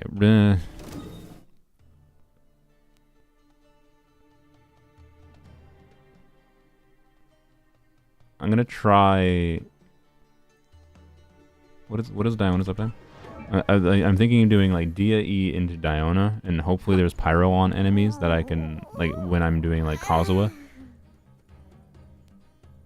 that I can do like Dia E into Diona, into Kazuha Swirl, into Citlali, which is gonna lose, like we're not gonna get a ton of VV uptime, but we're only gonna melt the first few hits anyway, so I think it'll be fine, right? Is the idea. If I can do that. Like I don't want to have to do Dia into Kazuha Swirl, because that's going to be like basically no VV uptime. But if I can do Dia into Diona into Kazuha, I think that'll be okay enough VV uptime. Oh yeah, I do have Kazuha C2. This will matter here. I forgot about that. Very often Kazuha C2 does nothing, but it does matter. Okay. What's the uptime in your 12 seconds? It's fine. All right. Try it. Let's go. Think you can bully me? Look at you. Okay, I did get a swirl. Alright. Fulfill our path. I just got pyro from... Clocks off. Oh, we got cryo. 80k, yeah. And then it overtook, yeah. Okay, I mean, to be clear, it overtook there because of Kazuha burst. I think I can fix that. I think I can fix that. Let's go back up here. I think I can fix this.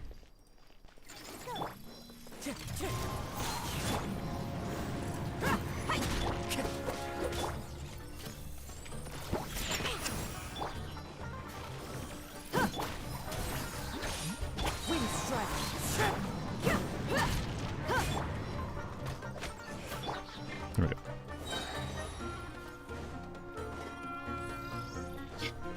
I think I can fix that by Kazuha burst into Kazuha E, I think. We'll see though. I think it's going to depend on the... Might have to play around with the timing a little bit, exactly.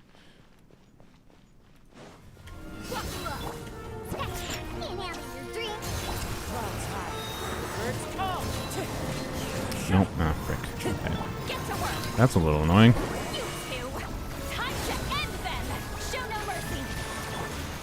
Hmm.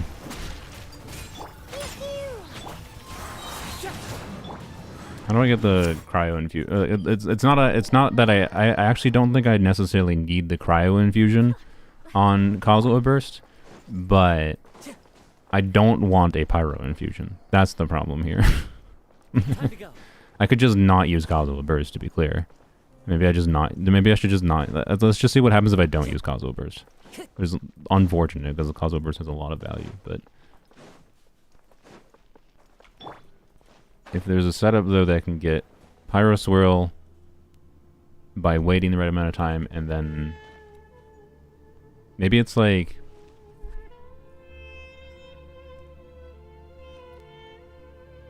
something like Diana, Dia. I don't know. There probably is a setup, but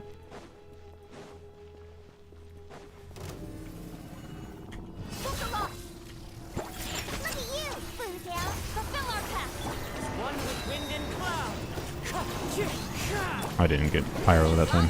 Okay, that didn't work. But melt. We got another melt, and then it overtakes pyro. Yeah, that's what I was kind of expecting when we don't have the pyro from Kazuha burst there. Get to work.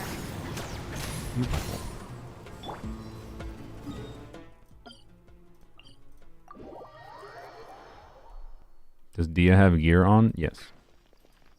You think a Dia can get an 80k melt without gear?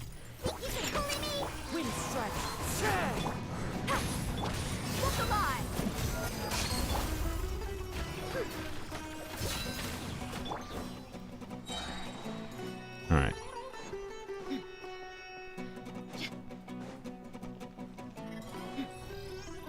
No, Dia is not a good pyro DPS. This is not news. Alright, oh, Citlali is starting with Nightsoul here, dude. That's actually kind of annoying. That might have actually been screwing up some things, I'm not sure. Yeah, I don't know. Let's just try not Kazuha burst.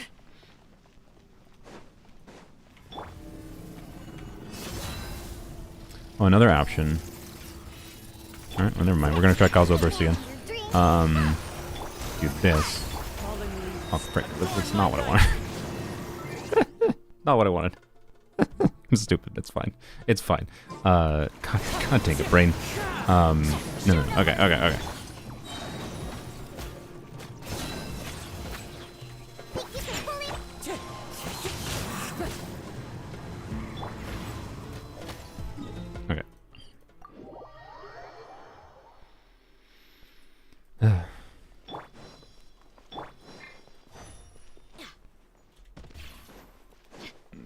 We're now just returning to testing Dia things that I tested like for an hour last week or something.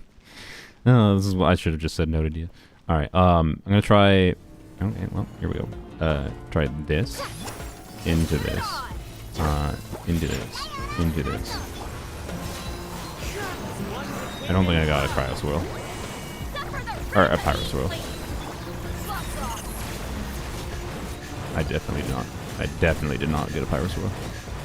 I think I did it wrong. I think I did what I wanted to do wrong.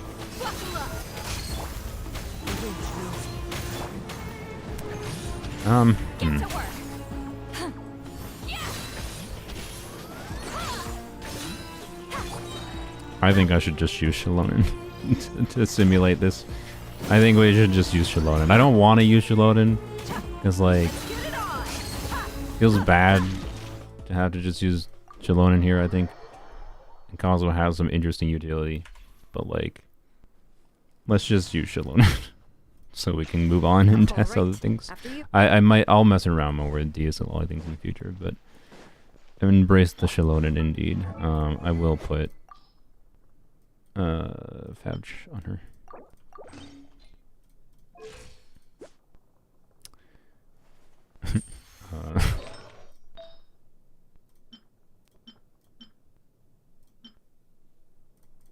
Flap. Fixed. Alright. Done. A little bit more ER than I probably need, but it's fine. How many cons does your Dia have? C2.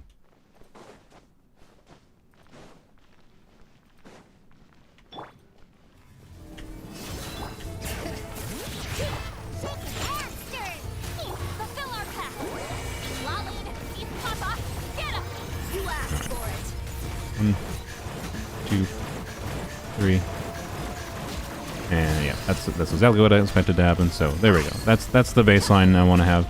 Like, the Kazuha team has the potential to be better, but we're gonna use that as the baseline. All right. To compare to C1 Citlali. Okay.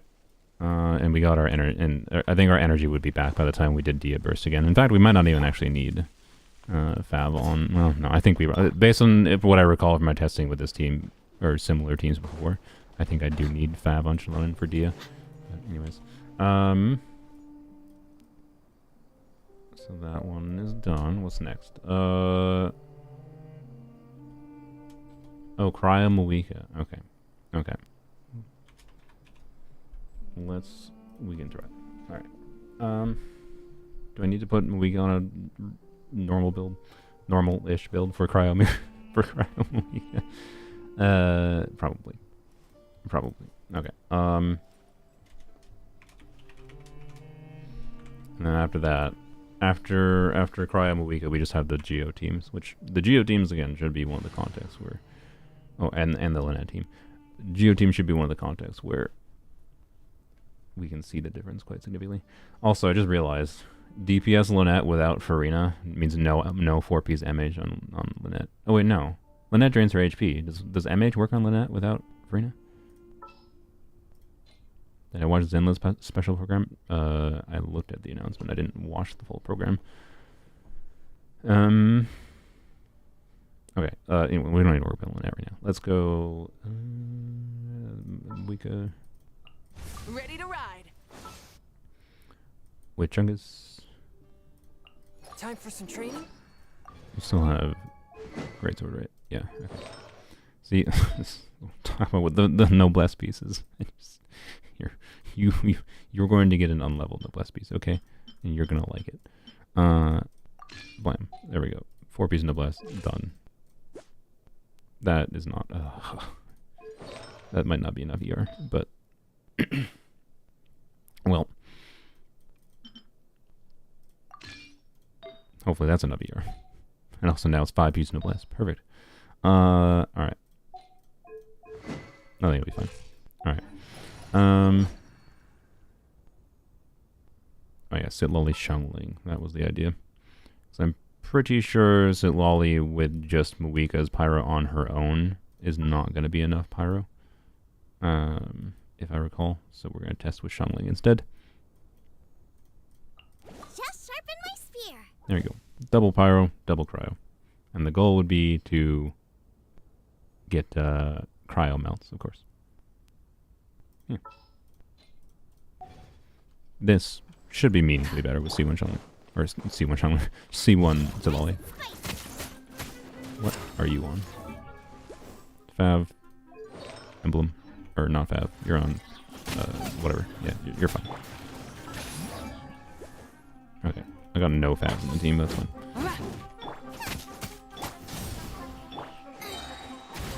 Oh, I gotta change my weakest build. Oops. Do that in a second.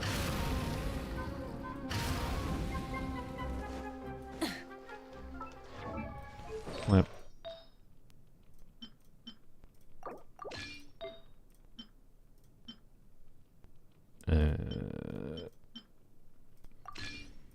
Not sure which one.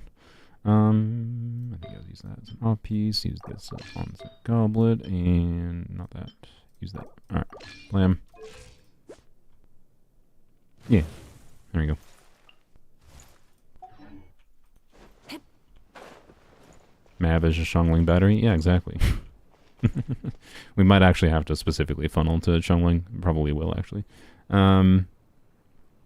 Rotation on the team. We're doing.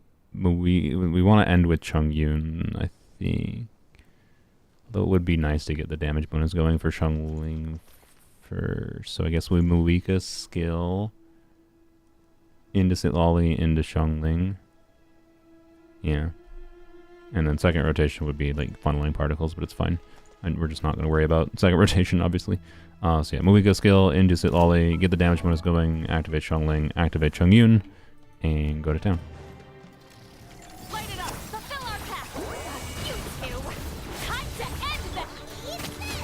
You're gonna go invisible, aren't you? You spawn the things right away.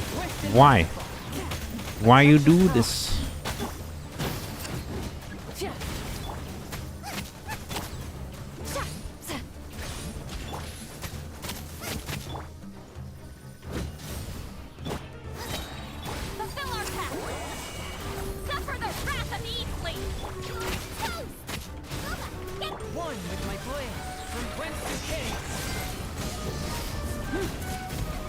What? No, I swear to God, I did not hold her freaking seal and go on the motorcycle. I swear to you, I did not.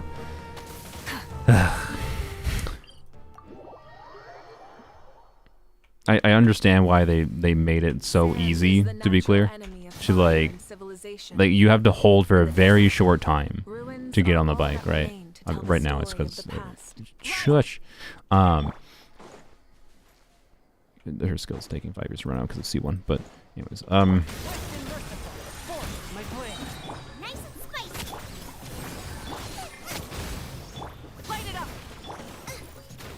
yeah, I understand. I understand why it's so easy to go in her motorcycle mode with her hold skill, because like exploration utility. But it's also definitely annoying when you're trying to do infusion Malika things.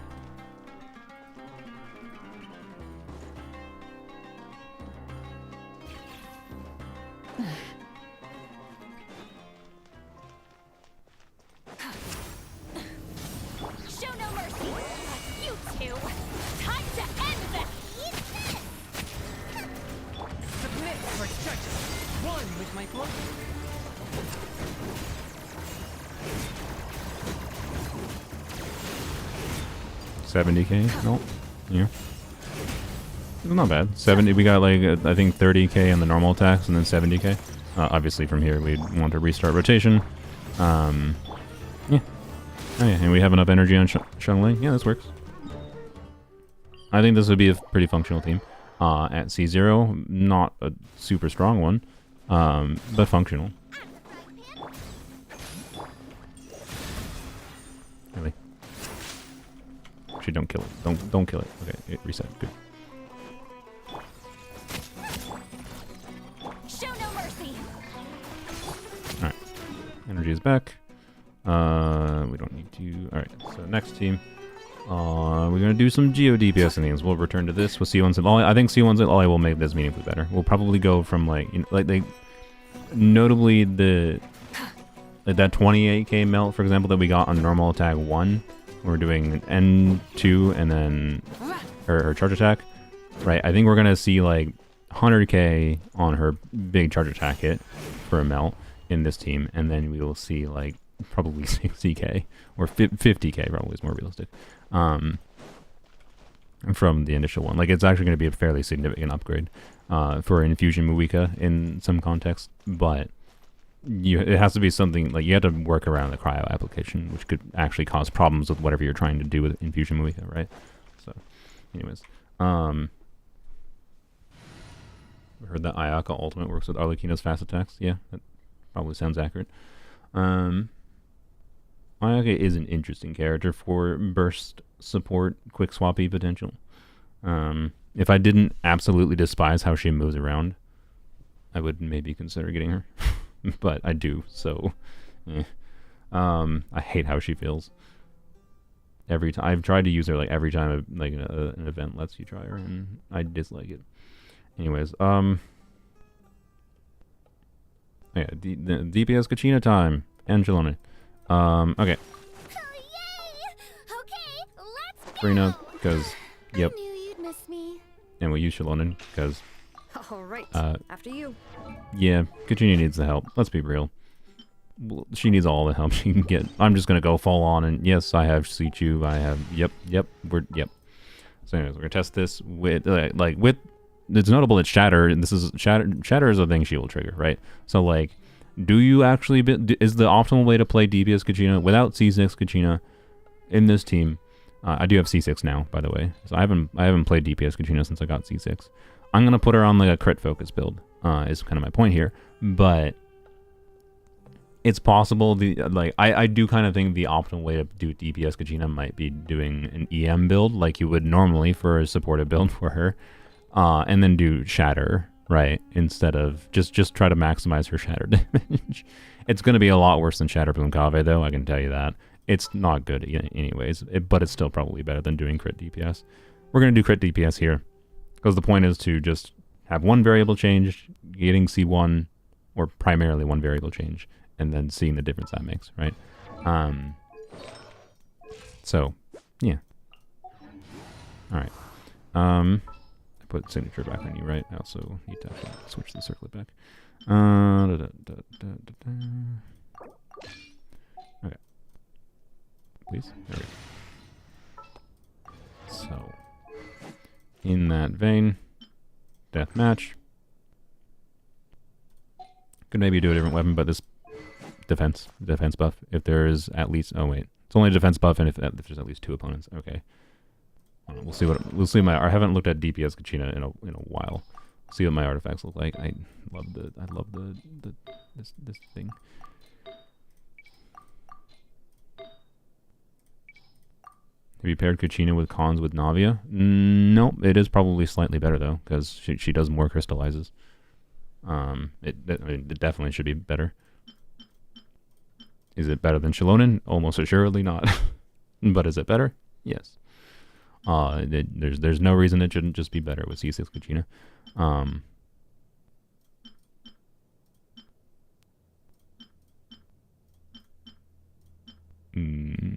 don't know.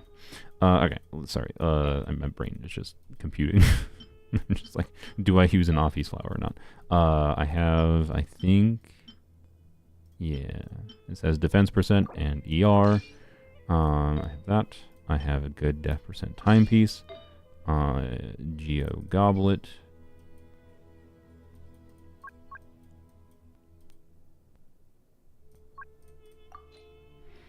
Oh yeah, I remember leveling a whole ton of Geo Goblets for her. Or Shilonen, and I got like nothing. It might be this for the ER, quite frankly. I don't know if maybe I use Homa instead, just for maximize my crit damage, right? Like the attack conversion doesn't do anything, but it's just a crit damage stat stick. Maybe that's the route. Let me try that. If we can do Homa, well, these are both. Well, this is technically better. On a technicality, this is better because of the defense. Yeah. If we can do Homa, I think this could work. Although I don't have... With Deathmatch, we are at way more courage than we need. Okay, maybe Homo does work.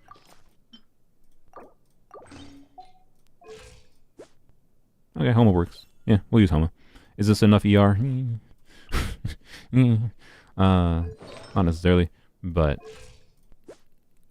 it's what we got, so it's what we got. If I need to, I could change to this. Lose some crit damage, and it'd be fine, right? Hopefully this is fine. Yeah, alright. DPS Kachina. This is also probably what I'll use on DPS Shalonen. Other than a different weapon, of course. So, yeah. Let's go.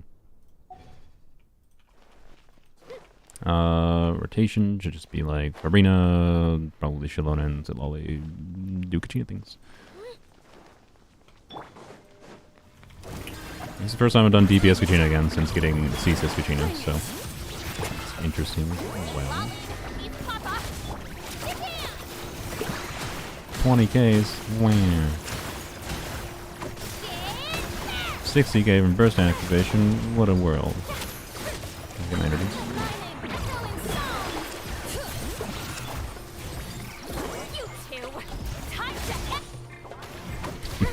What's sad? It's not that much worse than it's not that much worse than Dia was. It's worse than Dia. Let's be real. It's worse than Dia. But the thing is we're getting 60% res shred. Like the reason this seems better than Dia is because of Frina and Frina's E2 notably. Also, I didn't activate Shalonen. Whoops, whatever. So obviously for subsequent rotations, we need to burst on Shalonen for healing. Yep, because of how strong Farina is, this might be as strong as the Dia teams were. But again, the point is more to test different contexts of like how much of a relative increase do we see with C1 Citlali, right? I'm not saying I would specifically play that Dia team, and I wanted to test a non-Bennett, non-Shalonen, non-Farina context, and I just ended up using Shalonen anyways with Dia. But yeah, I think it's important to have the non-Farina context in particular is important to show, I think. So, anyways. 20k, right? So we're getting 20k Turbo Twirly hits, though, is the important point of comparison, I feel like, for DPS Kachina here with C0 Citlali, right? I think it's literally going to double her damage, by the way. I'm pretty sure it's literally going to double Kachina's damage. We'll find out, though. Yup, we'll find out. Anyways, DPS Shalonen. Does Bennett instead of Citlali work here? No, she does defense killing damage.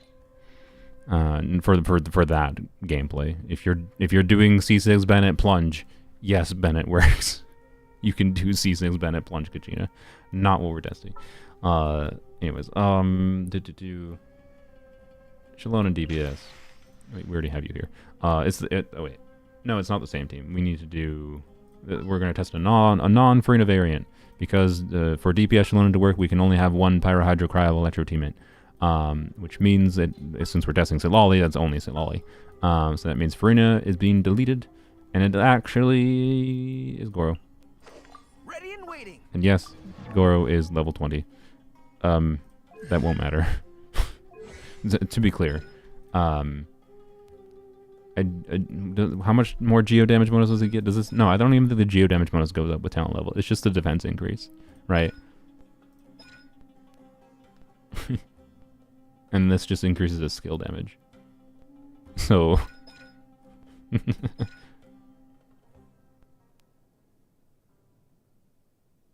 Goro gives flat defense based on talent.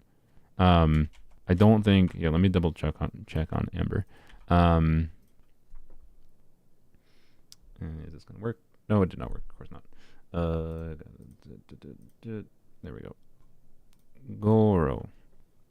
Dog. Goro. Talents. Nope. His geo damage bonus stays the same versus level. So like having level 1 talent versus having level 9 talent is a difference of like 150 defense. It's not that significant. relative to the other things he does, right? So that's the important context here. All right. Kachina, we need to put on scroll, so the simple answer is we are going to yoink. Here, we'll just do this. Actually, for testing first rotation here, it doesn't even matter. Her weapon doesn't. She just needs to do the buffing. So we're just gonna try this. Just 1-for-1 swap all of my pieces.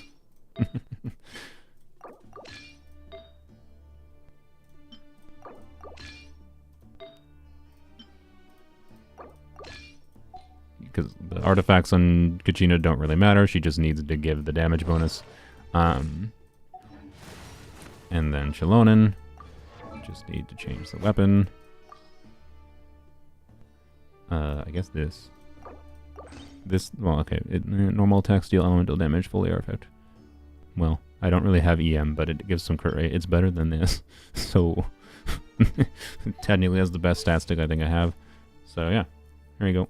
Orbeez Codex, 90 crit rate, 263 crit damage. Good bit of defense. Yeah, that should be fine. And dog.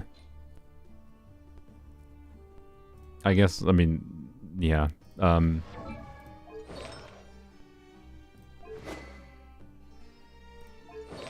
It's fine. I think it'll be fine. He just needs to have his burst up. We'll get his C6 buff, right? What's his uptime on his buff, by the way? Just whenever 12 seconds after you. Okay, so we'll just use him last. I think we'll do Kachina into Citlali into Goro and Shilonen. Goro gets nothing. I mean, it does nothing. Like you would put exiles on him, for example, here for the energy, right? That's what you would do. So, yep. Also, I guess, by the way, it might actually be that this weapon is better for DPS Shilonen than this weapon, but no, we're just gonna go with big fat crit damage stat stick. Yeah. Get to work. Suffer the wrath of Eastling. Show no mercy. Advance! Press the advance! Bring it. Let the mountain flames boil. Not bad. It's better than DPS Kachina. This is not surprising. It's definitely better than DPS Kachina. Yeah, and then you rinse and repeat. Get energy for dog. Yeah. Not bad. But again, C1 Citlali I think should actually do a lot there. And I kind of... I definitely struggle... I should have put an ER timepiece on him, or Fat Bow, but whatever. I think... Please don't kill me. Please don't kill it. I really should have put an ER timepiece on him. Oh boy. I forgot he also didn't have the flower, so he just died. Perfect. Alright, 10 out of 10. Good job, Brain. What are we testing here? We're getting the baseline test for C0 Citlali to see the increase in C1 Citlali. Because this kind of thing is exactly what I want a C1 Citlali for. It's like, oh, I want a DPS Shilonen, I want a DPS Kachina. Something like a flat damage buff that can increase the geo damage you see is pretty significant. There's not that many ways to amplify geo damage, right? Especially with how restrictive Shilonen's teams are. So this being a context where like those 15k hits I was getting on Shilonen are probably going to go to 30k plus, I think. We'll see. I don't know exactly, but yeah. Show Citlali build. The Citlali build is changing for different contexts. In this team, it will stay on this similar build. I can use her signature weapon potentially to min-max C1 in particular, but I'm going to try to test most of this without her signature weapon. So 1044 EM with sack frags with ER.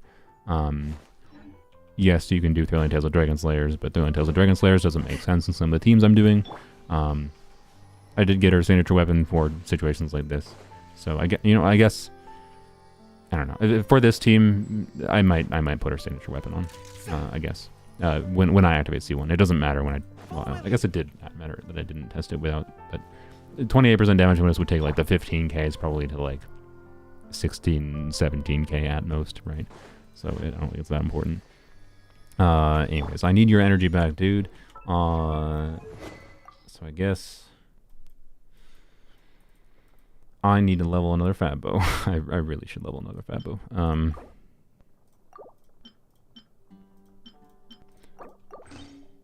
Just that plus spare ER timepiece. Why do you have attack percent filtered? Probably because I was using him as a loadout. No spare ER timepieces. God dang it. Okay, fine, you know what? We're gonna have to yoink pieces from Farazan again anyways. We'll just yoink Farazan's pieces. I can remember that they were on Goro. Alright, there we go. That'll make him not die in one shot and he can trigger Fav. Is there C1 good? I mean, I still haven't activated it yet because it's important to get the control test. Sorry, this is the kind of thing that's required if you actually want to get real perspective on things and not just be like, oh yes, that is definitely doing a ton. So, anyways.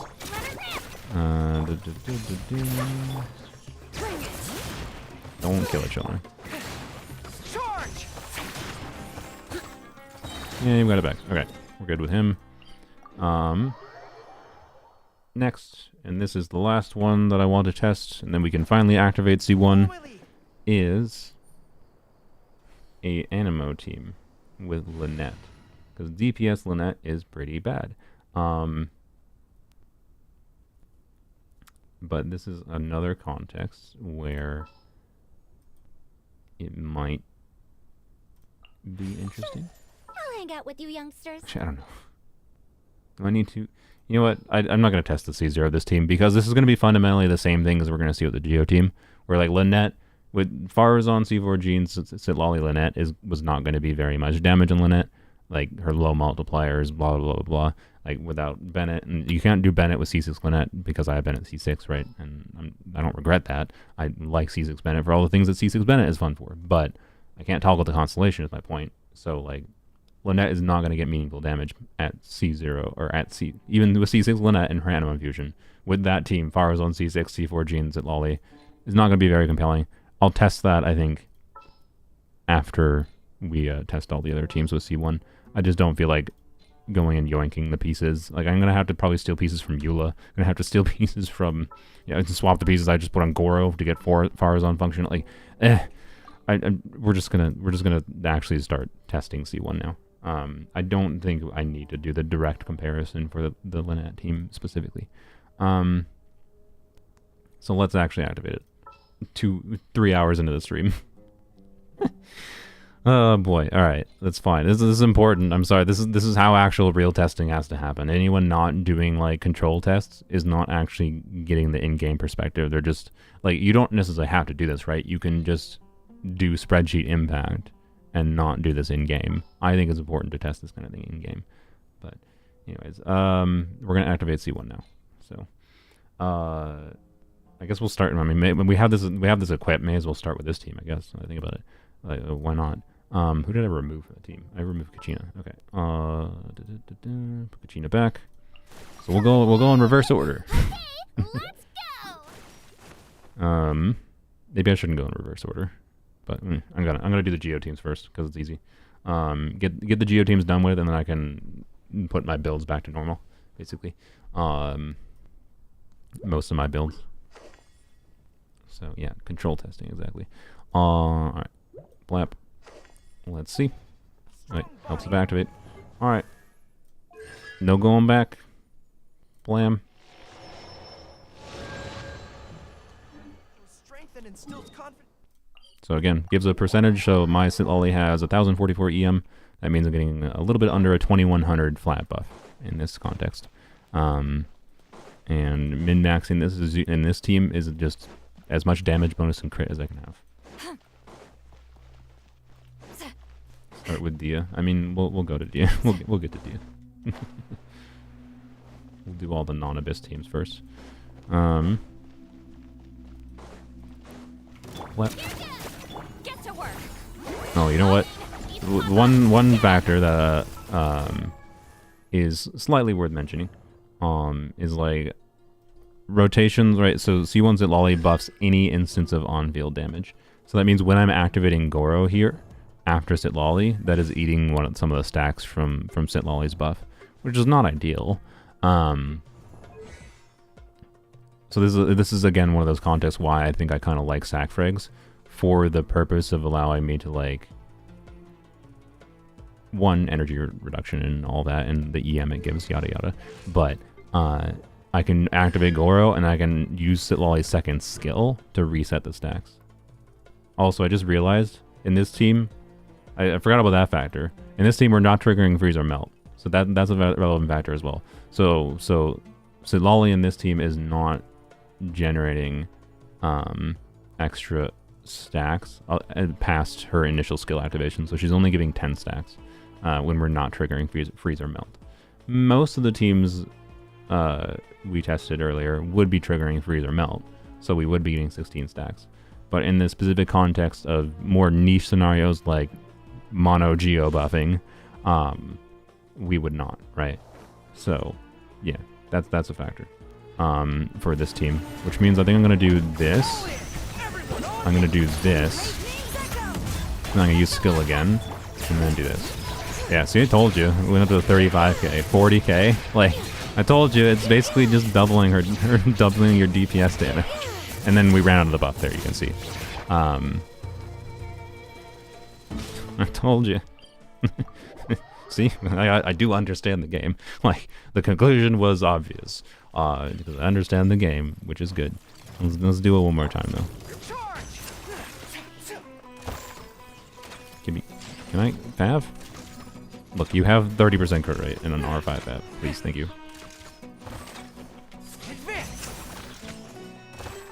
Please. That's what I get for not putting an actual build on. It's fine. I wonder if you know what's funny? You could do DPS Kachina, like DPS-ish Kachina, by building crit on Kachina in this team as well. Because if you do Kachina on scroll but with crit. Well, I don't know. Do you want to use this? It's probably fine if you use some of the stacks because you have to do the reset anyways, right? So I'm thinking like doing something like Kachina, like a weird rotation, or you do like Kachina E. So I think I might respec her build and try to test this here. Kachina E into Citlali, into Goro, and then you do Kachina like ground pound a little bit, and then go to Citlali, activate her second skill, and then switch to Shalon and do her Shalon E. The buff only is on field. That's why I'm thinking of doing that. Like use some of the on field buff before I use the reset and switch to Shalon again for Kachina. I don't know. Let's try it. I think it's a fun idea. The problem is, of course, I do not necessarily. I know I have that. Okay.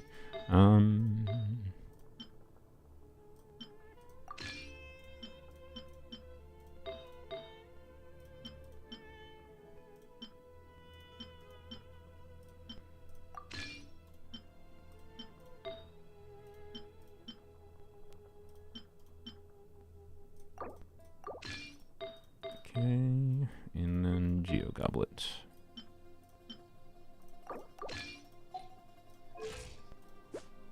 So there we go. DPS Kachina build, but on 4-piece scroll this time.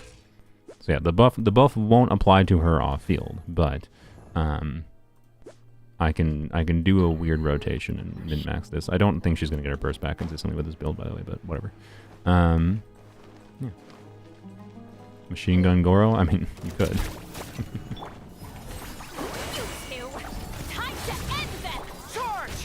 Alright, so do this. And then do this, right? Just 70k, right? Do that. And then do this. And then do this. Doing DPS Kachina and DPS Shalona together. I don't think it's like fundamentally that much like crazily better or anything. But I think that's cool. I think that's a cool idea. Because like Shalona, how much field time does even Shalona take when she does that? Here, we'll just use Citlali's, or we'll use Goro's skill as a timer. Oh, okay. Actually, I forgot. C1 Citlali extends the time it lasts. I think she would be done by this time, right? Like, so I think you have rotation time to do that. Actually, I think you can dual DPS Citlali and Kachina when you're doing stuff like sack frags on Citlali to reset her buff stacks. I don't know, right? That's cool. I mean, I'm glad this this works. Like I was not sure how this one would work because of like the total stack amount being lower, but it does work with the reset in particular. So I know, yeah, it helps put into perspective how you can switch up team counts in funny ways. Yeah, exactly. So no, this is actually, I'm glad I started with this one as a comparison point. So yeah, it's very obvious the damage increase, and then obviously you get more value from doing weird things. So let's do the other DPS Kachina build though with Farina. So Farina's of course going to be more damage bonus. So we're going to switch Citlali back to signature weapon, and it's going to take a second. Wait, I forgot.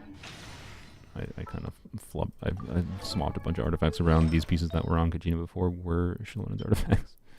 Gotta fix that. Hold, please.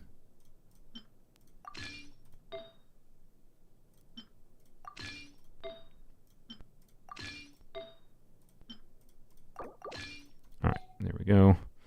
Put you back to Homa. Okay. And then use Farina, of course. I knew you'd miss me. Do this. What do we need? We need to. Yeah, no, that's fine. What am I doing?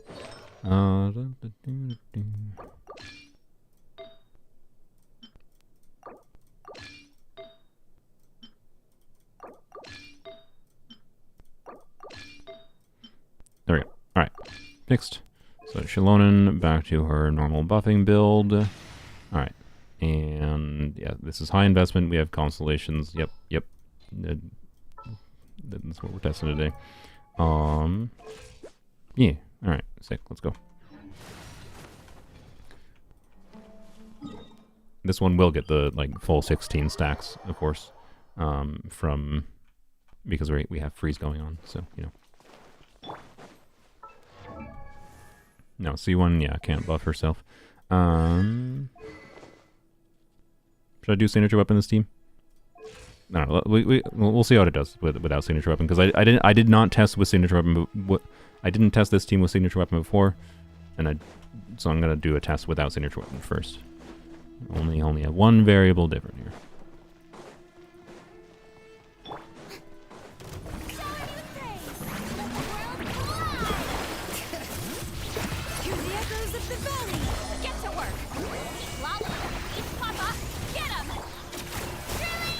Alright, oh, I shouldn't have done that.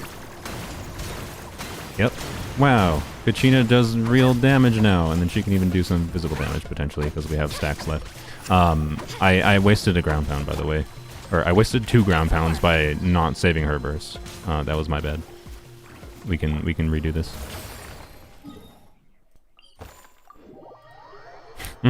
It's like yes, the difference between seeing 20k and 40k is the difference between I feel like doing enough like meaningful damage, right? Like that is the difference between like, oh, we're doing real damage with Kachina rather than no damage with Kachina, right?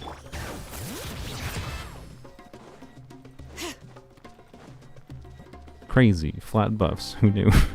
I'm so glad they put this in the game, right? Like it has restrictions where like you still want to like ideally have Hydra units.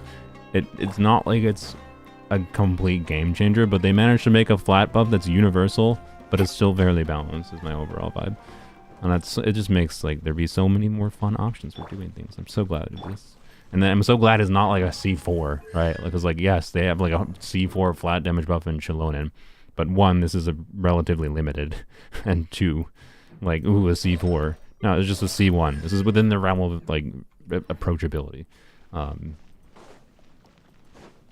Let's see again, though. Let's see. Do this a little bit properly. Great names echo. Fulfill our path. You two. Time to end them. All right. There we go. Clear the area. Nice 80k. We killed it. We killed it with Kachina ground pounding. Let's go. High investment. I want to emphasize high investment. So high investment. Like, this is not an easy level of damage to achieve on Kachina. But, like, let's go. Also, I don't know if we're actually getting our burst back consistently. Like, if we funnel particles from Shalon into Kachina, it might be enough here, it might not be enough. I'm not min-maxing the energy situation, obviously. Just trying again. Compare it 1-to-1. Like, yeah. Let's just freaking go. DPS Kachina can feel not utter garbage. Like, is it insane? No. She's not Moika, obviously, but it does feel like Kachina is like a much more meaningful amount of damage. That it's just more fun. That's all it is. I don't know. Yeah, Shalon C4 flat damage buff for 6 hits based on her defense. Only for normal and charge attacks. Yeah, which this is not, by the way. This is skill damage. Anyways, let's try with signature weapon to see how different signature weapon on Citlali would be. But again, part of the reason I didn't want to like do signature weapon on Citlali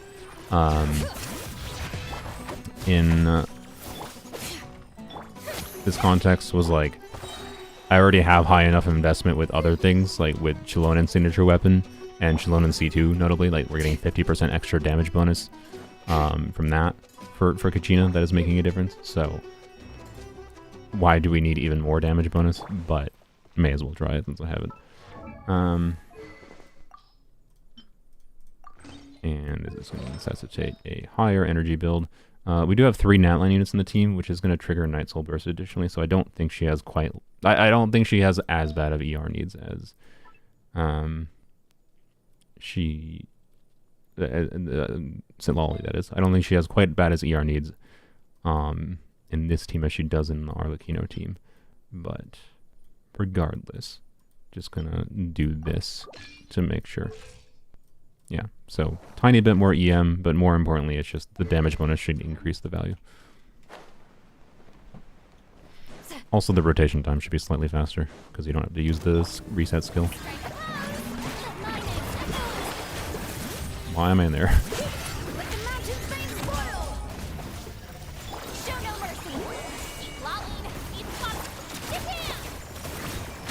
Yeah, we went from 40k to 44k.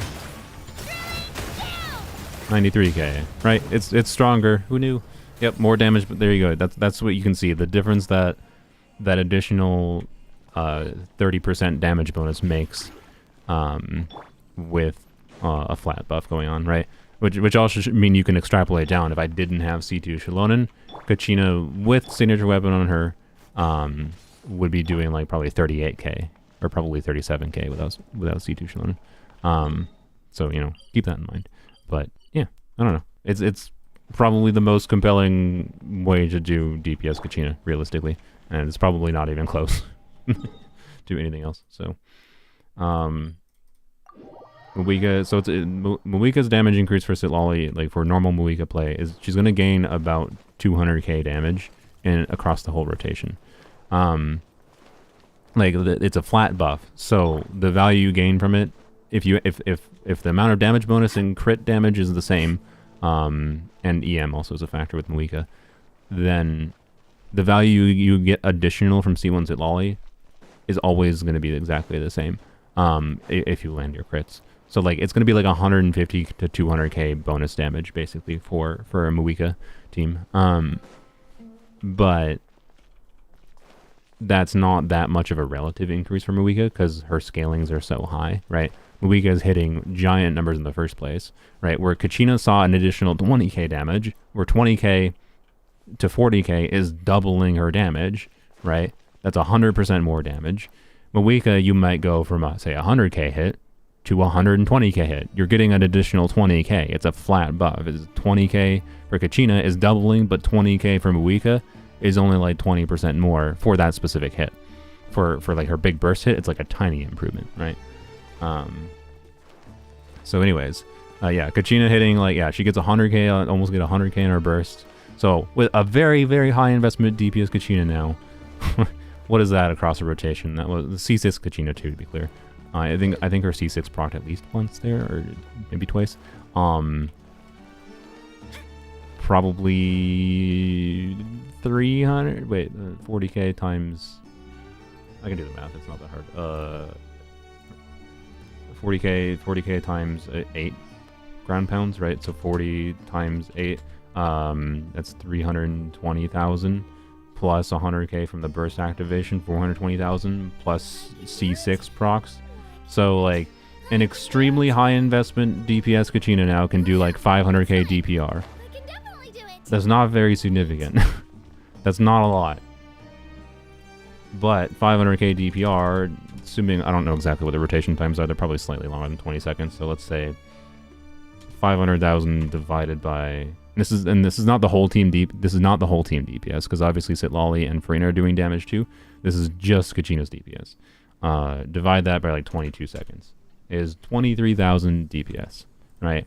And for reference, like the minimum threshold, like these current Abyss cycles, one, they have other problems, like they're very restrictive with like team composition. So ignoring the team composition problem, just looking at like the total HP, what is the theoretical minimum DPS you need?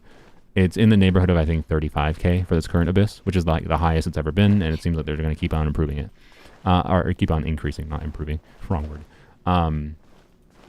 So like 23k DPS from Kachina on her own is definitely not enough, right? But add in the Farina DPS and add in the bit of damage that Citlali herself deals, and now you are reaching thresholds of actually being able to clear. You know what? I guess screw it. Let's see what happens. Let's see what the clear time is in the first chamber. The first chamber is an absolute nightmare chamber, by the way. What is the HP total in this chamber actually?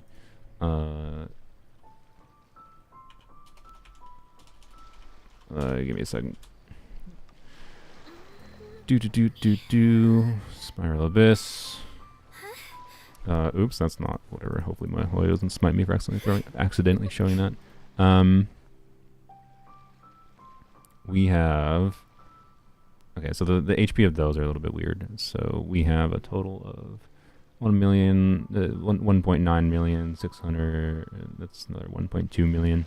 2.2 million, 3.2 million, but these dudes are a little bit trivialized by Farina, so it's functionally less than 3.2 million HP. Because we're getting free vaporizes. So 3.2 million HP divided by 1 minute and 30 seconds, right? So 90 seconds is like, I'd say the threshold for a decent clear is 35k DPS. Again, that's ignoring like rotation slop, issues with like needing to move to different enemies in different spots of the Abyss. Functionally, the DPS required is higher than 35k, but this team should have enough DPS to clear in a minute and a half, I think, is my guess, without knowing the exact DPS the team gets. It's high investment enough that I think it should be fine, but we'll see. I'm curious how this will go, because this is like a bad team, right? But does C1 Citlali take it up to enough that it's not like hellishly like it's comfortable enough to clear, right? Because it was like DPS Kachina without C1 Citlali before was like quite hard to see meaningful, both to feel like Kachina was doing meaningful damage contribution from the damage numbers you see from her, and also just like really relied on, like if you wanted to clear with DPS Kachina, it's just you're going to use a really strong team on the second side kind of thing. Instead, like this is just a really strong investment into supports for buffing Kachina is the difference here. And yes, I'm just in case like Jeff is watching, yes, technically you could clear faster probably by using C1 Citlali's buff on I'm having a stroke, it's fine. Die please, alright. On Farina, leave Farina on field instead, and that might be more damage. I understand that, that's not the point. The point is you want to have fun using Kachina. Where the eternal awaits. The eternal awaits. I apparently do need to funnel some energy to, Hear the echoes I also of the definitely forgot to burst on Shallonen. Oops. shower new prey. Time to shine. Get to work. Suffer the wrath of Eastling.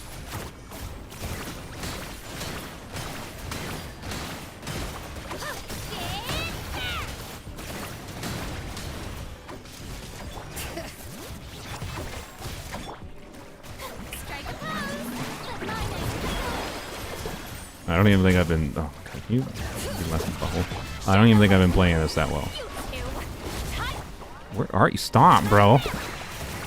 Okay, not a satisfying end, but like, prove a point. 1 minute 20-second clear.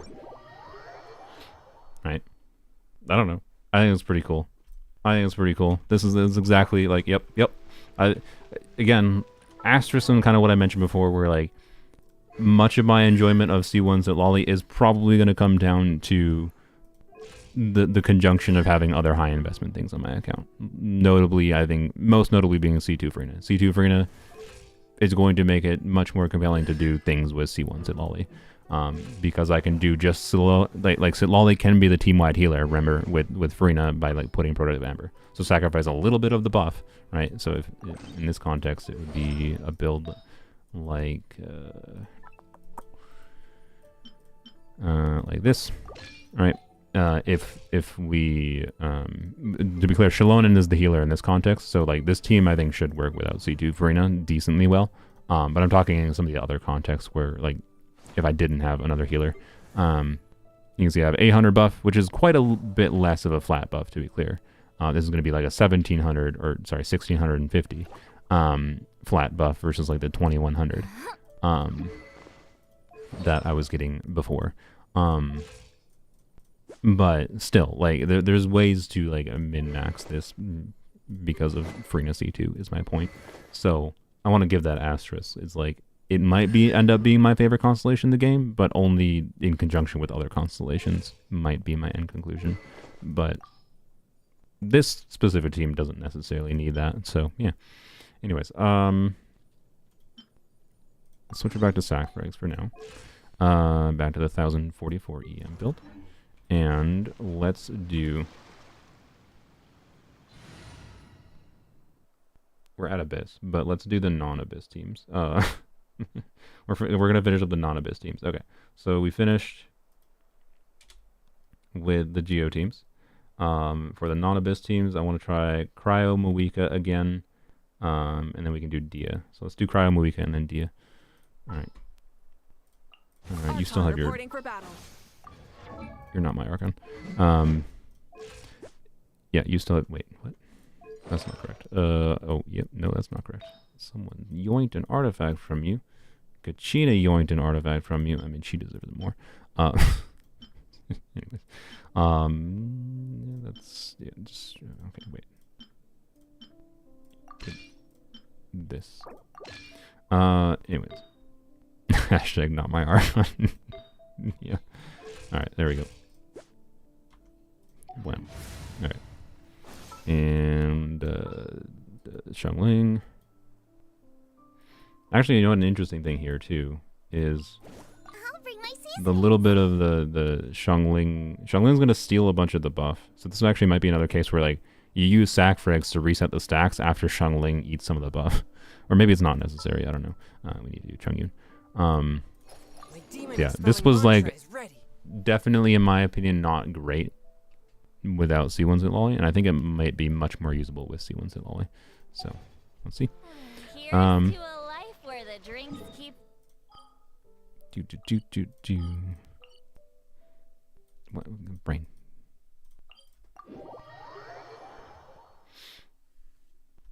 Can Beyblade Kachina plunge? I mean, you can do, like, one of the interesting... you can do... That wasn't me spitting on the ground. I know better than that. I just had some sand in my mouth, I swear. You know, it gets everywhere. Sorry. Distracted by Citlali lines. Oh, boy.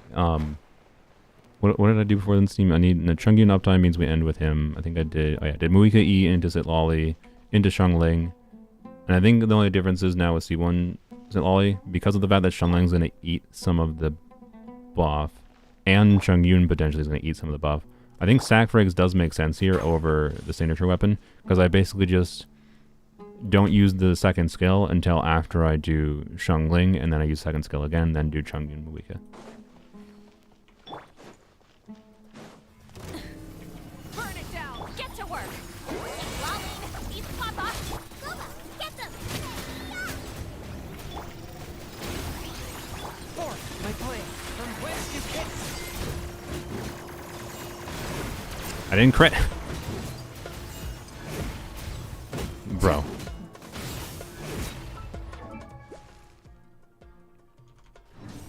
I guess we're doing this again. Light it up. Oh, by the way, I didn't even think about the fact, like, I do have C1 Muika activated now.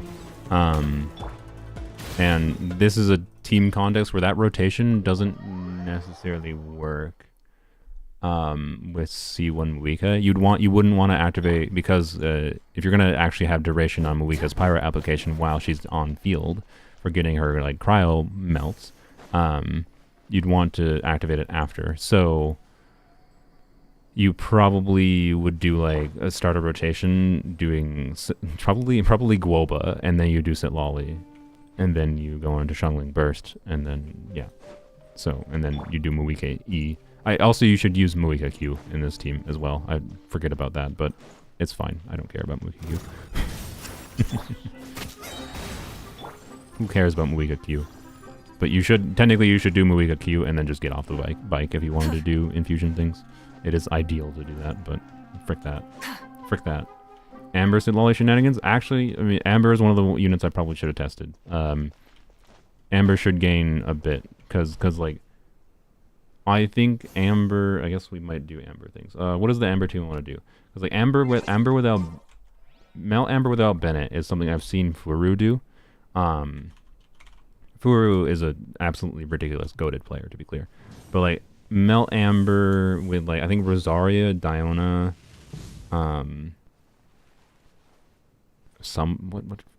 what was the last slot that they used? Was it just like an Animo? I don't remember. But like we can do a variant of that, doing Amber, Citlali,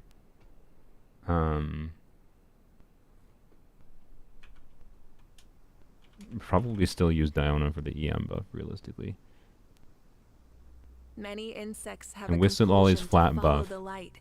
it should help Humans are Amber the get some same. really big damage numbers even Except without we call Bennett. that light. Like that's what I want to try, because like Furu was doing a non-Bennett team where they like cleared a hard abyss cycle with a non-Bennett and Melt Amber team. What is the last slot we do there? I guess let's just try Chilonin, I guess. Instead of confining themselves to the heavens, God We'll should try that broaden in their a second. horizons in the world Alright. below. Shush. Okay.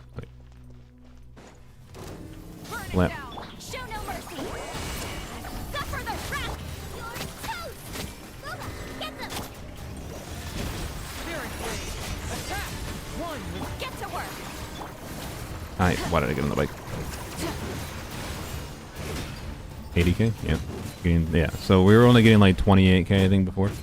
And with the Chongyun uptime means the rotations are like the ideal way to play this team is like it with pretty fast rotations, which actually makes Xiangling a little bit awkward here. But, well, no, Xiangling rotations can be pretty fast. Like ideally you would want to, like, if you're really seriously playing this team, you want to do like 16-second rotations. It does not feel that much different. The numbers were higher. Obviously I saw the numbers being higher, and a Chongyun on like an emblem build being able to get some of the buff from Citlali as well is like enough additional front-loaded damage that I think this team could like again. My Chongyun is level 60 without having like a particularly meaningful damage build, right? Like an invested Chongyun in this team, I think this team could actually work pretty well and see meaningful value from C1 Citlali. For Muika specifically, it doesn't seem like it does that crazy of value, but it doesn't do nothing, obviously. So yeah, that's my vibe with this team. Something, but not insane. And I think that just has to do with more the problems with Infusion Muika sadly being not as compelling as I hoped. You could do potentially like C6 Bennett with a Hydra unit, like C6 Bennett, Farina, Citlali, whatever might be compelling, but I don't feel like testing that. I'm more interested in testing the weird things, because the weird things is where you see the most value from a buff like this. All right, so goodbye. We'll do Dia. Got a job for me? All right, after you. Again, this is a context I specifically want to check a non-Bennett perspective again. Of like how much does C1 Citlali do for a unit with relatively low base multipliers without Bennett. Being that we're doing double cryo, it should be easier. Like actually double cryo here should mean I should be able to do like EM timepiece with her signature weapon. Potentially. And I don't think the sac frags reset is that relevant here, right? Because you just do like Dia into Shalonen, into Diona, into Citlali. So yeah, the sac frags. Yeah, you know what? I'm gonna test this with signature weapon. This is one of those contexts where I think that makes sense. Actually, no, this is you know what? This is gonna be the first context. Well, oh, wait, I was gonna say signature weapon with Gilded Dreams. Yeah, let's try it. I don't know if she's gonna actually trigger Gilded Dreams easily though. Do we be relying on? No, I think it should be fine because we do like Dia into Shalonen, into Diona. I think Diona's hits should like we should see a cryo reaction, right? We could do TTDS should be pretty similar here. Well, no, the signature weapon should be better than TTDS, of course, with our C1. But anyways, we're gonna use this. We're gonna put her on Gilded Dreams. And see what happens. Actually, no. You know what? So we don't have to. There's an easier option. So we don't have to faff with the frickin' Gilded Dreams proccing, and then I also don't need to touch my Kave build. Let's do 2PZM, 2PZM. That's just, I feel like, the simpler play. Although, of course, in 2PZM, I think it still might be 2P Gilded Dreams because I don't have 2PZM with ER substats and other sets. Okay. What about goblets? Nope, of course not. Why? The game hates me. Do I not have like a? Really? I don't have a Wanderer's Troop EM goblet with ER. That's so annoying. I'm like 90% certain I would not have thrown that away. It's just yeah. Okay. Fine.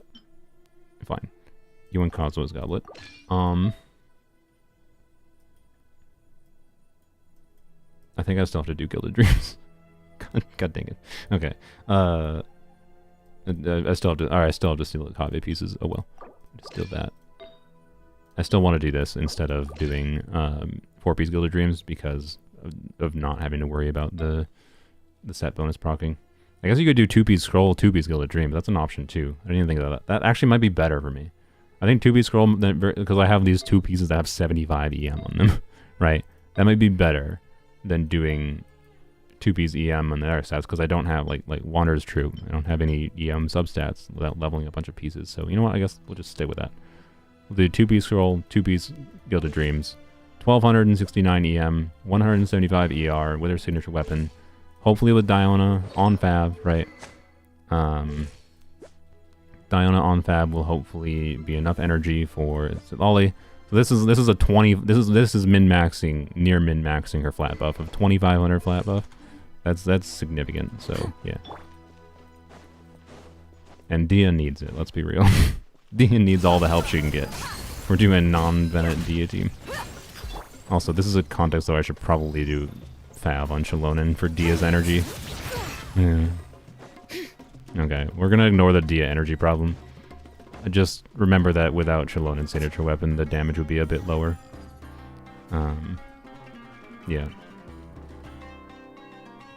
You'll see DPS Nilu with C1 Citlali. I mean, the problem is like DPS Nilu. I don't know. I feel like you do Vaporize Nilu, and Citlali is probably just gonna interfere with Vaporize Nilu. I don't know. I don't know exactly. Like it wouldn't not work, but like you're basically just doing like a freeze with the Hydra unit on field, right? I think it would work, and it would do something for DPS Nilu, to be clear, because like it's not like DPS Nilu is very strong, but I don't know. We can maybe try it. I'll add it to the list after. You know what? Here, we're gonna save the suggestion ones. We're gonna save after we're done with the Abyss. We'll save the Amber and Nilu. Nilu Citlali testing to after we do the Abyss ones for the teams that I tried before with C0. Xiangling probably works. Yeah, Xiangling might work. Yes, we can try something like that. What rotation? Dia E into yeah. Okay. Let's get it up.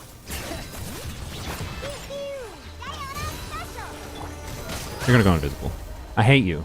I guess I didn't use Dia Burst. Absolute bubble.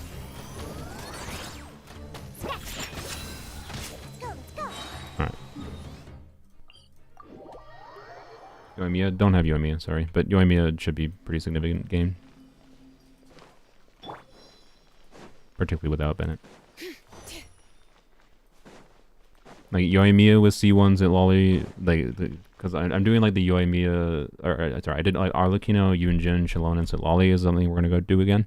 That will be more noticeable with Yoimiya because she has less baseline scalings than Arlecchino. What?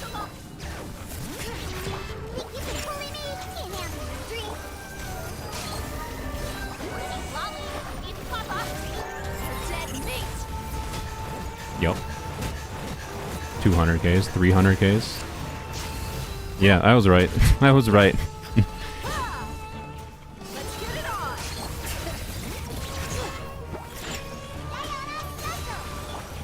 And then you, yeah, okay. Yeah, that works. That's a lot better. That's exactly like I thought would happen. Where, like, yeah, it's the same thing where you only get 3 melts, but... And I actually think my Dia energy might be fine here. I'm pretty sure it might be right on the edge. I would still like C4 Dia. But anyways, it's still very high investment, obviously, in this team. It's C2 Shallonen attack buff helps a little bit too. Not that crazily or anything. Obviously Beacon helps. High investment Dia build helps, but yeah. Yeah, I don't know, it works. Doing Citlali plus Lisa, there's enough application for superconducts to constantly trigger with Nahi to frick it up. I suspect Nahi would muck with it. You probably would want to use a lower Dendro player. But anyways. Nahida's extra Dendro application has less value when you're doing cryo anyways. Like doing cryo with Nahida isn't irrelevant because it could help like get specific reactions at specific times. But yeah, I don't know. Anyways. Yeah, that was interesting. Yeah. Interesting. Interesting example of a min-max situation for her.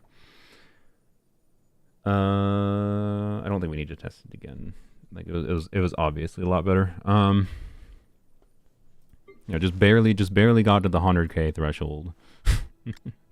And then it also did what I expected, where when she stopped getting melts for her last few hits, and for her non-melt hits in between the melts, right? It was a lot higher damage, isn't the notable thing there, right? We were getting like 40K non-melt hits, right? Which is pretty good. Is the buff good for Chaska? Yeah, it should be. So yeah, Chaska has lower baseline multipliers.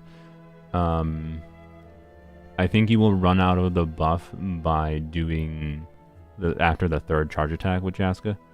So you won't like get a buff to her burst or the 4th charge attack, but it's gonna like increase Chaska's front loaded damage quite significantly. So it should be very good for Chaska. But Chaska's also like strong enough in the first place, so does it actually matter? I don't know. Like it will reduce even more. It will reduce reliance on Bennett with Chaska, but it's not going to change the Farina situation with Chaska. So yeah. I can add Chaska to the list, but the Chaska will be a test and abyss thing. Chaska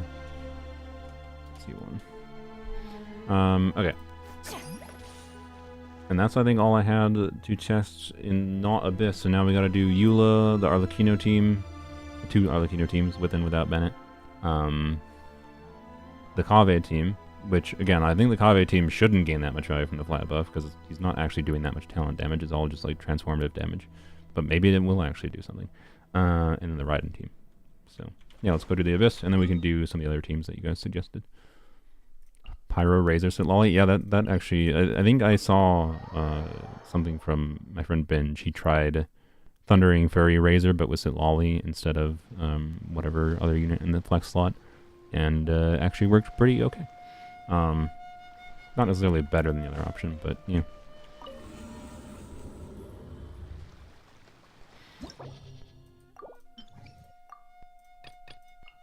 Okay, let's try first... Oh, we gotta change out the build. Because I have, like, Shalonen Weapon and whatever, I'm just gonna leave Shalonen Weapon on. We're gonna switch her back to Sack Frags. Let's not do that, though. We're gonna do Arlecchino for... Actually... No, we'll go in order of what I did before. We'll do Eula, then we'll do Arlecchino. Then we'll do Kave, and then we'll do Raiden. Was she doing Thundering Fury? I mean, it's not really the same kind of Thundering Fury team. It's basically just changing the reactions around. But she's doing, you know, more transformative reactions and it's weird things. But, yeah. What we need? Oh yeah, we need to. I mean, honestly. Okay, you know what? Wait, no. No. Sorry. No, with the wait. No. The Eula team was with Auron, right? Yeah, I was using Auron. Auron's on scroll. Therefore, I can leave this build. Yeah, I should leave this min-max build. Well, min-max build, but without our signature weapon, because again, we have enough other high. Wait, well, no. The Shalonen, the Eula team doesn't use... Alright, you know what? Screw it. Well, the Eula team will try the signature weapon. Because, again, Eula is another case of I think she needs the help. Let's see if Eula... I think Eula's energy, you know, hopefully will make this be enough energy. So let's do that. Yeah, it was with Farina. It was with Farina Auron, Citlali, Eula. Right? Again, the idea here with C1 Citlali, what I'm hoping to see... Right, and Auron is on the scroll buff, and hence why we don't need 4-piece scroll. So we're just gonna need 2-piece, min-max the buff, and then Citlali or not Auron on scroll, Farina buff. Yeah. Oh wait, oh frick, I forgot. This is a team where you need prototype Amber. Oops. Never mind. Never mind. Never mind. I mean, well, I'll leave this build on. I'll leave the 900 EM build on. But this is a team where I need Proto Amber. I can min-max the EM, but I need to min-max the EM with Proto Amber. Oops. I forgot about that almost. Alright.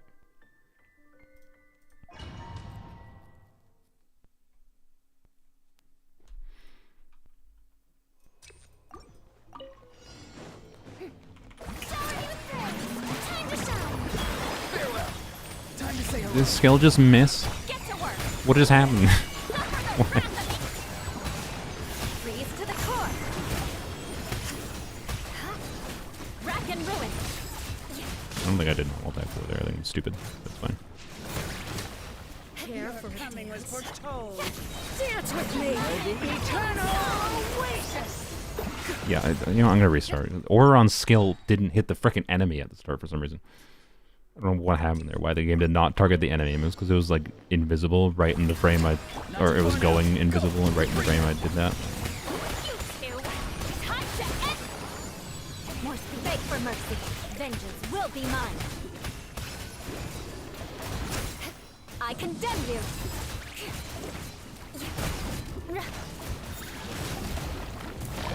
Why did that seem so much worse than the first? Why did that seem so much worse? Should I go check? Eula has a build, right? Did I F up anything with Eula's build when I was... I don't need to abandon. It might be fine.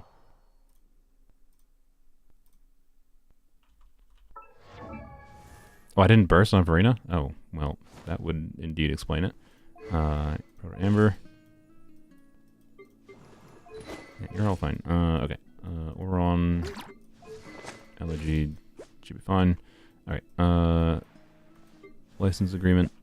No, you're fine. Yeah, you have the right one. Okay. But yeah, free to burst matters. Free to burst matters. Go figure. Oops. Could C4 Chevres benefit DPS Chevres benefit from C1? Yes, it should.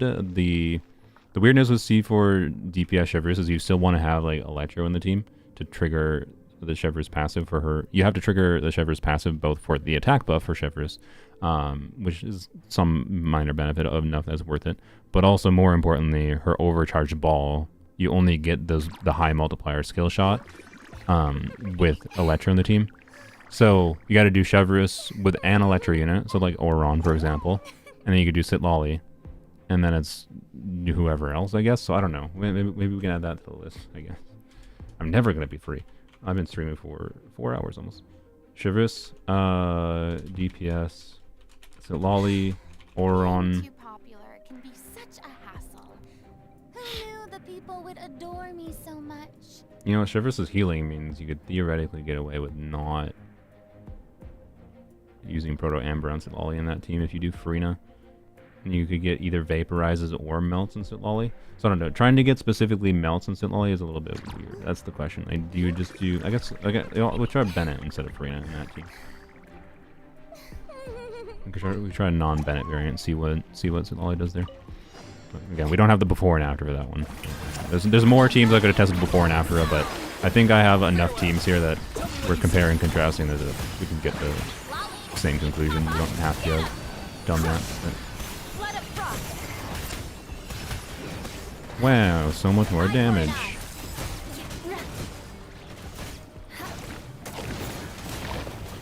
Okay. I feel like we should be able to kill that. But we failed. Careful. Your coming was foretold. Dance with me. The eternal oasis leads to the core. I condemn you. The eternal oasis at long last. The curtain. This doesn't feel that much different. Which I guess shouldn't be that surprising.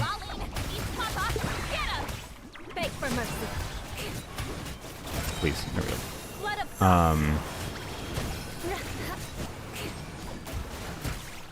Do not run away. What are you doing? Why are you across? What happened? Why did you just constantly run away? Like, did the freeze bug the thing's AI where it just kept on moving forward? Alright, I'm gonna redo this until I get not garbage clear. It doesn't feel like it does that much.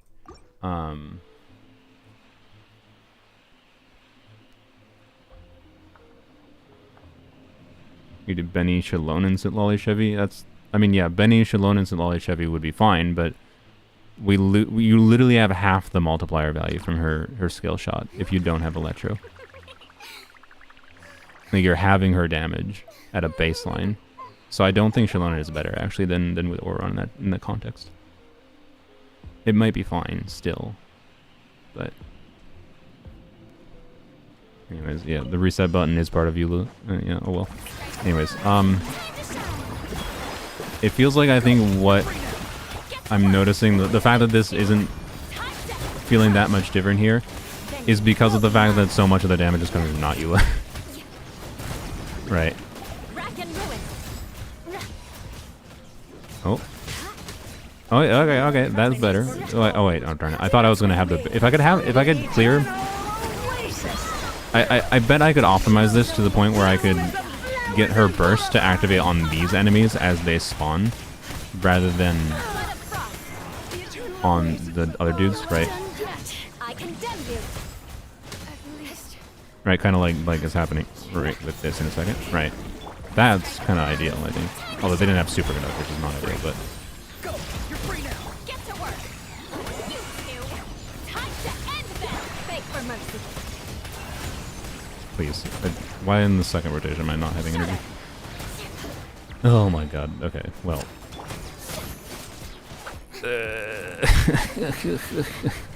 I just...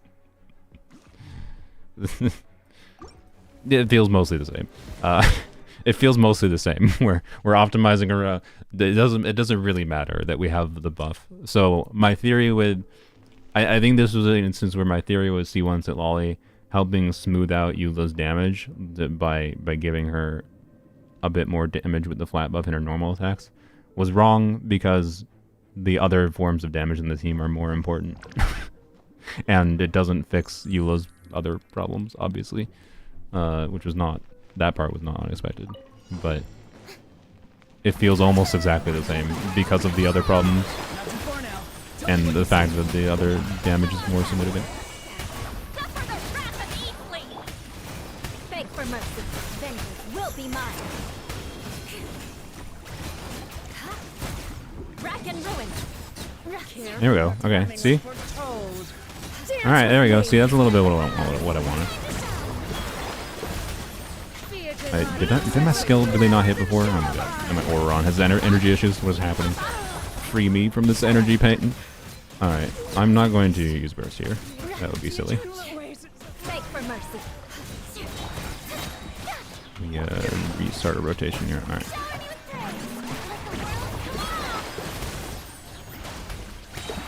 Go! You're free now! Like, objectively, it is better, to be clear. It's not a downside to have. Why did I hold there? That's not ideal.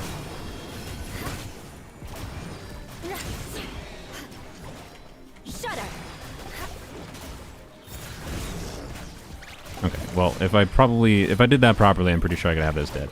That was an example of, like, it definitely was meaningfully better there, right? Like, wherein C1 Citlali was likely the difference in my ability to easily transition from that one wave to another. So like it gives more ability for it does do what I guess I thought it would, where it gives Eula more frontline damage, right? Where those like 60, like with her hold skill, I think she was getting like a 60k whatever melt on those dudes, on top of the physical damage increase, of course. So like, yeah, no, I think it does what I thought it would. It just took some retries, Eula retries, to see the results of it. So, yeah. But it wasn't as noticeable as some of the other teams because so much of that team's function is coming from the off-field damage. But anyways, and I suspect that's going to be the same case with the Kaveh team, but even more obvious. But we'll see. Let's try the Arlecchino teams now. These issues is why I prefer Mika over C1 Citlali, still having the team-wide healing for non-C2 Fossilors. Yeah. And maybe it's an investment thing, but my normal attacks do a lot more damage still. I mean, yeah, I don't remember exactly what you're running a Pale Flame build, aren't you, Cilion? Like, you're going to see much, like there's a notable difference. I have no idea what your Pale Flame build looks like, but there is that factor of like, on a spreadsheet level, because of the crit rate value of MH with Farina there, MH is like the no-brainer. But if you're running like a really invested 2-piece or 4-piece Pale Flame build, that ends up getting close to similar crit damage ratios. Like what does my Eula have? Where is she? Like she has 76 crit rate, 225 crit damage. 4-piece Pale Flame with like 76 crit rate and 180 crit damage, so less crit damage, right? But 76 crit rate, 180 crit damage with this much ER is probably a very, very invested 4-piece Pale Flame build. That probably is going to see much bigger numbers on screen, yeah. Where like, yeah, I don't know. It's one of those things where like, if you have good enough invested artifacts, they start to outcompete potentially MH in practice. But I don't know. I still think MH is like the default Farina build or default Eula build with Farina because it's easier to build her. Like having to meet her stat needs with 4-piece Pale Flame is just an absolute nightmare. So like, anyways, you have 80, 170 Pale Flame. Yeah. That build is probably a lot better. Like yes, it has less crit damage, but the damage bonus more than makes up for it. So I'm not surprised it hits a lot bigger numbers. You also have C6 Mika, to be clear. I don't have C6 Mika, so yeah. realistically, probably, yeah, you're correct. C6 Mika probably does meaningfully more than C1 Citlali, but also you could argue that C1 Citlali is easier to get than C6 Mika. So, take it for what you will. You could maybe even argue that C2 Frina and C1 Citlali is easier to get than C6 Mika, because when is Mika going to rerun? Right? Like, you could pull C1 Citlali now and plan to get C2 Frina on her rerun. Whereas Mika is like, good luck. So, yay for 4 stars. That's my feeling. Anyways, let's do Arlecchino. What am I doing? Arlecchino. Arlecchino. Let's do the Bennett team first, because that's simple. Should I leave her on... Should I do signature weapon? Do I do min-max to compare?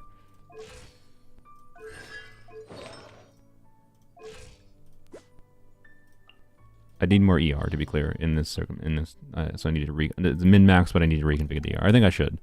You know what? No. We're gonna use sac frags. Reason being is because I like sac frags on her in Arlecchino team, because you can trigger a melt consistently, and get some pretty big damage for her. And sac frags allows you to build that extra crit, that allows you to actually more often see that. Right? That's my argument for sac frags. With that said, we could potentially do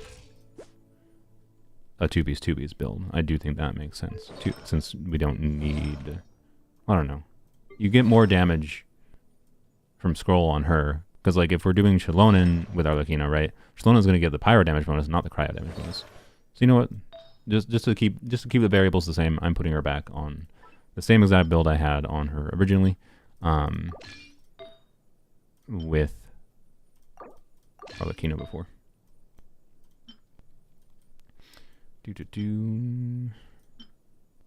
not that. This, yeah. Alright. So, yep, exact same build I had with Arlecchino before. Alright. Keep it 1-to-1 comparable. I could do some min-maxy things for maximizing the buff, but 1-to-1 comparison.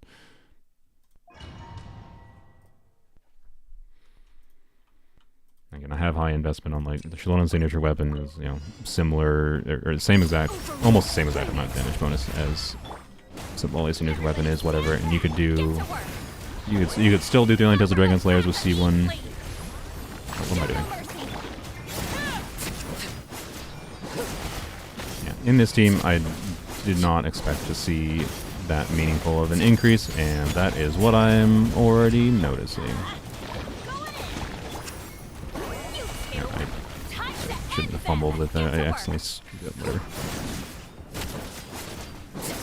The damage is definitely higher with the blood holes. No, I didn't wait. When they had to run out of Bennett buff there, right? That was obviously meaningfully better.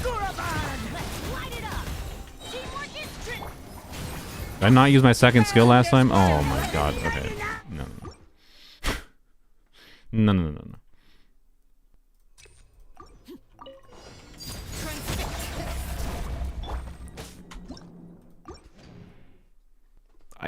If you didn't know what happened there, I tried to do 2 normal attacks in Shilonen, but I apparently didn't click twice or something, and didn't actually get Shilonen buff going.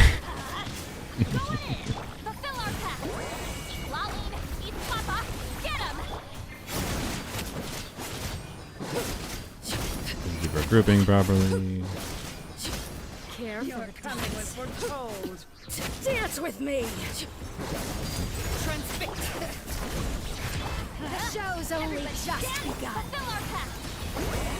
Suffer the wrath of Eastleigh. Alright, should we cancel now?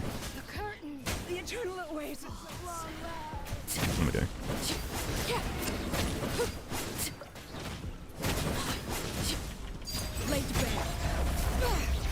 I did that a little bit poorly. I delayed in, like, not very good ways. Really? Okay. Whatever. But, yeah.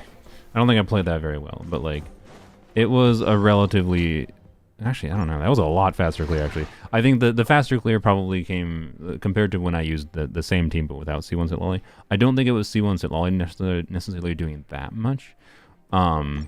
Instead, what I think it was mostly was just like the enemies at the beginning in particular grouping nicely for me so that I could kill them really quickly. But there was some instances there of like running out, not being in Bennett buff, and doing meaningfully more damage with C1 Citlali when I was out of Bennett buff. So anyways, but now let's compare to the Bennettless team. Because that is the more interesting one to me. Arlecchino, you.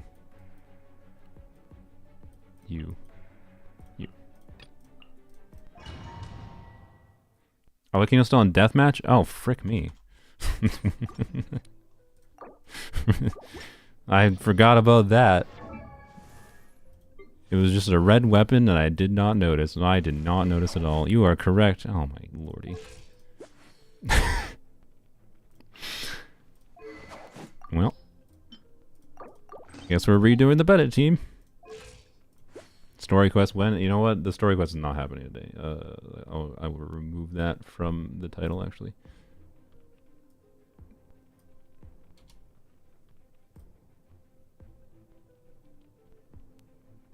Actually, you know, I'm also going to retitle. Let's activate and test.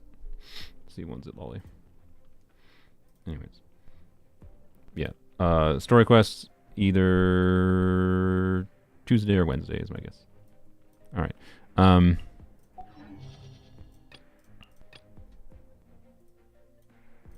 Yeah, maybe, I don't know, maybe C1 Citlali was doing much more than expected. Yeah, that's true. If I did that without Homa, and it felt like an increase, right?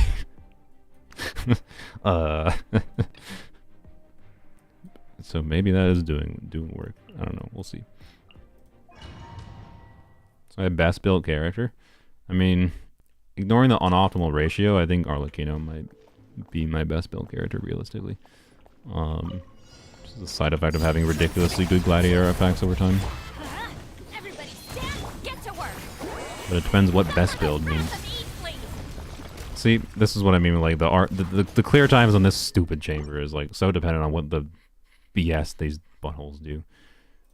I would like to simulate relatively closely what what happened before that they're gonna have to behave. Like, one dude just chose to F off over there, right? Like, what am I supposed to do about that?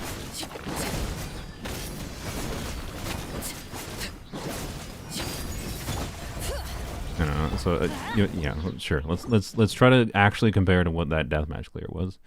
And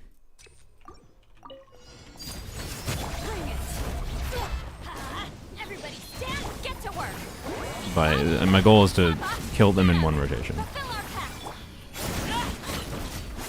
We are definitely doing more damage without melts. Like, you can definitely see that flat buff there, I think.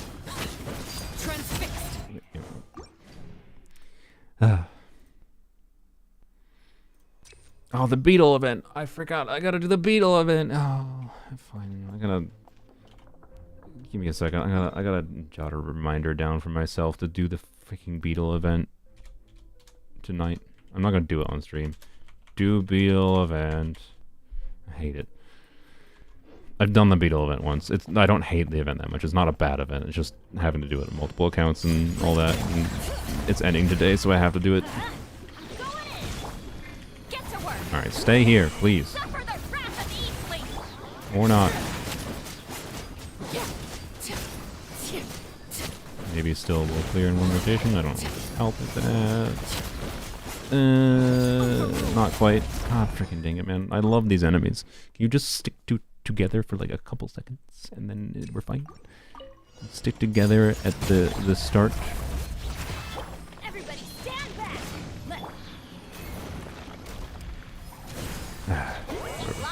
Do it like that. Get him. Get to work. There we go. Good enough. Ran out of Bennett buff because of whatever, but hey, you know, that shows one of the values of C1 Citlali.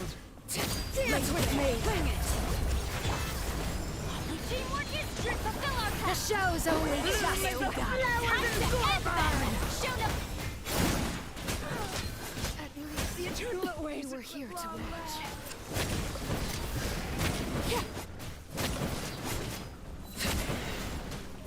Overruled. I'm going in! Fulfill our path!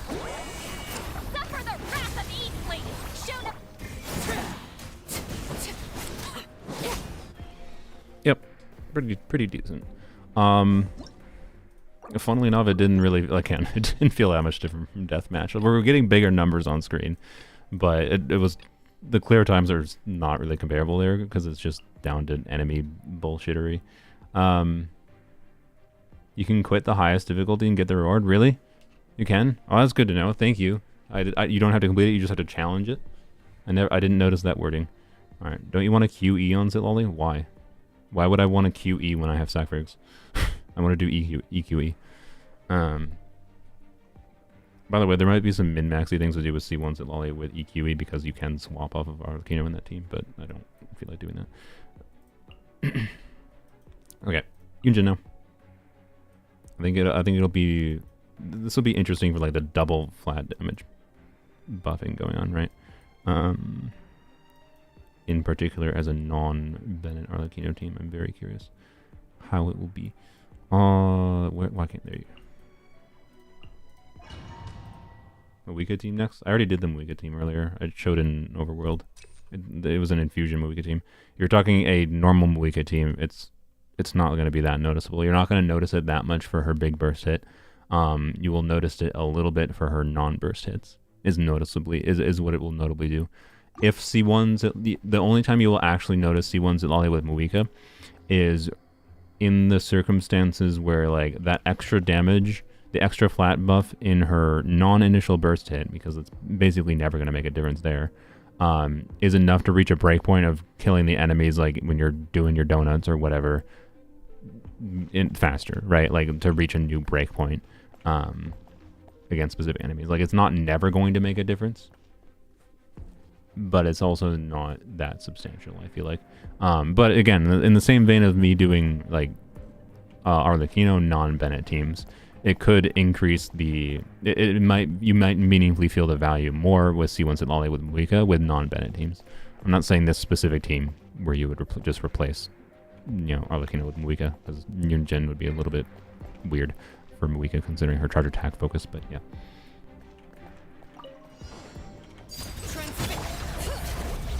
Observe. Strike Really? one. Really? Fav? Alright. Get to work. You two. Time to end them.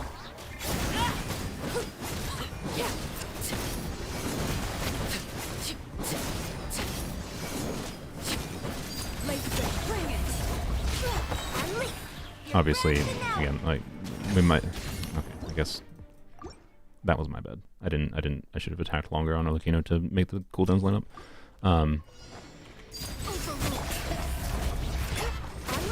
Realistically, this is a team where I would probably sacrifice the crit on Citlali in order to have more buffing with the signature weapon. Coming was foretold. It's also not really possible to melt on Citlali in this team because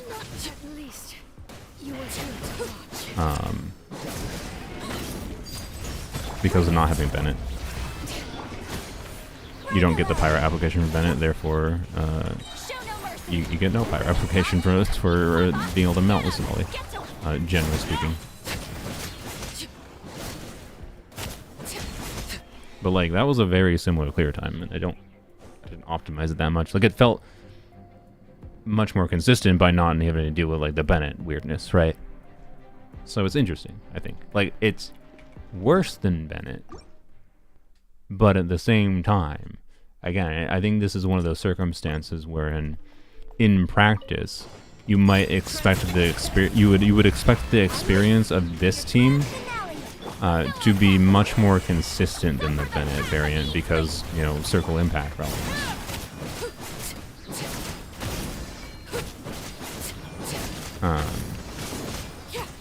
This is why I test these kinds of things in game rather than just being like, oh yes, let's look at the spread. Let's not do physical damage, dumbass. My brain.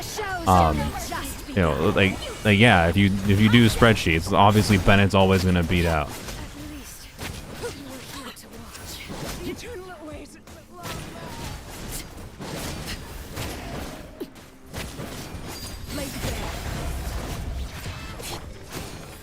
Strike is one. Citlali, eat Papa, get him.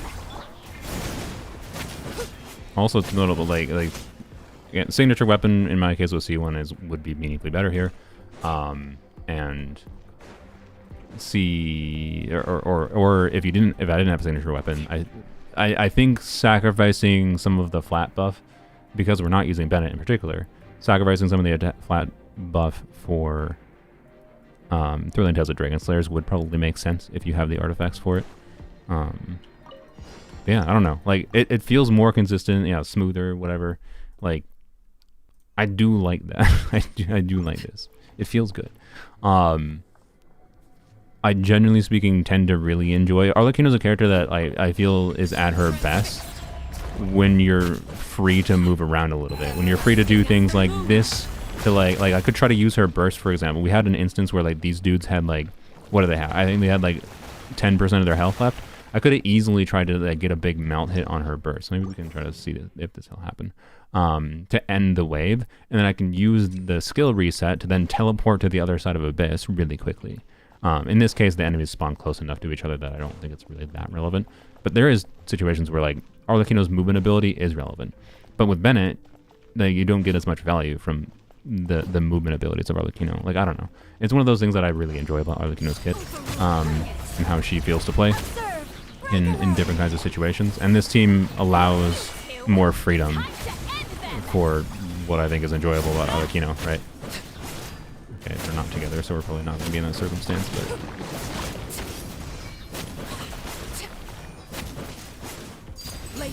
It would be even easier. Like, if we could actually melt on the burst hit here, right? That could probably potentially kill him, but without being able to trigger melt with Pyro, a little bit hard. But I think you get the point, right? Like where if I killed him with the burst, had the skill reset, I can use her E again, teleport to the enemies, and like you could end up having faster clear times with that, like functionally meaningfully faster clear times, with way less optimization. Like if you optimize things with Bennett's probably still gonna beat out almost always, but I don't know. I like it. How about Navi instead of Yunjin? I mean, yeah, if you want to do quick swappy stuff with Navi, that should work. I've done that kind of thing before with Navia, but with Bennett. Oops. So I don't know. That's an interesting question though. How does this feel? How does Arlecchino, Navia, Shilonen feel with C1 Citlali instead of Bennett? Is Arla using Tassel with Bennett good enough? Oh yeah. I mean, like, what that is like one, yeah, that's one thing to acknowledge too, to be fair though, yeah. Like white Tassel, you will notice the loss of Bennett much more if you're using a white Tassel Arlecchino, right? But also you can see earlier I used Deathmatch by accident without changing the build, and I had 120% crit rate.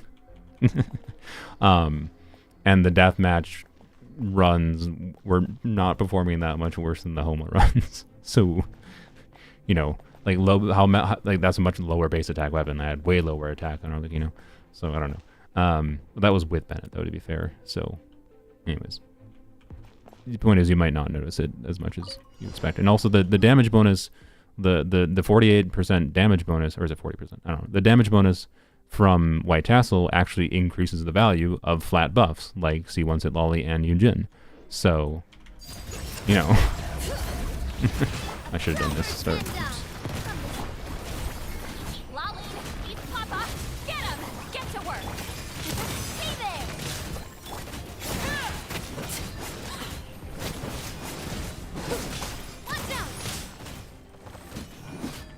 This is actually, you know, this is definitely a context. Okay, so this is a weird team, but it's also worth acknowledging this is another context where like min-maxing. This is super weird because like you get melts on Arlecchino potentially, And you get like Navia's additional front-loaded damage compared to like what Yunjin does here, right?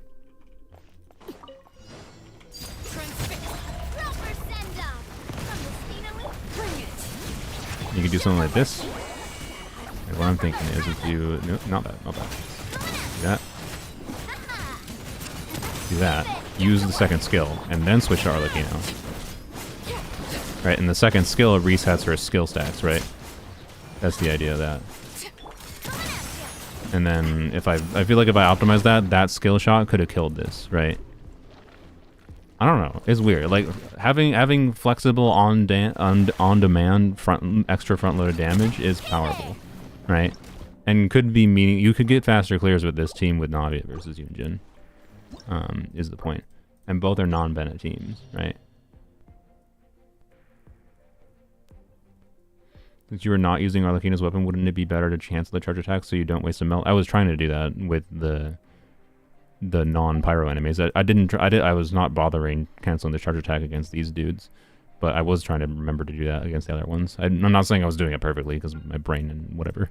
But like, yeah. Anyways, yeah, that was about as good as I expected. Where like I can definitely notice it, and I like it. So that gives a thumbs up for me as an example of, you know, C1 Citlali reducing the need for Bennett, and I think that's an interesting thing to think about as the value of going for like high investment things like this, right? If you can free you from the Bennett curse, that makes things potentially more valuable. Is it always going to free you from the Bennett curse? Not necessarily, but yeah. And maybe this is intentional on Hoyo's part, right? Like it's worth mentioning that they seem to be going out of their way to just do more and more ways of getting damage bonus and not more and more ways of getting attack, right? Which in conjunction with buffs like C1 Citlali or other flat buffs in the game, you care about damage bonus. Like damage bonus is universal. You know, attack is only going to be beneficial for your attack scaling multipliers. I don't know. It's weird. And yeah. As far as like someone like Rio, by the way, if you were considering like I want to get Shenhe, like you're planning to get like Risley, and like yes, I don't think necessarily it's something you should do, to be clear. But in the context of like Shenhe for Risley versus Citlali for Risley, C1 Citlali for Risley is going to be better. Because like a notable problem that I believe Shenhe has with Risley is that you don't do 2 skills per rotation. So you're only getting like 7 stacks of a buff from Shenhe for Risley's damage. So like 7 stacks versus 16 stacks of a slightly lower buff. Like, to be clear though, Citlali's cryo again might interfere with your ability to like melt on Risley, or it might not. It depends what your exact team is. If you're doing Bennett, Xiangling, Citlali, Risley, it's probably fine. But if you wanted to do like, but I did test not on my account because I don't have Risley, but I tested Muika, Bennett, Citlali, Risley, and I did see Citlali stealing melt from Risley with Muika because she has slower pyro application than Xiangling, but with Xiangling it might be fine. I don't know.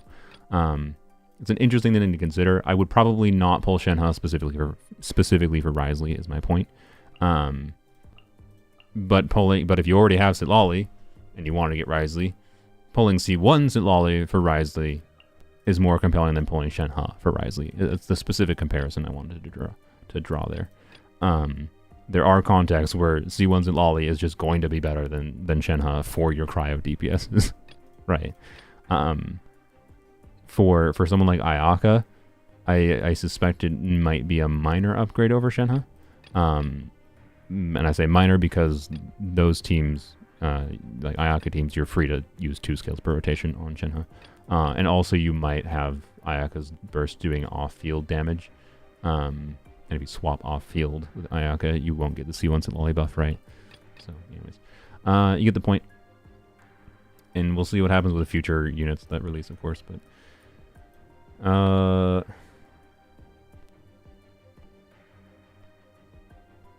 Oh yeah, the Kage team. Alright, we got 2 more teams to test in Abyss here. Well, we'll check Chaska too. Actually, you know what? Screw it. Let's check Chaska really quick because she's super simple. I didn't do it before and after, so why whatever, right? You know what we're gonna do? We'll do again. We'll see what the difference is. We'll see what non-Bennett Chaska is like, because technically Shilonen is an option for even a C0 Chaska like I have, because she buffs enough of the elemental types that even with like the loss of that elemental, that extra bullet with the C0 Chaska, it can still be like meaningful. Especially because I have, you know, yeah. So we'll try a non-Bennett team with Chaska. But we're not comparing, contrasting anything because I didn't do it before, so it's fine. I did use Citlali with Chaska in the past, with before her C1, but you know, just don't have it here. Also, this is a team where I should have tried to min-max Citlali a little bit more, but by putting her on a different weapon, Prototype Amber actually could have made sense too, even with Shilonen's healing. Let the mountain's veins boil. Ha! Open fire. Your coming was foretold. Fire in the hole. Actually, wait. This team doesn't. I just realized this is bad. If you're doing hydro and cryo bullets, you're getting freeze, which is not ideal. That is not ideal. So that specific team does not actually make sense. Normally Shilonen can make sense, but not Shilonen Farina Chaska specifically. So I guess we'll just do the normal Bennett Farina variant. Oh well, never escaped with Bennett. Even with C1 Citlali. I mean, you could do someone else instead of Bennett. To be clear, I already used Chaska, or sorry, with Farina C2. Not Chaska. Citlali C0 on Prototype Amber with Farina C2. I forgot who it was with, but I used some other unit instead of Bennett. Oh, it was Muika. Yeah, I did Farina, Muika, Citlali, and that felt strong. I guess I should do that. Farina, Muika, Citlali with Citlali on Proto Amber with C2 Farina felt a lot stronger than Bennett variants generally did, is what I would say. So this would be a context, of course. So you can go find footage of mine from a previous live stream, I believe. I think it was probably the initial leveling stream where I tested it, where I leveled up Citlali and Muika.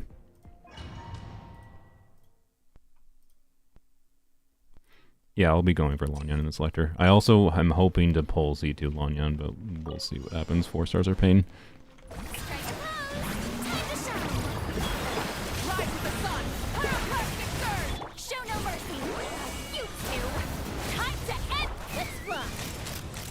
Yeah, Chaska is still on duty here. Chaska feels so bad in this chamber, by the way. It's worth acknowledging that, too.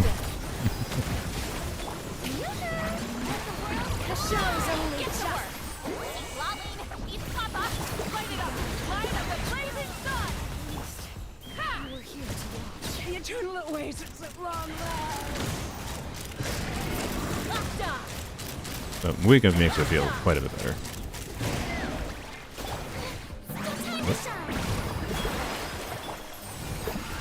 From what I recall of this team before, does it feel meaningfully stronger than it did without C1 Citlali?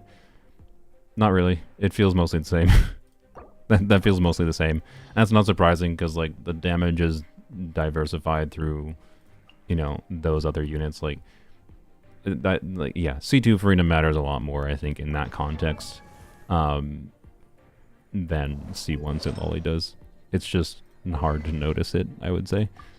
Again, it's not irrelevant. It could potentially put you past the breakpoint of killing enemies in like a one charge attack fewer with Chaska, which could result in faster clear times. But yeah. I plan to stream Zenless anytime soon. If I didn't spend so long, I was considering it today. I was considering it today. I'm sorry. I consider streaming Zenless a lot after my Genshin streams, and then I just end up doing Genshin things for way too long. Oops. So soon, TM? Yes. that's where it's at. Sorry. Steam has crazy damage and is defensively strong. Yeah. But yeah, without CG Farina, that team doesn't really function in sustained rotations, at least. Like, in first rotation, it's fine. Alright, so Chaska is fine, unsurprisingly. Like, it does something for Chaska, but it's hard to notice. Not surprising. Oh, Kavik. Yeah. With your build right now is this, right? Yeah, we'll leave her on Cinder City, I think. Again, so it's gonna be a 1-to-1 comparison. The only difference with what we played before with the Kave team is going to be that we have C1 Citlali now. Exact same builds, exact same everything. And we'll see if it feels noticeably different. Being that so much of this team's damage is, one, off-field from Farina, but also just the reaction damage. Like, not much of the team's damage is actually Kave's talent damage, who is the one that will get be receiving the on-field buff from Citlali C1. Therefore, it shouldn't really be doing that much here, right? But maybe it will. I don't know.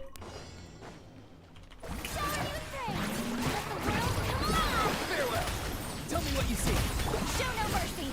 Citlali, East Papa, get him! Get to work! Feast your eyes. Scanning. I mean, I'm definitely getting more damage from Kave than I was before. Come at me. But I don't think it results in anything meaningfully different. For now. Go. You're free. Dance with me. Where the eternal Time oasis. to end them! Be a good audience. Watch and learn.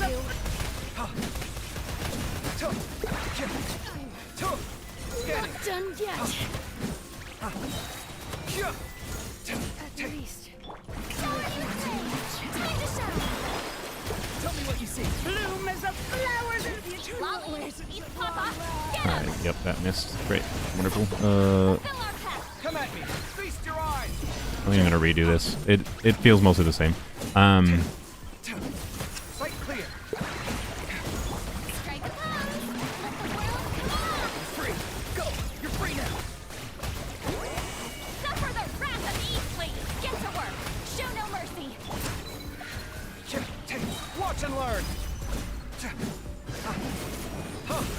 Yeah, this is a worse clear than we had before with C0 Citlali, but it's down to what the enemies are doing and whatever, and how I'm playing a little bit potentially. But optimizing your play around the enemies is what is going to result in increased clear time here. So as expected, I wanted to include this team as an example of one where like C1 Citlali should have done very little, and I was correct. It seems to be doing very little. Now there is like nuance here where I could do something like this to try to clear faster, which is that I'm going to just sit here with Farina and let her get some of the buff. That could theoretically clear faster than using Kave, maybe, in the right balance. I think like not using Kave at all is not necessarily ideal, because like that wasn't that much faster. But yeah, did I remove Prototype Amber? Oops. Oh, my bad. I'm stupid. Oh yeah, I put her back on Sack Frags when I forgot I was going to need her on Prototype Amber again. Never mind, invalidate that comparison. Oops. Stupid me. Okay. Well, then the redoing, ignore everything I just said. Rip to the people that stopped watching my VOD immediately after. Oh well. Maybe it does do something then. But I still suspect it's going to be the same result. But we'll see. Yeah, I love this team. It's super fun. Like it was very hard to make it work properly. You know what I need to do, by the way, to get Auron buff going. I don't know that much. Whatever. I could sit Lolly first to get Auron into Night Soul state, make sure I get the proper buff going, but.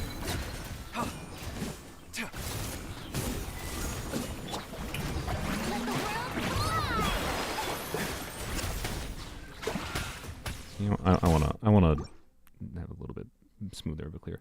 What's this thing?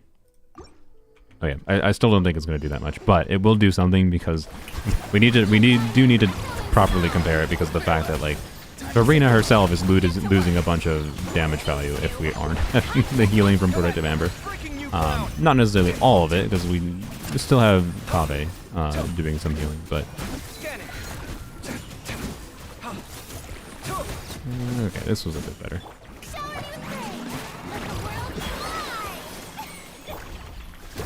Good spot. Yep. Dance with me. The eternal oasis. Be a good audience, won't you? Bloom as a flower. Not done yet. Time to shine. Not too far now. Go! You're free now. Show no mercy. You two. Time to end them. Yeah, I'm not gonna skill. Or I was like, did I get my skill reset? No, I don't have a skill reset. You dummy. I am using Prototype Ember. Sight clear. Strike a pose. Let the world come on. Farewell. Tell me what you see. Fulfill our path. Suffer the wrath of Eve. Scanning. I should normal tackle while he's frozen. Didn't get the shatter.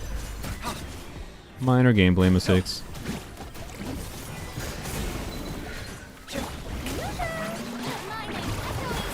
Okay, so this is still like a worse clear I think than I had with C1. It's the same clear. This is a worse clear than I had before. But again, it's down to like the enemies and how like yeah. So yeah, C1 Citlali makes little to no difference in that team, unsurprisingly. So yep. And last Abyss team, but not least, let's do Hybrid Raiden, who should gain meaningfully from this, is my suspicion. Like, I don't even think we were breaching like 100k, but we should see meaningfully higher aggravates, especially not after her initial burst hit. But do Arlecchino literally just did a little bit ago. You presumably were not watching, so you can rewind the VOD. That's my point. Do that. There you go. This is a context, of course, where we don't need to use Prototype Ember. You could use Prototype Ember, to be clear, in this context, if you have C2 Farina especially, but I'm purposely using Baiju, so I don't have to. And again, could put our signature weapon on this team, whatever, but not going to.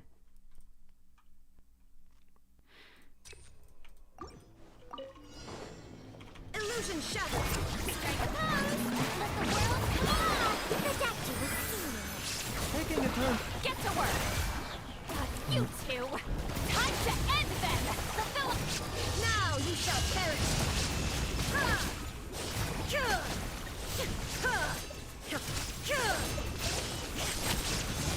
Shine down. Not quite enough to beat that without, it's, I can tell you just based on those enemies, without being able to like actually trigger the reactions properly because of the pyro, it seemed to be better. Not done yet. Curtain. We're struggling a little bit with some clicking up time, I think.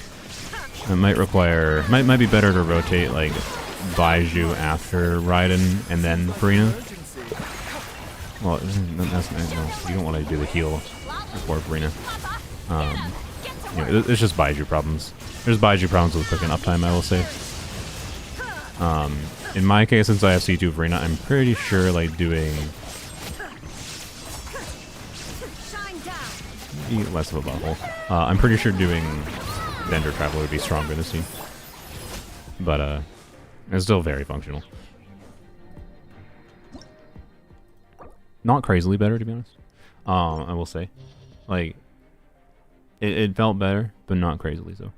I'll probably play around more in the future, I think, with C1 Citlali and Hybrid Raiden. I don't know, like, for a point of comparison, let's do a Hybrid Raiden team.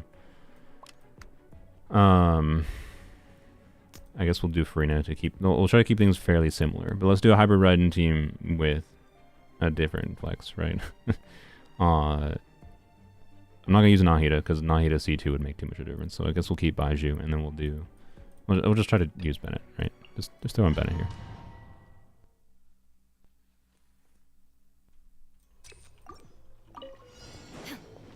Illusion shattered.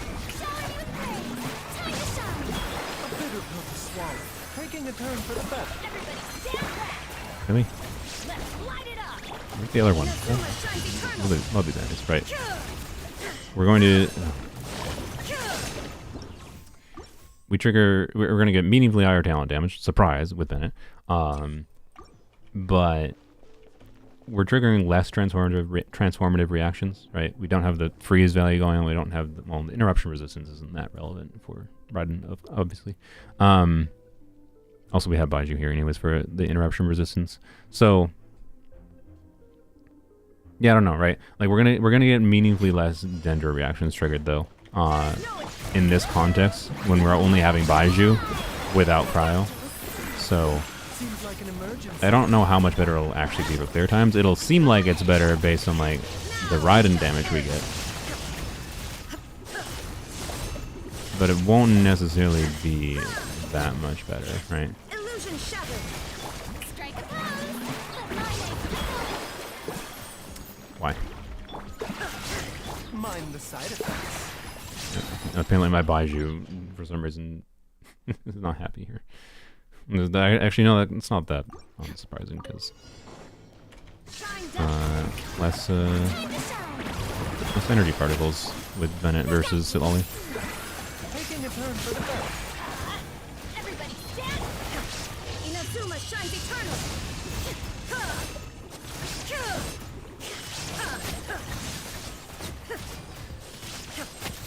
Illusion shattered.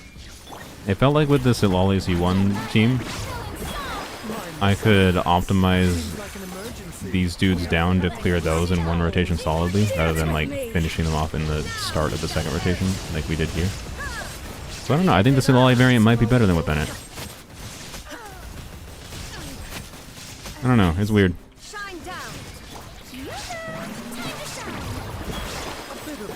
Particularly if you can smartly use the, you can kind of use the burning here to get vaporizes on Farina, which is a little interesting.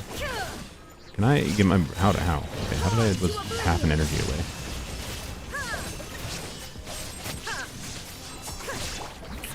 But you can see the clear times are very similar, right? Ultimately, variants with enemies and yada yada whatever, and worse energy problems than Citlali. Like, alright, okay. That actually like makes me revise my opinion now. Like, I was actually slightly disappointed by C1 Citlali with Hybrid Raiden there, but the extra reactions you're triggering with Citlali versus Bennett there, in conjunction with it not being Circle Impact, I don't know. It was better actually. Like after actually directly comparing to Bennett, it was better than expected. So, yeah.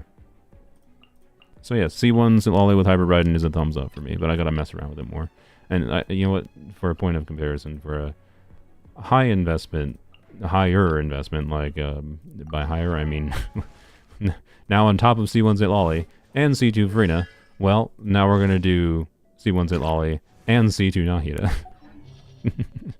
And this is a context wherein you could also... you know what, interestingly, this is a context, since we're doing Hybrid Raiden with C1 or with Citlali and Farina and Nahida, you have 2 Catalyst users in the team. You could put both of them on Prototype Amber instead of like having to have C2 Farina or whatever.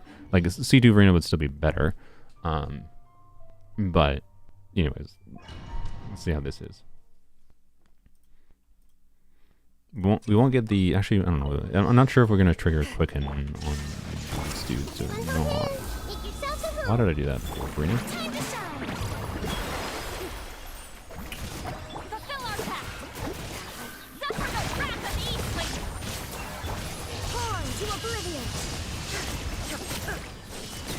Yep, Farina's strong. Or Farina, Nahida's strong. Nahida's strong. But like, this is enough level of different constellations and high investment things with builds on top of that, that this is whale shit. This is whale shit. This is weird whale shit, but still whale shit. Get to work. Suffer the wrath of Eastleaf. Show no mercy. Illusion shattered. Inazuma shines eternal. This is why I don't like C2 Nahida. This is why I don't like C2 Nahida. It does too much.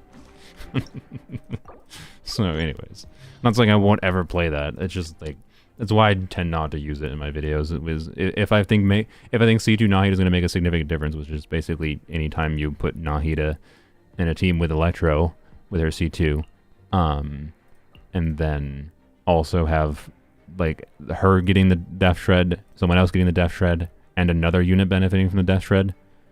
And in this case, I guess Citlali benefits a bit from the Death Shred too. Like, it just does too much in some contexts, so like I kind of hate it. I wish I could turn it off. I wish I could show you C0 Nahida versus Baiju there with the other things, but yep. Yeah, it's not Giga Whale shit, but it is still whale shit.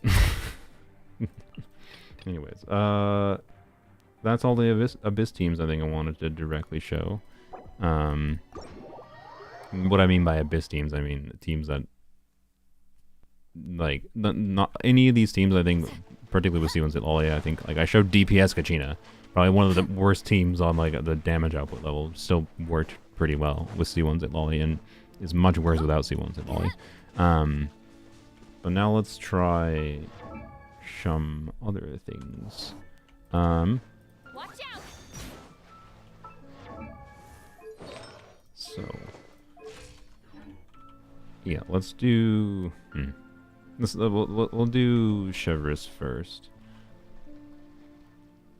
On the list is Amber, Citlali, and Nilu, or Amber, Citlali, Amber, Melt Amber with Citlali, C1, Chevreuse, and Nilu. All right. Okay, so DPS Chevreuse. All right, team. Let's move it out. Yeah, like the two options here, like so that's whatever I forgot who it was suggested earlier. Much. They whoever in the chat suggested Shalonen instead of Oron. But if you read through her kit, one, if you don't have Electro, you don't get the attack buff. But if we're putting in our DPS build, this is like going to be like a 20% attack buff. It's not insane to lose that. More importantly, if you don't trigger overload, right? So you get an overcharged ball, right?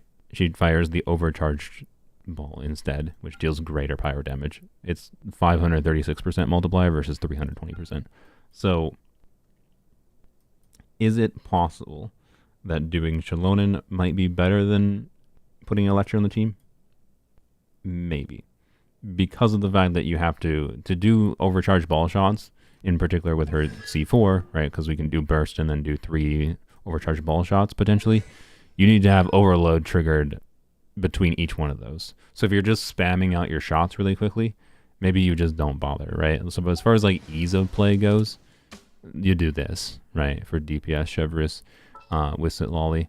But my theory is like you're gonna have to potentially wait anyways to have cryo on the enemy from Citlali for min-maxing Chevreuse C4.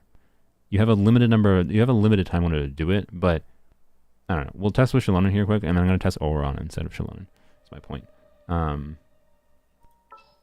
Thanks, Jen, for the suggestion, because I would have forgotten to test DPS Chevreuse if you hadn't. So, as far as the build goes, oh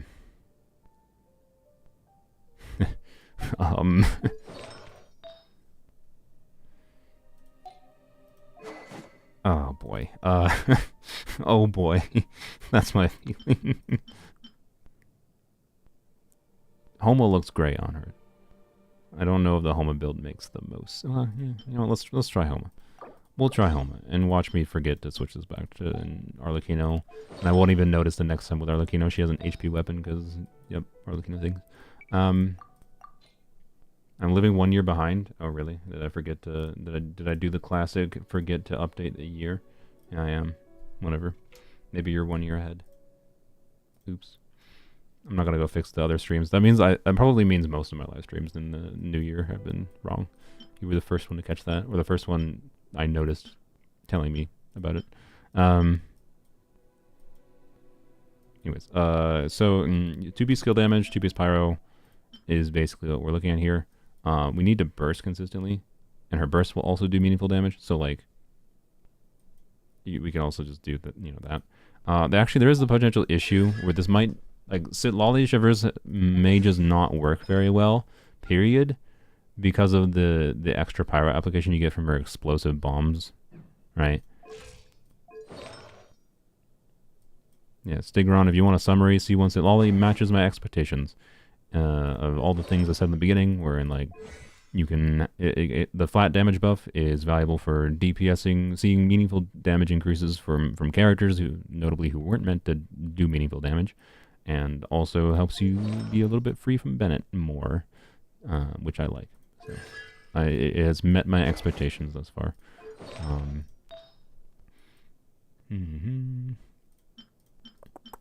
But yeah, so real problem.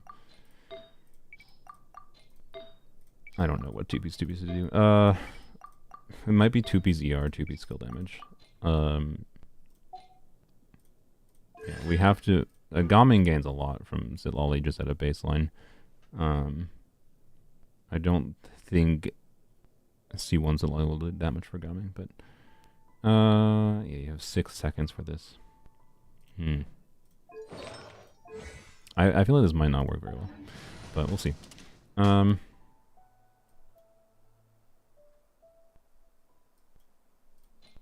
Yeah, okay. What is your build on right now? That. Okay, we can put you on the 2-piece Gilded Dreams instead.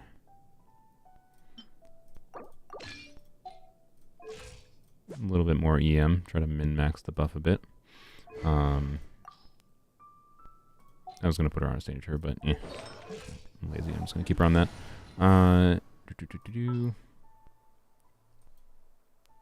No, I cannot test Gaming with Citlali. If you want to see Gaming with Citlali, go check out the Jeff stream from yesterday. He tested Gaming with Citlali for like freaking 2 hours. Yes, Citlali improves Gaming a lot. A lot. Yeah, Zajeff was testing a bunch of like specific variations and figuring out combos and whatever with her. Keep repeating. Alright, so Homa. Wait, you know what? I just remembered. I have some really good Crimson pieces, don't I? Yep, like that. Jesus. So try that. What about Circlet? Okay, I honestly think I probably have to do the ER piece. Let's do that. Alright, and then Pyro Goblet.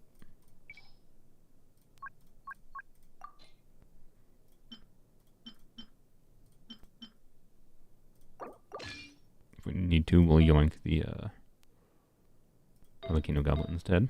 Alright. And then from here, so for Flower and Timepiece, it's either between 2-piece Emblem, 2-piece Attack, or 2-piece EM. We have a lot of options. So, or honestly, 2-piece Scroll of Cinder CD, but I don't think that'll make sense. Well, I don't know, I could choose that. Actually, maybe it is 2-piece Scroll.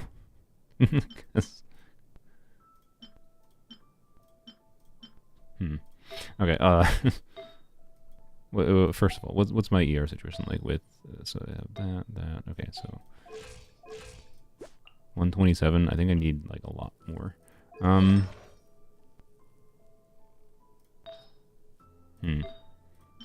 do have a good attack percent timepiece. Do that. And yeah, I honestly think Emblem might be the best bet. Take my Raiden piece. 70, 185, 150 ER, 2K attack, 2-piece, 2-piece.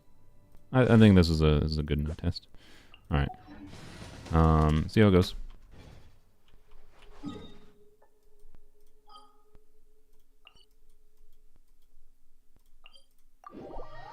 Hello, bye, Mr. Sluna. Bye, Red Circle.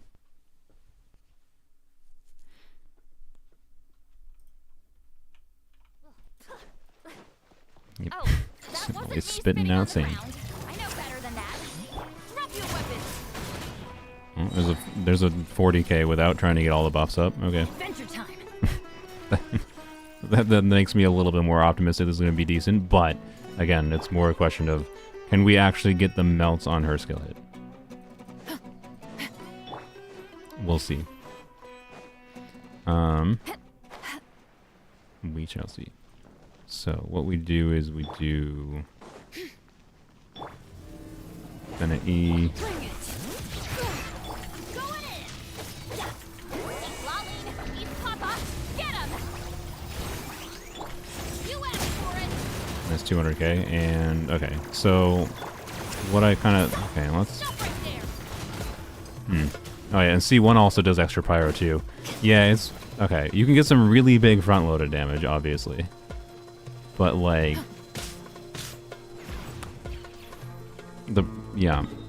so you can get some really big front-loaded damage, but I just like don't think it's feasible. So slap. I don't know. If you, how the heck do you have a tiny bit of Night Soul, by the way? There's a little tiny bit of Night Soul in her bar. What was it saying? If you do what I did there, swap to Citlali, do a normal attack, I got cryo, and I could do a melt. So like I can do a melt on her burst, swap to Citlali, do a little bit more cryo with a normal attack, and then swap to Shivers again and do her E. But then C1 Citlali I'm tired already. has the secondary problem, right? Or sorry, not did I say C1 Citlali, sorry. C1 Chevreuse has the secondary problem of, again, an extra instance of pyro. If C1 Citlali didn't cause an extra instance, sorry, not C1, C2 Citlali didn't spawn those extra bombs, which is one instance of extra pyro, I think you might actually be able to get 3 melts in a row. But if you're doing DPS Chevreuse with C4, you have C2. So like, so I don't know. Like you can get some meaningful front-loaded damage, and C1 will still make your damage that doesn't trigger melt pretty meaningful. Like I think we like that's actually an interesting thing that's happened here. Chevreuse spawns these freaking 8 bombs, right, that are 93% multiplier. Each one of those individual bombs, I believe, is going to use a stack of Citlali's buff up. So you actually run out of the buff pretty fast here. So I don't know. It's a weird, like, really big instance of front-loaded damage is what this is. Teamwork is dreamwork. You two, time to end them. Justice will prevail. Pretty crit. Stop right there. Right, it's still getting 60k, right? Like, it's not like it's low. I don't know. It's really interesting. It's very interesting. Like I'm pretty sure I could clear with this team even without like not triggering the melts consistently or anything, right? You see the Chevy build? I just showed it a little bit earlier. Time to get 2 million big number, Mr. Saluna. Yeah, clearly.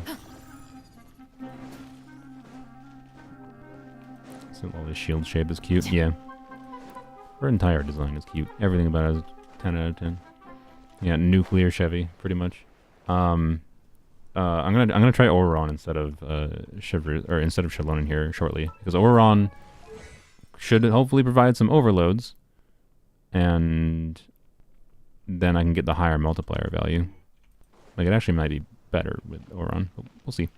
Everybody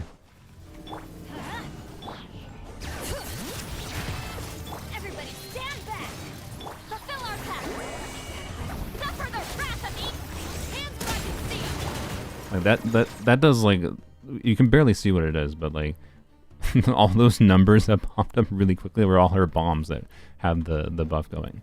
So we switch to Citlali, do that, right, get 150k, and then that's the end of her front-loaded damage, basically. And if I think I do that fast enough, I only got 2 skills out there. If I do that fast enough, I should be able to get 3 skills, I think. So like it's still like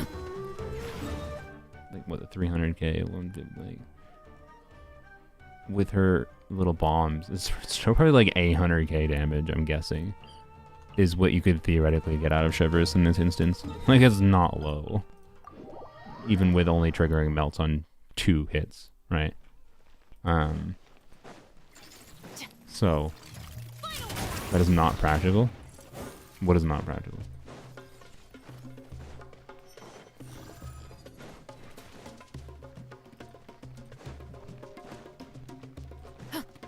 I'm pretty sure this rotation is pretty repeatable. If you're saying like the rotation won't work in normal situations, might be awkward.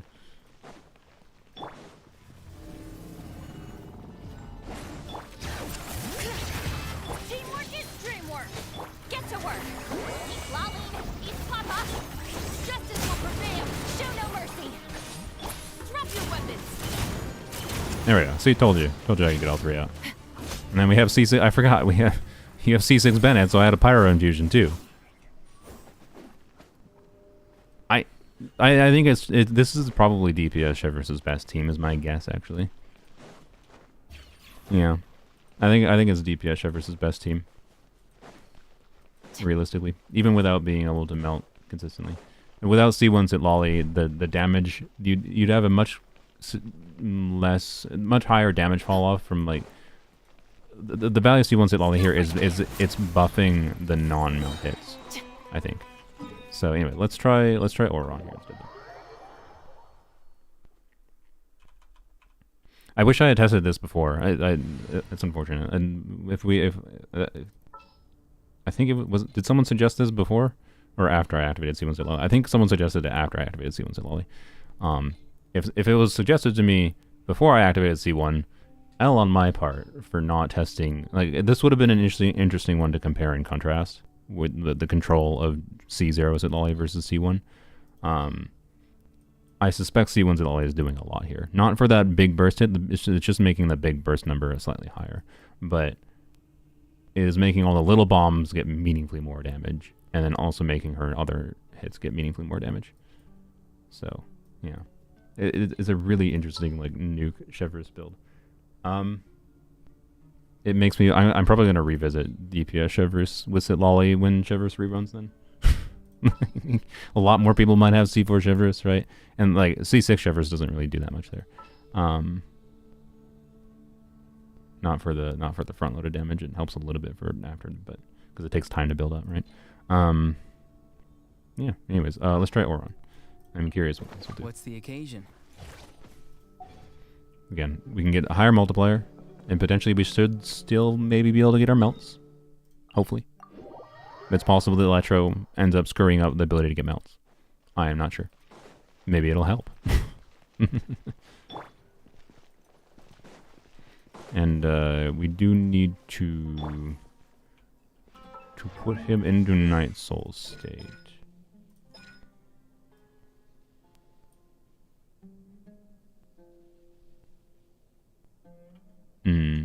That's a little weird. Do we start with Citlali then? Do we forgo the Citlali mount with Bennett? No, I think we can just... Do we start a rotation with Bennett? Normally you don't start a rotation with Bennett to maintain uptime. But like, if it's front-loaded damage anyways. Like, Chevreuse's output is theoretically quite fast. I don't know, frick it. We're gonna try starting with Citlali to make sure Auron gets into Night Soul state. Get to work. You two. Time to say hello. Going in. You asked for it. Fulfill our task. Let's light it up. Weird. I don't think it's dysfunctional. Check that Auron has it. Yeah, he does. Yeah. Let's try...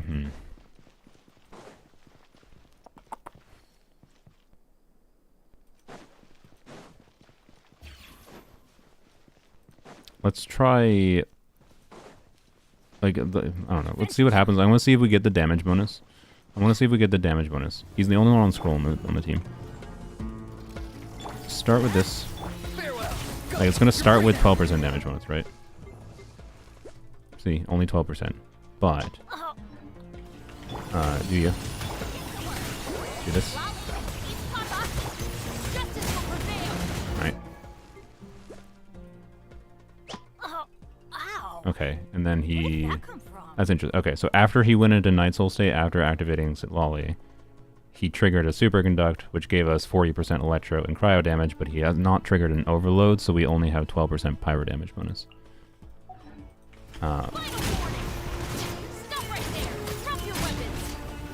Weird. I don't think it's necessarily that much worse, because of the value you get from whatever reaction damage going on too, right? But the other one is more fun for big number satisfaction. And to be clear, you could probably use... Can you... Yeah, like you could probably use Anima units, I think, like Sucrose or Kazuha in place of Shalona in the previous teams as well. Because the damage is front-loaded enough with Chevreuse that I don't think you're going to have too many issues with uptime on Chevreuse buff. So I don't think Shalona is necessary there. Right. Yeah. Don't use Auron's Burst. That's true. I guess we don't have to use Auron's Burst. Sure. Sure, we can try not using Auron's Burst. I don't think it... No, we need to trigger... No. That doesn't make sense. Sorry. Because the reason of doing this was triggering overloads so that we got the... So you can see when Chevreuse doesn't have the little... If we trigger an overload, right? Chevreuse gets this little bullet symbol. That's the overcharge ball. That's the higher multiplier hit. That's the purpose of putting Auron in here, and we want to trigger those overloads, so... Furina be more meaningful than Benny if not running overload? You know what? Furina's an interesting inclusion here instead of... Well, actually, I don't know. Well... I don't know. Chevreuse is healing, so theoretically you don't need Citlali and Prototype... Or you don't need... You could do Citlali Prototype Amber with Chevreuse's healing, even if it's not healing that much. Citlali Proto Amber, Chevreuse healing with Furina is probably enough damage. It's a decent amount of damage bonus. So, yeah. Let me try this one more time with Auron, and then we'll try it with Furina instead of Bennett. But I do have C2 Furina, so my point is, like, I will get damage bonus a lot faster than you would without C2 Furina. But it still might function without C2 Furina perfectly fine. This... Let's light it up. Time to say hello. Go in. Show no mercy. You two. Hands rising seal. Final warning. Drop your weapons. Final warning. Fulfill our pact. It's interesting. It is interesting. I don't hate it. I do think it would be functional. But it is probably worse than just doing Animos and just trying to amplify the raw damage further, and then just doing the melt setups, kind of like I was working around.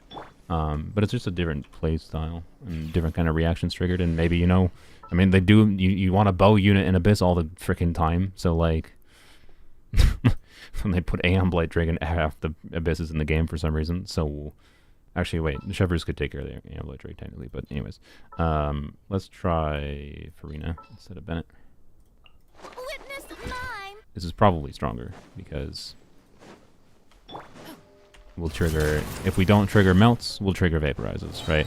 And we should be able to get maybe some... we'll be able to get at least one or maybe two overcharge balls, is my suspicion here. And I will put Proto Amber on Citlali. God dang it, get away from me.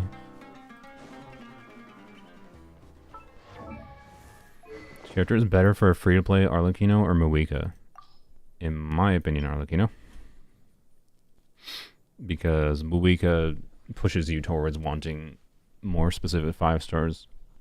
Arlecchino, you can get more of her full value of her kit by just using like Sing Joe, Bennett, Lanyon, or Lynette, right?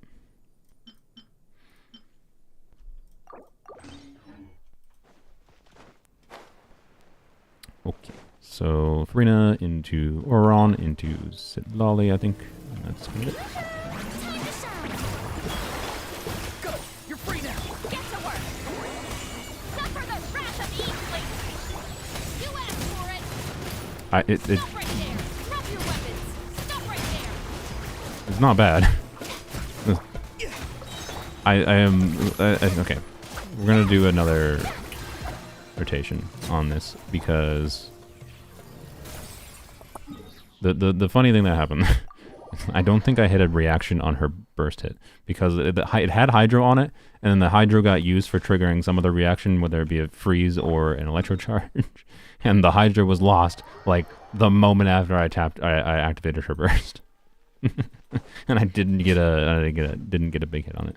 So there might be some weird specific way to do a setup here that changes the timings of certain application, but it's weird because of Freena's weird application. Like I don't know.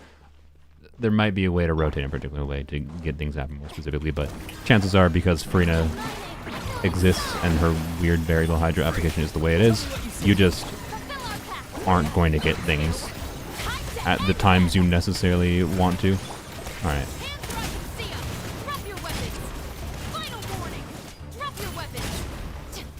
I mean, okay, the notable thing here is like when we overtook with Pyro, you see the 113,000 damage that Freena got? Like, so, yep. This is potentially, because of the Freena damage, a stronger variant than the Shalonen team, is what I would say. And it does have some additional extra synergies that I think are kind of cool. But, yeah. Anyways, right? Freena Vaporize indeed. It's so funny how often, like, you have circumstances of, like, Freena's variable Hydro application being fine when it results in just, like, overtaking with Pyro, and then she gets a big Vaporize anyways. So, anyways. Yeah, I think I might record I think I'm gonna add that to my list of videos. I have so many ideas that I've had since this patch. So yeah, I need to stop streaming, by the way. I need to... Oh, frick, I need to go. I actually need to go, like, now. I forgot that I started streaming late. D&D starts in, like, 10 minutes for me, and I need to, like, eat food. Frick. Well, I was gonna test Amber and Nilu, but... Oh well. Remind me, if you want to see Amber and Nilu, remind me later this week. I'm gonna do a stream. I want to do Citlali's story quest, because I've heard it's very good. I want to see what that's like. But, yep, speedrunning dinner indeed. Don't forget about the Beetle event. Thank you. Yep, but yeah, it's on my list. I will check later. Or I will do it later. I can't even speak anymore. Anyways, thanks for watching. It was fun. C1 Citlali is very good. I do think I was correct. This is probably one of my favorite constellations in the game. I'm gonna have to do a bunch of stuff. I'll probably play around with different things off stream. Maybe I'll find new things that I find I like about it. But yeah, like the main restriction, of course, is having to still have Pyro or Hydro in the party. But like that's pretty common at a baseline. And even if you don't have Pyro Hydro, you saw circumstances where I use sack frags to get like the additional stacks for like the Geo team. Yeah, I don't know. I really like this constellation. I'm very, very happy that it's a thing in the game now. But of course, as I mentioned before, it is worth acknowledging that without having C2 Freena, some of the options for doing things with C1 Citlali are slightly reduced a bit, right? Like this team becomes a bit worse without C2 Freena. And that's important to acknowledge. Yeah. So, anyways, it's one of my favorite constellations in the game. Probably matched, if not more fun than Freena C2, but a little bit hard for me to like draw the line between the two when I haven't tested it without Freena C2, right? So, but many of these teams that I tested would work without Freena C2, and I think I did a decent job mentioning which ones of those were. But, anyways, bye bye. We'll see how her story quest is later. I look forward to it.